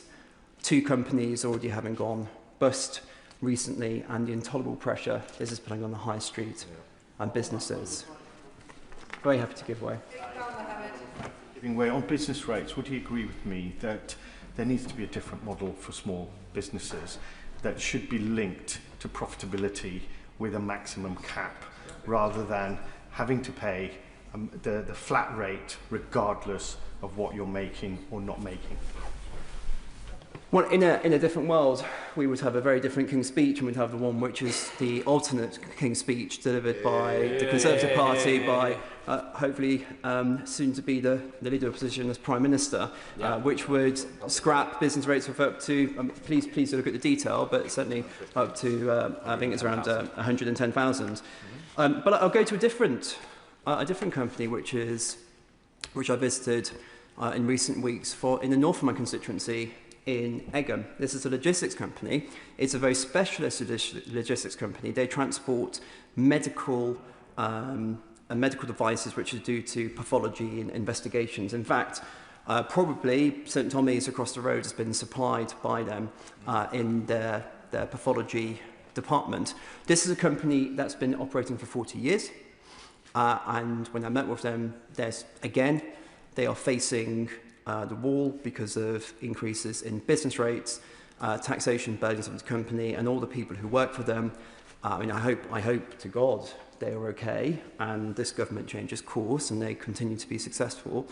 But if they do go to the wall, then all these jobs and livelihoods will go with it.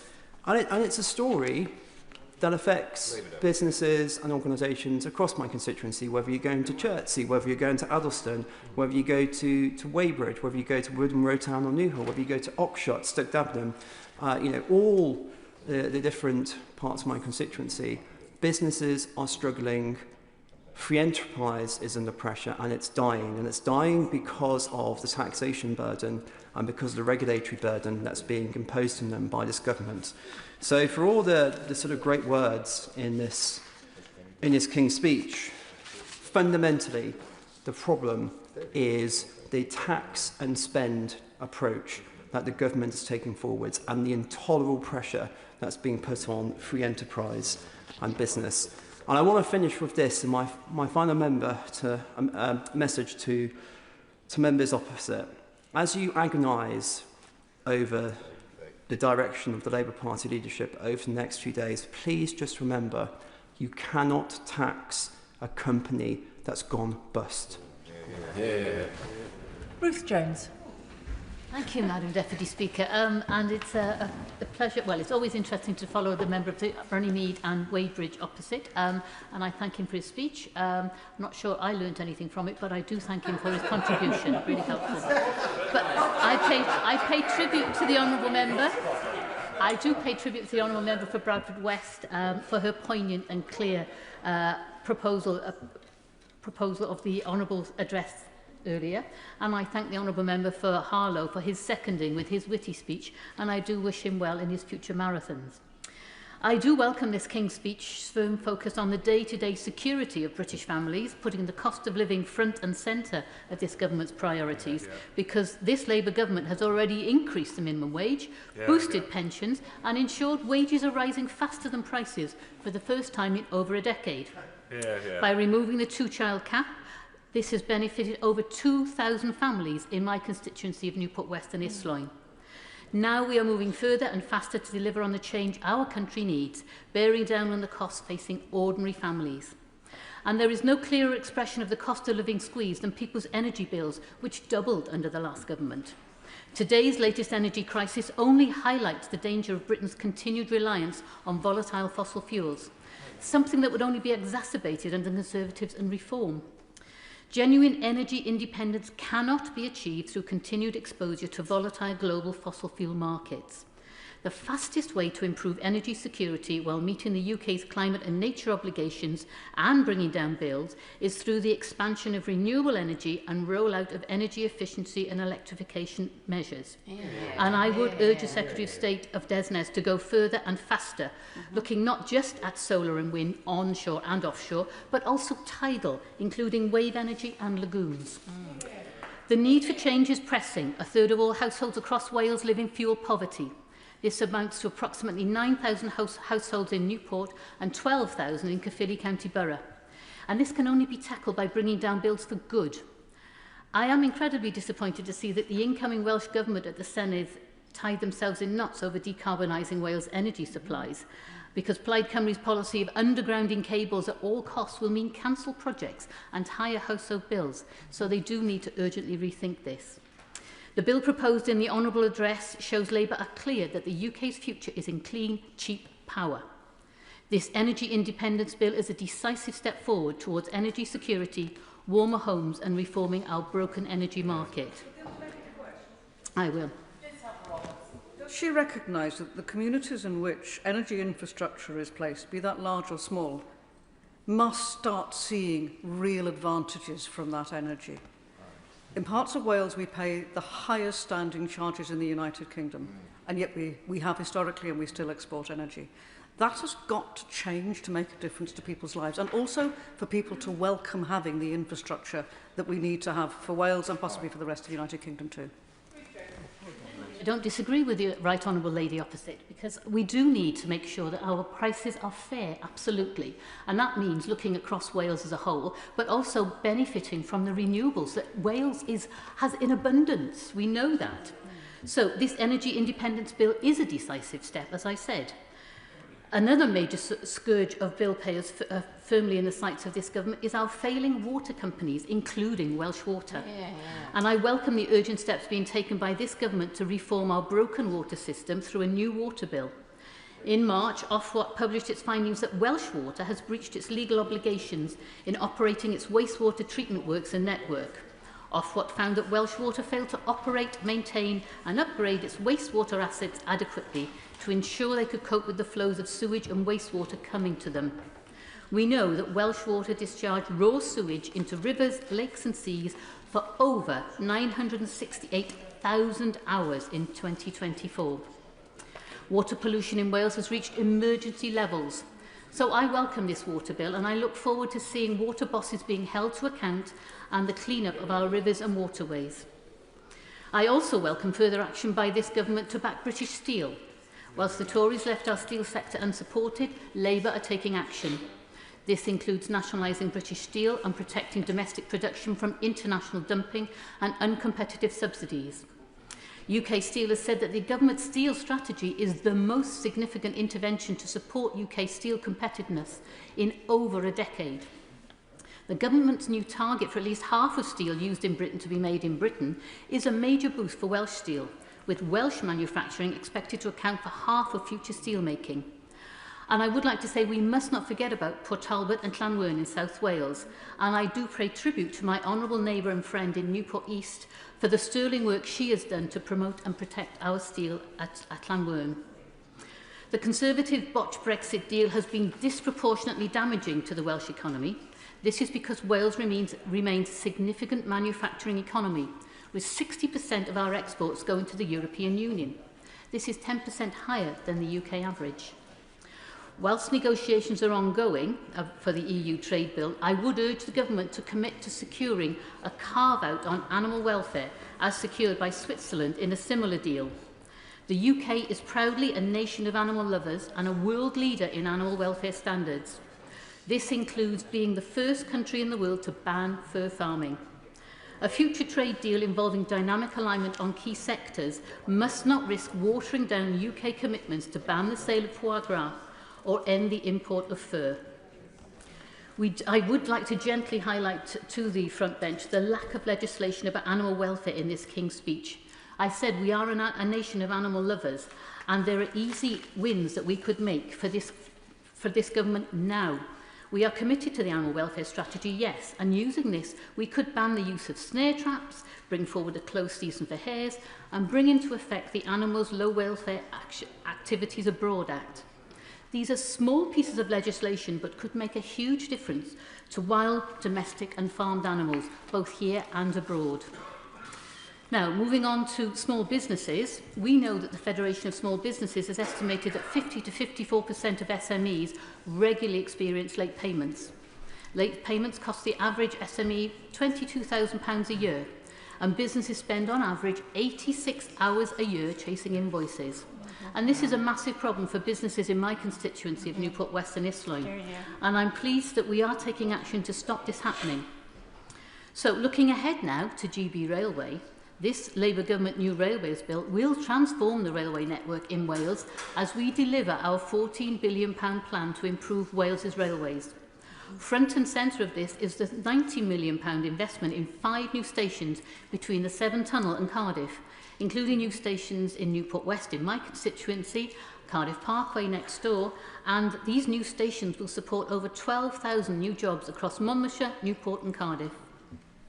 South Wales is also set to benefit from additional £40 million investment in upgrading 2 sets of rail tracks, which will improve service reliability and capacity for additional services.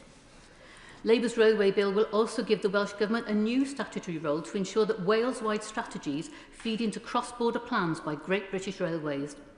This will be a key pillar of the continued constructive and professional relationship between the two governments, working together for the benefit of people in Wales.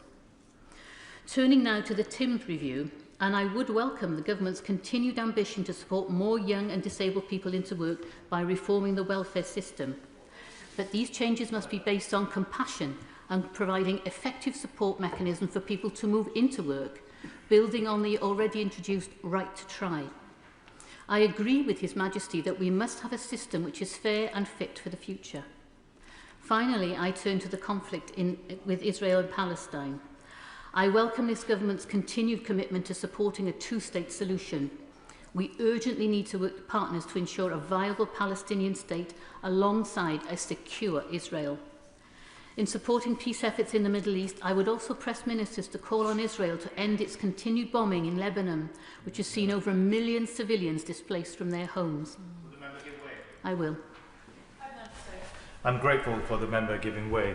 Does the member agree that it's now time that the government supports the ICJ court case and calls it what it is, a genocide, and now is the time to cut all diplomatic ties and end all arms licenses, because Israel is a rogue state? Hear, hear. I thank him for his contribution. I must say that if you cut ties, you cannot communicate. Therefore, the only way to lasting peace is through communication. We must keep communication channels open. That's the only way to a lasting peace. So I listened carefully to the Honourable address this morning, and I'm pleased to hear of the proposed 35 bills and the actions planned. I look forward to them being delivered swiftly for working people across the UK so they can feel the benefits of a Labour government working for them and with them. Thank you. Jerome Mayhew. Madam Deputy Speaker, and you don't need me to tell you that this is a deeply unhappy government. It's a deeply unhappy party sitting on the benches opposite. And the reason for it, what they don't appear to understand, is the core problem that they have is a lack of economic growth. If the party opposite was presiding over fast economic growth, the taxes would come rolling in, their ability to spend on their pet welfare projects would be unlimited, and they would be riding high in the polls. And they used to know this. When they came into office, they said their #1 mission was economic growth.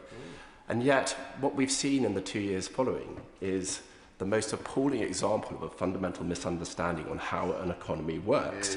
Because instead of bringing in policies which have increased economic growth, we've entered into the depressing doom loop of increased taxes to fund increased welfare, leading directly to reduced economic activity, which then, of course, leads to increased welfare needs, and therefore an increased need for tax rises. Instead of this, we need a leader, we need a government that has a plan, not just words, to support economic growth. Something that reverses the welfare taxation doom loop. And what do we have in the King's Speech? Where is that welfare reform bill? It is an appalling statistic, Madam Deputy Speaker, that we now spend more on welfare than we recover in income tax. 4 million people, 4 million adults receive PIP. That's gone up by 500,000 since the last general election. And the Centre for Social Justice came out with a really terrifying argument the other day, where, according to their analysis, 25% of all adults, full-time workers, would actually be better off under benefits than they are in employment. That's a quarter of the working population. And yet, in this King's Speech, there has been nothing to fix the relationship between welfare and the productive economy. Instead, I will just deliver this point, and then I'll continue. And then I'll give way rather than continue, although I'll be tempted. Instead, we've got the extraordinarily named Regulating for Growth Bill, which I thought was oxymoronic, or perhaps just moronic, because it seems to me that the government's answer to anemic growth is more regulation, and we also hear more Europe, according to the Prime Minister. I said I'd give way to the honourable gentleman, and then I'll pass it on. Honourable friend, for giving way. Would he enlighten me and help me understand why the Tories, in 14 years in power, didn't address this welfare time bomb, ticking time bomb, and what would he do now that would address this wage disparity where people on benefits can be better off than if they're in work?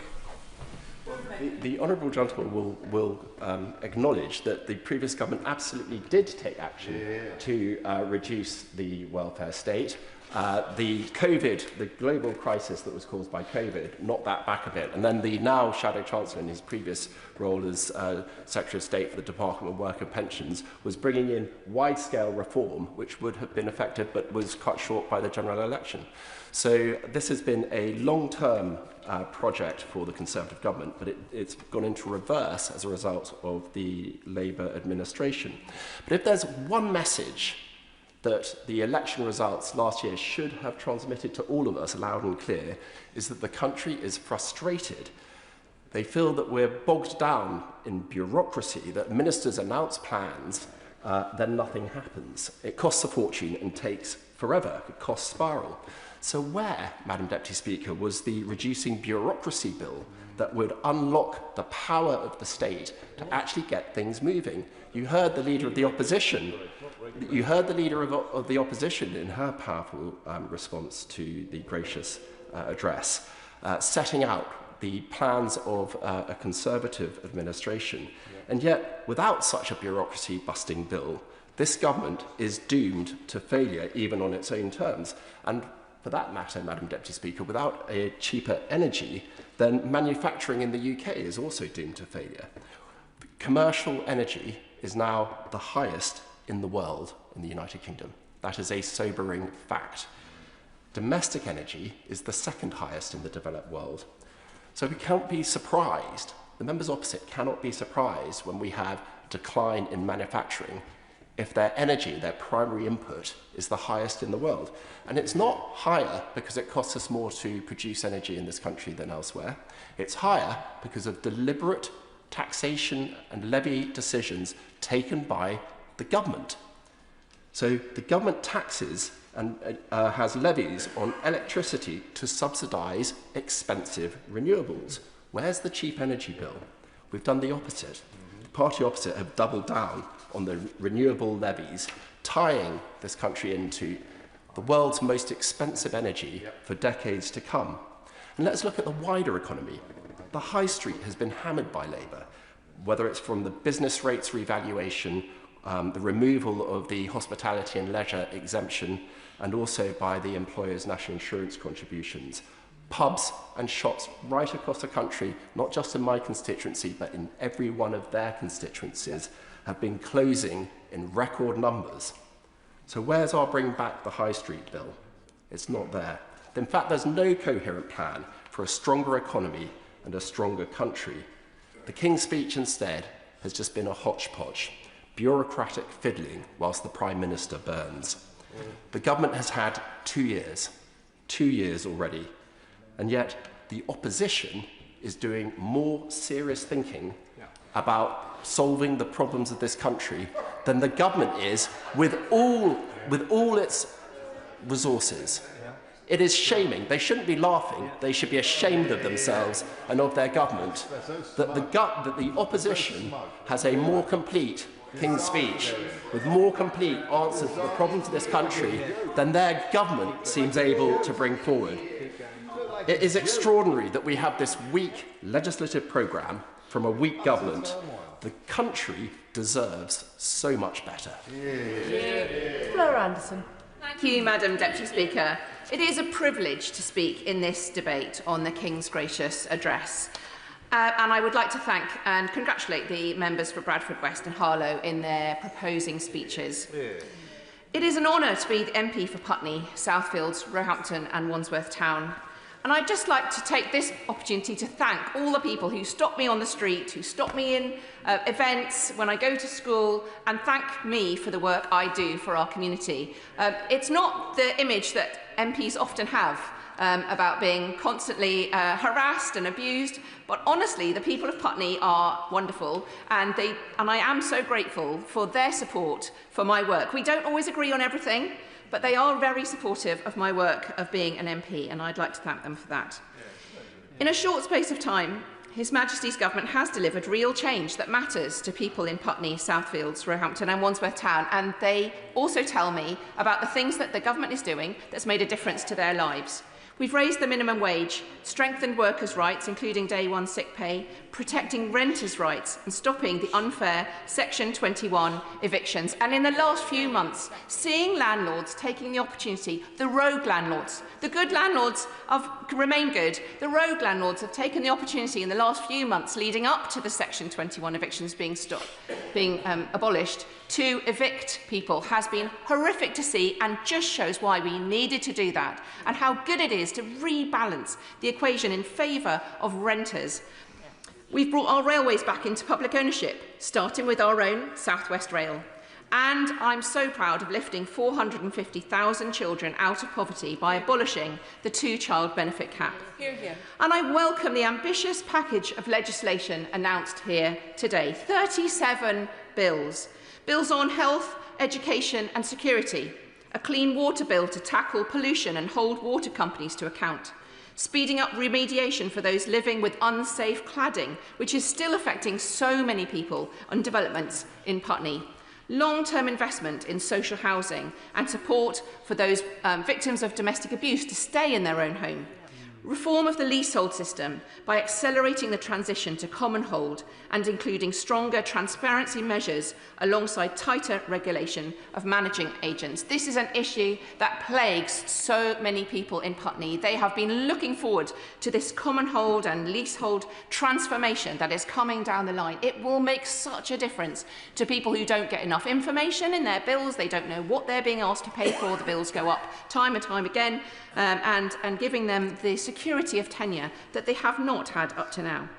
But also the scaling up of the clean energy through an energy independence bill and the Northern Ireland Legacy Bill to build a fairer Northern Ireland with justice to families who've waited too long. I would have liked to see, I certainly will. can I commend the Honourable Lady for her speech and a very positive from her point of view. But on the legacy bill, unfortunately, we do not see the emphasis that we wish to see upon victims. So does the Honourable Lady agree if we're going to have a legacy bill, it has to address the issues of victims and also address the issue of the Republic of Ireland, who has more say in the process than what we have here? I absolutely respect the work that the Honourable Member does in his own constituency and across Northern Ireland to bring about reconciliation. But I would say that the bill does put victims at the heart. Its victims have been spoken to constantly to create the bill, to rework it since the Tories bill didn't work, and to put their justice that they want to see at the heart. And we should make sure that we, across the chamber, we make sure that the bill does deliver what he advocates for there, because it should deliver justice and the answers that families have been waiting for so long. I must say I'm disappointed that there was no mention of the renovation of Hammersmith Bridge in the King's speech. I live in hope one day the King will sit upon the throne and talk about the renovation of Hammersmith Bridge.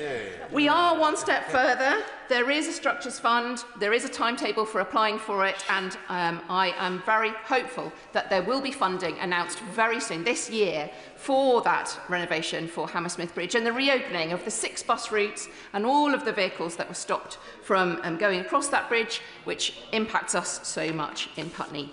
But I was most keen to see the focus on closer alignment with the European Union, and I will focus on that in my speech, as well as protecting children online and international security. Brexit has imposed a deep and enduring cost on our economy and on living standards. It's the elephant in the room all the time when we talk about the economy, the context for the very difficult financial position that we are in as a country.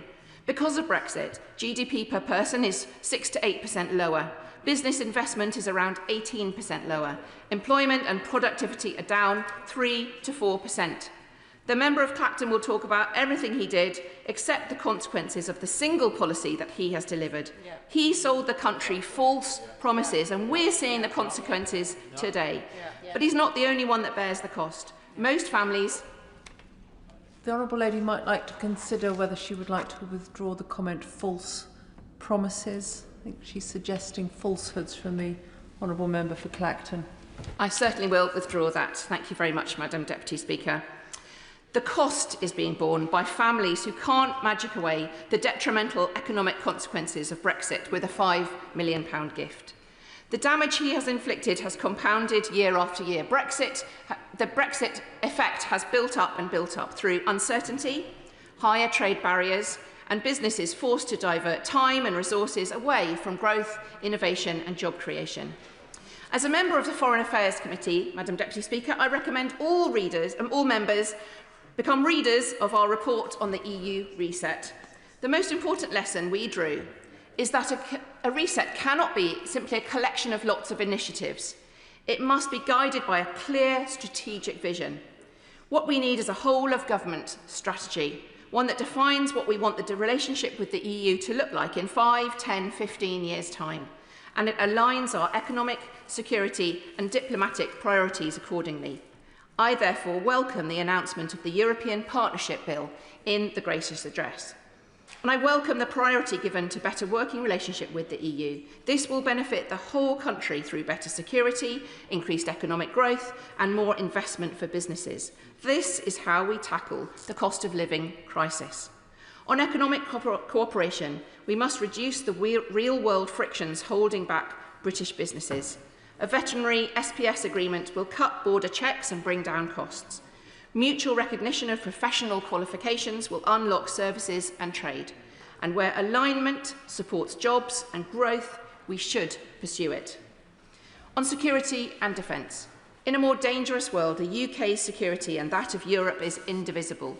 We should seek to return to frameworks such as SAFE, Security Action for Europe, which increased military readiness and defence scale-up. We should strengthen cooperation on defence capability, industrial resilience and strategic planning. Because the choice is not between sovereignty and cooperation, it's between influence and absence. And on people-to-people links, the return to Erasmus Plus must be built upon with a youth mobility scheme, reversing the cutback in school visits and better access for touring musicians, creatives and researchers. Madam Deputy Speaker, moving on to social media and under-16s. This parliamentary session will also include action on social media and its impact on our young people. Across Putney, parents raise with me the harmful impact of social media with me again and again. I've had consultations very recently in some schools in my constituency talking to young people about the impact in Hotham Primary School, Putney High School and Ashcroft Academy. I've talked about the addictive design, harmful content and the sheer amount of time that young people are spending online, time that they feel they are disappointed by, wasted time. So I'm really pleased that the government is already taking action with consultations, pilots and proposals for restrictions happening right now. I agree we must now go further and with greater clarity. Other countries are already acting on this. The debate here has progressed very fast in the last year, and action now, it's agreed by everyone, is essential. The time has come to set a clear principle that childhood should not be shaped by predatory algorithms designed to maximise engagement at any cost. So I support raising the age of social media to 16, alongside robust and enforceable age verification. This is not about being anti-technology, it's about being pro-childhood. The Australian campaign that led their campaign there is called 36 months, and they said it so well. Raising the age by 36 months, from 12 to 16, is 36 months for young people to get to know themselves before the world gets to know them. And internationally, I welcome our stance on Ukraine and Iran and urge the government to go further in opposing the illegal settlements on the West Bank, which undermine peace in the region, with more action to boycott the illegal settlement goods. In Sudan, 25 million people need assistance, and yet the funding gap means that food, medicine and water, sanitation and hygiene services are being rationed. Next week's development conference, at the beginning of this new parliamentary term, is a test of whether the changes are more than rhetoric, but will be backed up by action. If we reverse the cuts, we put money behind frontline health and water systems and back local leadership instead of bypassing it with top-down contracts, we can affect real change. And there's a false dichotomy, I think, between spending on aid and development and defence and security.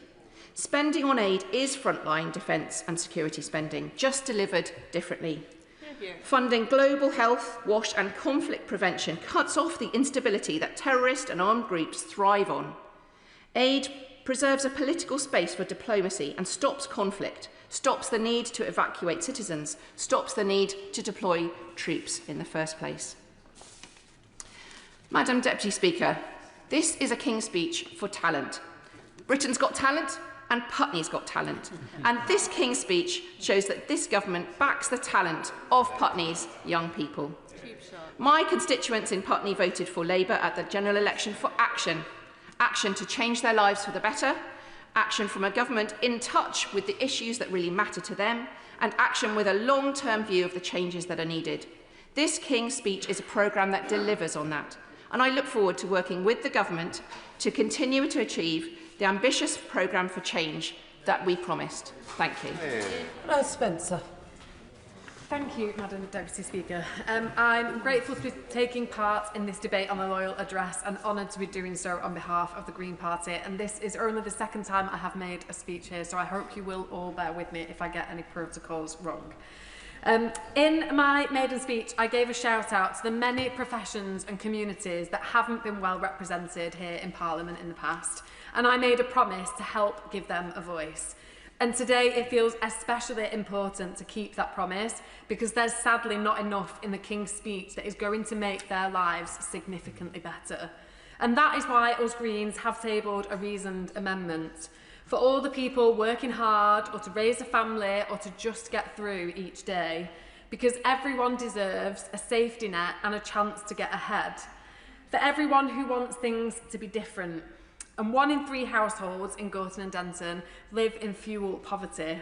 And the UK has got some of the leakiest homes in Europe, and I know that because I have worked on thousands of them in my last job as a plumber. And so if we want to cut energy bills for good, we really do need a properly funded and a properly regulated national home insulation scheme, and to go even bigger on renewable energy. And that is where investment should be going, not into nuclear power. And the King's speech includes some steps in the right direction, but it is nothing like the transformative, progressive programme that this moment demands. It doesn't rise to the climate and nature crisis that is happening now, and that's a crisis that can't be separated from the inequality and cost of living crises that are happening too. Because it is always the poorest people that suffer the most, here in our country and around the world. And while certain people will claim that climate action is pushing up bills, we know that that isn't true. And we know that some of the people saying that are being bankrolled by the very companies causing climate destruction and ripping off our constituents.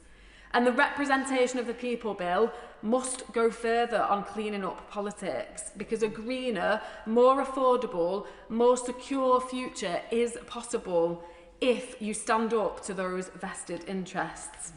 And if we're prepared to admit that obscene wealth is damaging our country. And people out there are so angry at the gap between the super rich and all the rest of us getting even bigger. And they want something equally big doing about it. They don't want any child to go hungry. And they know that a free hot school meal for every child up to the age of 16 is possible if extreme wealth is taxed fairly. They want public transport to be more affordable, and they know that we could start by giving free bus passes to all the under-22s, again paid for by our tax system being made fairer. They want everyone to have a roof over their head, to get a doctor's or a dentist appointment without struggle, and for the NHS to be run for the public good, not to line shareholders' pockets. And they know that change is possible if only this government, a Labour government, would tax extreme wealth fairly. Our Green amendment includes new powers to control rents. Greens welcomed the changes in the Renters Reform Act and now plans for more social housing. But far too many people are still struggling to pay their rent and make ends meet. So alongside action to bring down energy and water bills, it is time to get a grip on the cost of renting too. And now I was elected to give a voice to a politics that truly represents everyone. This is the first King's speech I've been in Parliament to hear, and honestly, what I'm hearing isn't going to give everyone the meaningful change that we and they all know is possible. So Greens will have no hesitation to use our individual and collective voices over the coming months, to welcome progress when it's made, but crucially to demand the change that people were promised and the change that people deserve to have. Thank you. Emily Darlington. Thank you, Madam Deputy. Firstly, I would like to pay tribute to the King for coming to Parliament, to the other place and making a speech. It wasn't with the wit and the humour that he addressed the Americans with, but it was with the seriousness that today needs. I'd also like to thank the MP for Bradford West. Her impassioned speech and perseverance really is. She is to be admired and respected from anybody who has suffered any kind of hardship and abuse, and shows how far you can go. Though she claimed and she was boasting about Bradford being the youngest city, but of course I would like to say that Milton Keynes is the newest city. And in that same vein, we had a speech by the Honourable Member. Now, where was he from again? Oh yes, Harlow. I should remember that. He mentioned it 35 times. I counted. He was claiming about his new town. And we also had the member from Stevenage claiming they were the first new town. But I would like to remind everyone that Milton Keynes is the most successful new town. I'm not going to go through every bill, But I do want to just pick out some that will really make a difference to people in my constituency. The European Partnership Bill is so important. As we all know, and as the public in Milton Keynes knows, especially if you're running a small or medium-sized business, the campaign was not clear on how it would impact them, using my parliamentary language. The biggest thing that we could do to support small and medium-sized businesses here in the UK is to make sure they have full access to all of the European customers and trading area, working together with their European counterparts and trade partners and actually building growth here. We've heard from other members some of the impact that we've already seen. So if we are serious about growing the economy and supporting small business, as the party opposite says it is, I'm sure we can count on their full support to get closer to Europe to make that happen. Yeah. Also, the Clean Water Bill, as Milton Keynes has both a river and a canal, and some may remember the previous MP decided to demonstrate how clean the water was or isn't in the river by taking his shirt off in a photo shoot. It is not clean. And it is a bit weird, but he was from your party. Oh, sorry. He was from the Honourable Member's party opposite. It's not the way something we can agree on. But the Clean Water Bill is actually about taking on vested interests. It's not just about cleaning up the waterways, it's about taking on those water companies who have absolutely taken us for mugs. And I would say to anybody who still puts Thatcher up in their office, let's remember Margaret Thatcher up in their office. I would remind them that the reason we're in this place in the first place around water companies is because of the legacy that she has left us. We want to end leasehold for good. That is hugely important in a city like Milton Keynes, where many people own their properties, because we are that new town, that promise that you can move and own either a flat or a property. But we must go further than that. We must make sure that there's an end to leasehold, because those that buy freehold houses should not continue to pay a service charge for going many years into the future. And this is a huge problem in Glebe Farm, where there are 6 different developers charging 6 different service charges to freeholders, and this must end. We also need to make sure that we have the social housing renewal bill. Social housing, which was part of my cabinet portfolios when I was the Labour deputy leader in Milton Keynes City Council, and we were able to build new council homes at high standard green standards with air source heat pumps and solar panels, bringing down energy bills further for our council tenants, as well as a social housing decarbonisation fund, which has supported over 2,000 of our tenants to bring down their bills through installation, new windows. Yes? Regarding social housing, I think in the late 70s and 80s, housing benefit that was paid to low-income families or people on benefits, 80% or more of that went to local authorities, and they use that money to provide services. Today, over 80% of housing benefit is going to private landlords, not to councils. So that money needs to be provided by government to councils for them to maintain their properties and provide the public services. Would she agree? Thank you very much. The Honourable Member makes a good point, and I agree. In Milton Keynes, we did not privatise our social housing stock. We have 12,000 in the housing revenue account, and the reality is that the reforms that were again done under the party opposite during the 1980s meant that it destroyed our council housing stock across this country.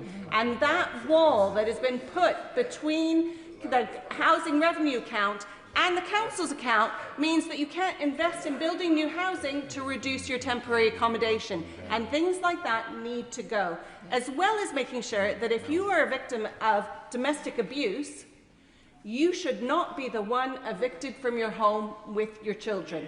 It is the perpetrator who needs to leave. And for the first time, we're bringing forward legislation that will make sure that happens, because the stability for those children and for the victim needs to be absolutely at the forefront of our minds, rather than saying we're going to move them around the country to protect them. We need to intervene to get the perpetrator away and protect them from that perpetrator. Finally, I just wanted to say, a nod to the fact that we are banning conversion practices, which should have been done before, but it's finally going to be done under this government. We're doing the removal of peerages bill, and that is so important. And the digital access to services bill, which people will know my views on, and I think is absolutely vital to making sure that we modernise our public services. But I do want to talk about security, which is the theme that runs through this. And I agree with my honourable friend that when we talk about security, we need to talk about domestic, defence and development, because they all go hand in hand. And when we talk about tackling state threats, we need to see that bill not just in light of the horrible events that we've seen against our Jewish communities in recent weeks. We also need to see it in the context of our democracy. And that's why in the Representation of Peoples Act that is coming back with this bill, we have to do more to protect democracy. The most personal form of power that any of us hold is the power to choose freely who we vote for. That power is fundamental to democracy. But today it's under threat from foreign states who want to cause us chaos. Tech bros who do not share our values, and opportunists looking to make money off of division. They aren't taking away our right to vote, but they're distorting the national conversation and undermining genuine voices. Deepfakes stop us being able to trust what is real. Bot armies spread disinformation. Algorithms that prioritise engagement over truth amplify all of that, and foreign actors exploit it. This is a make-or-break moment for the security of this country's democracy. We cannot shy away from what's at stake. Democracy does not require agreement, but it does require us all to live in a shared reality. Every member of this House has seen misinformation, disinformation, bot activity, or deep fakes in action. In fact, many of us have been victims of it. If we don't act, we are putting our democracy in the hands of tech bros in other countries who do not share our values, and in fact, some have even called for riots in our streets, and cannot be trusted with our future in Britain. The Representation of Peoples Act of 1983 was not designed for a world of deep fakes, micro-targeting political advertising, deep fakes of politicians, and algorithms with agendas. So I'm thrilled that this government is reforming it, and I will be retabling my 7 amendments to the bill at report stage when it comes. I want to see clear laws that recognise and define digital manipulation as a serious offence against our democracy. I want increased powers for the Electoral Commission to demand back-end real-time access to social media platforms when manipulation is suspected. I would like mandatory labelling of AI-generated content, a political advertisement repository so voters can separate what is real and what isn't, and see where political content comes from, who is funding it, and what they're saying in different parts of the country to different voters. A critical incident protocol and independent of government which can be triggered in response to a significant risk to the integrity or security of our elections. Our election laws, and I know this is controversial, but elections do not just happen 6 weeks every 5 years now. Our election laws should also apply all year round. The 6-week campaign is a thing of the past. We cannot keep regulating for a world that doesn't exist.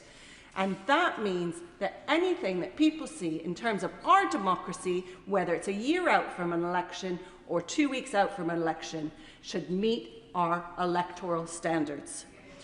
This is not about limiting debate or controlling outcomes. It's about safeguarding the conditions in which each and every person makes their choice. It is the only way our democracy survives.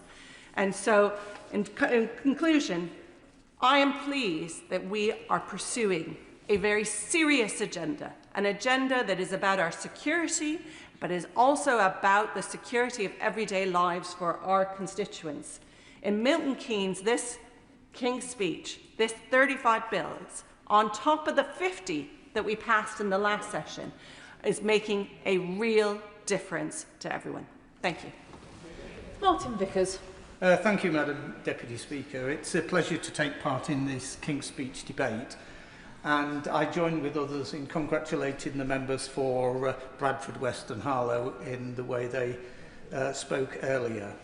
I want to focus in particular on the proposals to nationalise British Steel. Now, my Brigham constituency takes in a part of the Scunthorpe Steelworks site. Many hundreds of my constituents work in the industry, and many more in the supply chain. It's also worth noting that MHCLG estimate that the loss in economic output in northern Lincolnshire over the next 5 years would equate to £802 million if the steelworks were to close. Now, it's, as a Conservative, it's not a natural for me to speak in favour of nationalisation. And it's somewhat uncomfortable in many respects. But the present situation where Jingye still own the site and the government ministers and appointed officials actually manage the site is clearly not sustainable. And it's difficult to see any other alternative during the short term. Now, mention has been made by the Honourable Lady who spoke before me about the privatisations of the Thatcher years, and it's certainly the case that some of them need refining, and certainly they need better regulating. I think it's worthy of note, though, that for 13 years between 1997 and 2010, the Labour Party were in power and could have actually done something about those privatised companies. I think the big fault with the privatisation process was not the actual process initially, but what followed, and many now in foreign ownership and poorly regulated. If I could just also comment about the EU reset, which is proposed within the speech. Now, I'm an ardent Brexiteer, and I'm old enough to have voted to leave the EU, or the Common Market as it was then, in 1975. So my credentials in that respect are pretty good. I would just say, as a warning to members opposite, that the reset, and in principle I've no objection to resetting our arrangements with Europe. Clearly we need to trade with them, we need good working relationships with them. But I would just, as a way of warning, suggest that EU procurement rules and over-regulation will not be helpful to much of our industry. Now, if we are to remain a manufacturing nation, and I think I share the view, I would say across the House, that that should be the case, then we need a domestic steel industry. And as I've said in this House on previous occasions when we've discussed the steel industry, if we are going to maintain a domestic steel sector, which we must, then there will be a cost to the taxpayer. Now, whether that is subsidy or whether it's nationalisation, the cost will certainly be there. Now, Scunthorpe thrives on the steelworks. 3,000 or 4,000 people work there, as I mentioned, and many more in the supply chain. Now, although I was born in Cleethorpes, at the age of 5 I moved to Grimsby when my parents were allocated a council house, and they thought that was magnificent, quite rightly.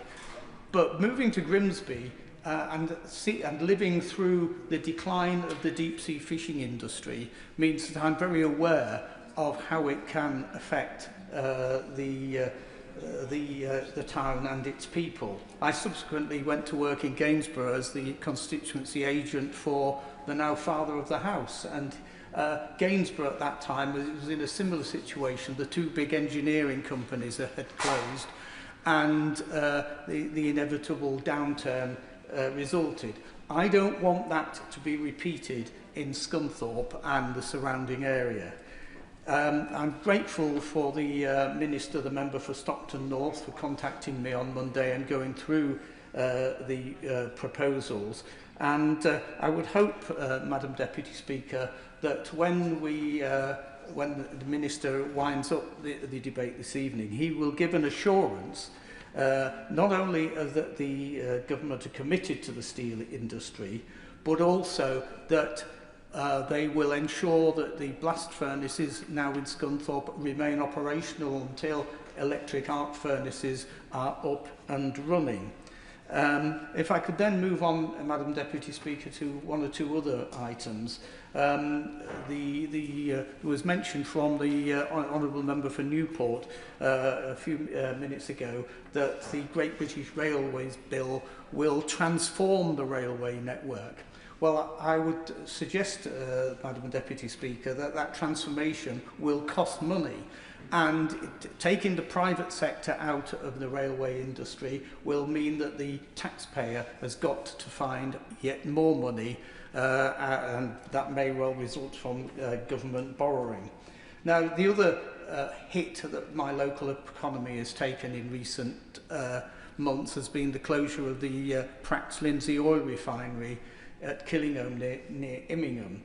And that, again, results in the fact that the local economy has taken a really serious hit in recent months. And I would urge the government, when anything you've mentioned is oil, that they look again at the licences for the North Sea.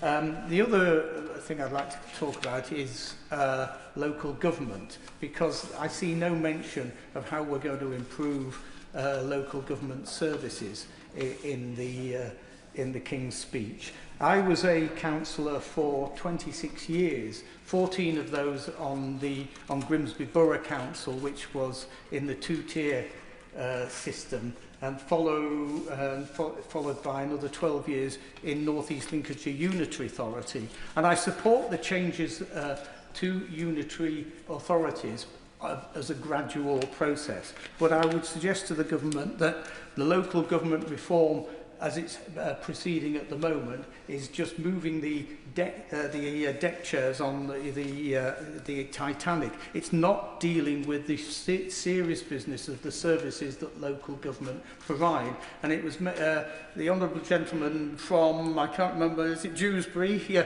Mentioned earlier about basic council services, cutting grass, parks, libraries and the like. And I see no way that this is likely to change. If we're to create a vision and make people want to be part of their local communities to a much greater extent, then the local authorities can play a major part in doing that. But they need resources. I can remember the days when even the lampposts in Grimsby had the coat of arms on. Now we have street furniture all over the place, but it's just the basic grey, steel, whatever, and the place begins to look a mess. If we are going to tidy up our towns, improve the public realm, that is absolutely vital, and I see no way that the government are looking seriously at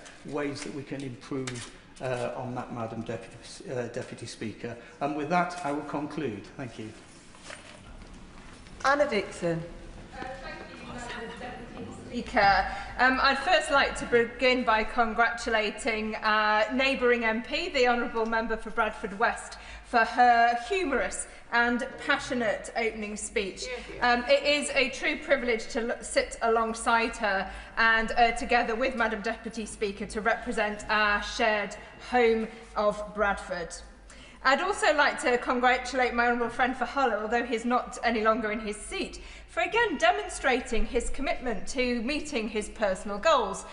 And no, I'm not talking about getting a PB in the marathon. I'm talking about hitting his 400 contributions in Parliament. Madam Deputy Speaker, it was just 10 days ago that I stood in the other place to hear the prorogation of Parliament, and I proudly heard an account given of the many things that this Labour government has achieved in its first parliamentary session. Renters are no longer worried thanks to secure tenure under the Renters' Rights Act. Children lifted out of poverty and families supported through the removal of the cruel Two-Child Limit Act, and stronger safeguards through the Children's Wellbeing and Schools Act. Workers no longer on exploitative 0 hours contracts thanks to the Employment Rights Act.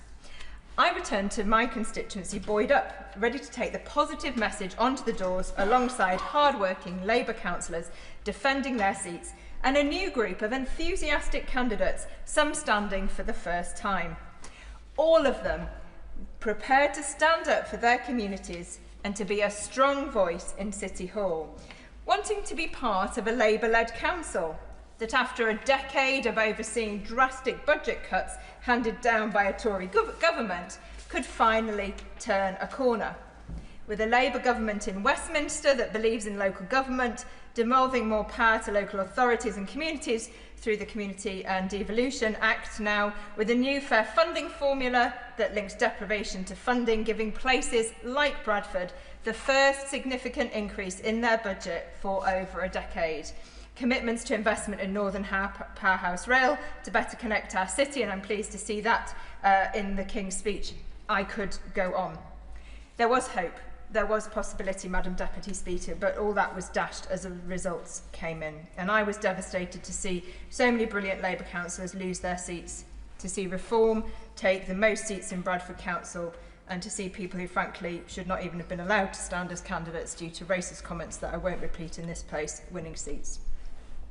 And Madam Deputy Speaker, Reform UK was spreading their despair. They argued that Britain is broken and it can't be fixed, and they undermined the very foundations of our democracy. And let me be clear, the majority of people in Bradford rejected their divisive politics, despite them achieving the most seats.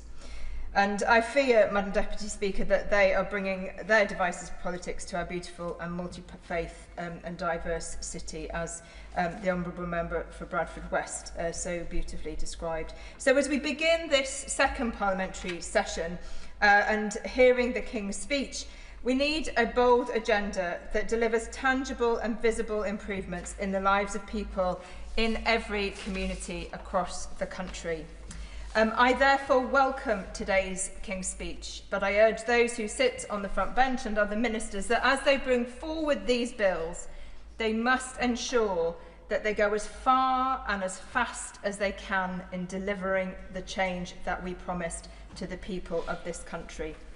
I'd like, Madam Deputy Speaker, in the minutes that I have, just to pick three of the bills that are coming forward that I particularly think we need to grasp the opportunity. So I welcome the Leasehold and Common Hold Bill, which will abolish the outdated and frankly feudal system by which leaseholders can be held to ransom by unscrupulous freeholders. And I have constituents in Bingley and Rose who face massive increases in service charges, failures to carry out maintenance to acceptable standards, and unexpected bills for large upgrades.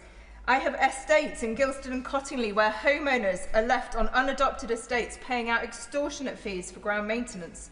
So I look forward to hearing more about how the government proposes to strengthen the regulation of managing agents to ensure this new system works fairly and has the confidence of leaseholders and common holders alike. And I hope ministers will ensure that there continue to remain ways in which older people looking to right-size can benefit from living in specialist retirement communities when switching from leasehold to common hold. While this, with the Renters' Rights Act, will provide security for renters and homeowners, for those with no home, those in temporary accommodation and those waiting for a social home, the government must make more radical steps to accelerate the building of a new generation of social homes so that everyone can have the opportunity of a secure, safe home. And I look forward to hearing more about the Social Housing Renewal Bill. Secondly, I welcome the government's intention to bring forward legislation which will strengthen accountability for the NHS, abolishing NHS England and making sure that we continue to put funding to the front line to bring down waiting lists and improve patient care. But I would urge the government not to wait until the next parliamentary session to begin to lay the foundations for a national care service. We urgently need national commissioning standards to ensure greater consistency for older and disabled people, a workforce strategy that addresses the need for better training and career progression for care workers.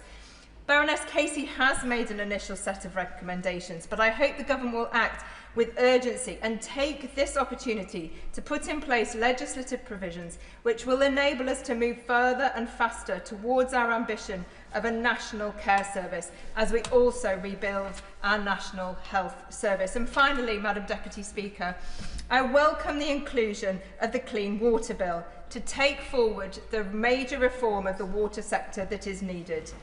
But I'm concerned that if we simply take forward the proposals for a new regulator without more fundamentally addressing the financial failings of the water companies, we will only perpetuate a broken model. I have urged ministers to seek to use the existing powers to immediately take Thames Water under special administration and use this as an opportunity to explore alternative public ownership models.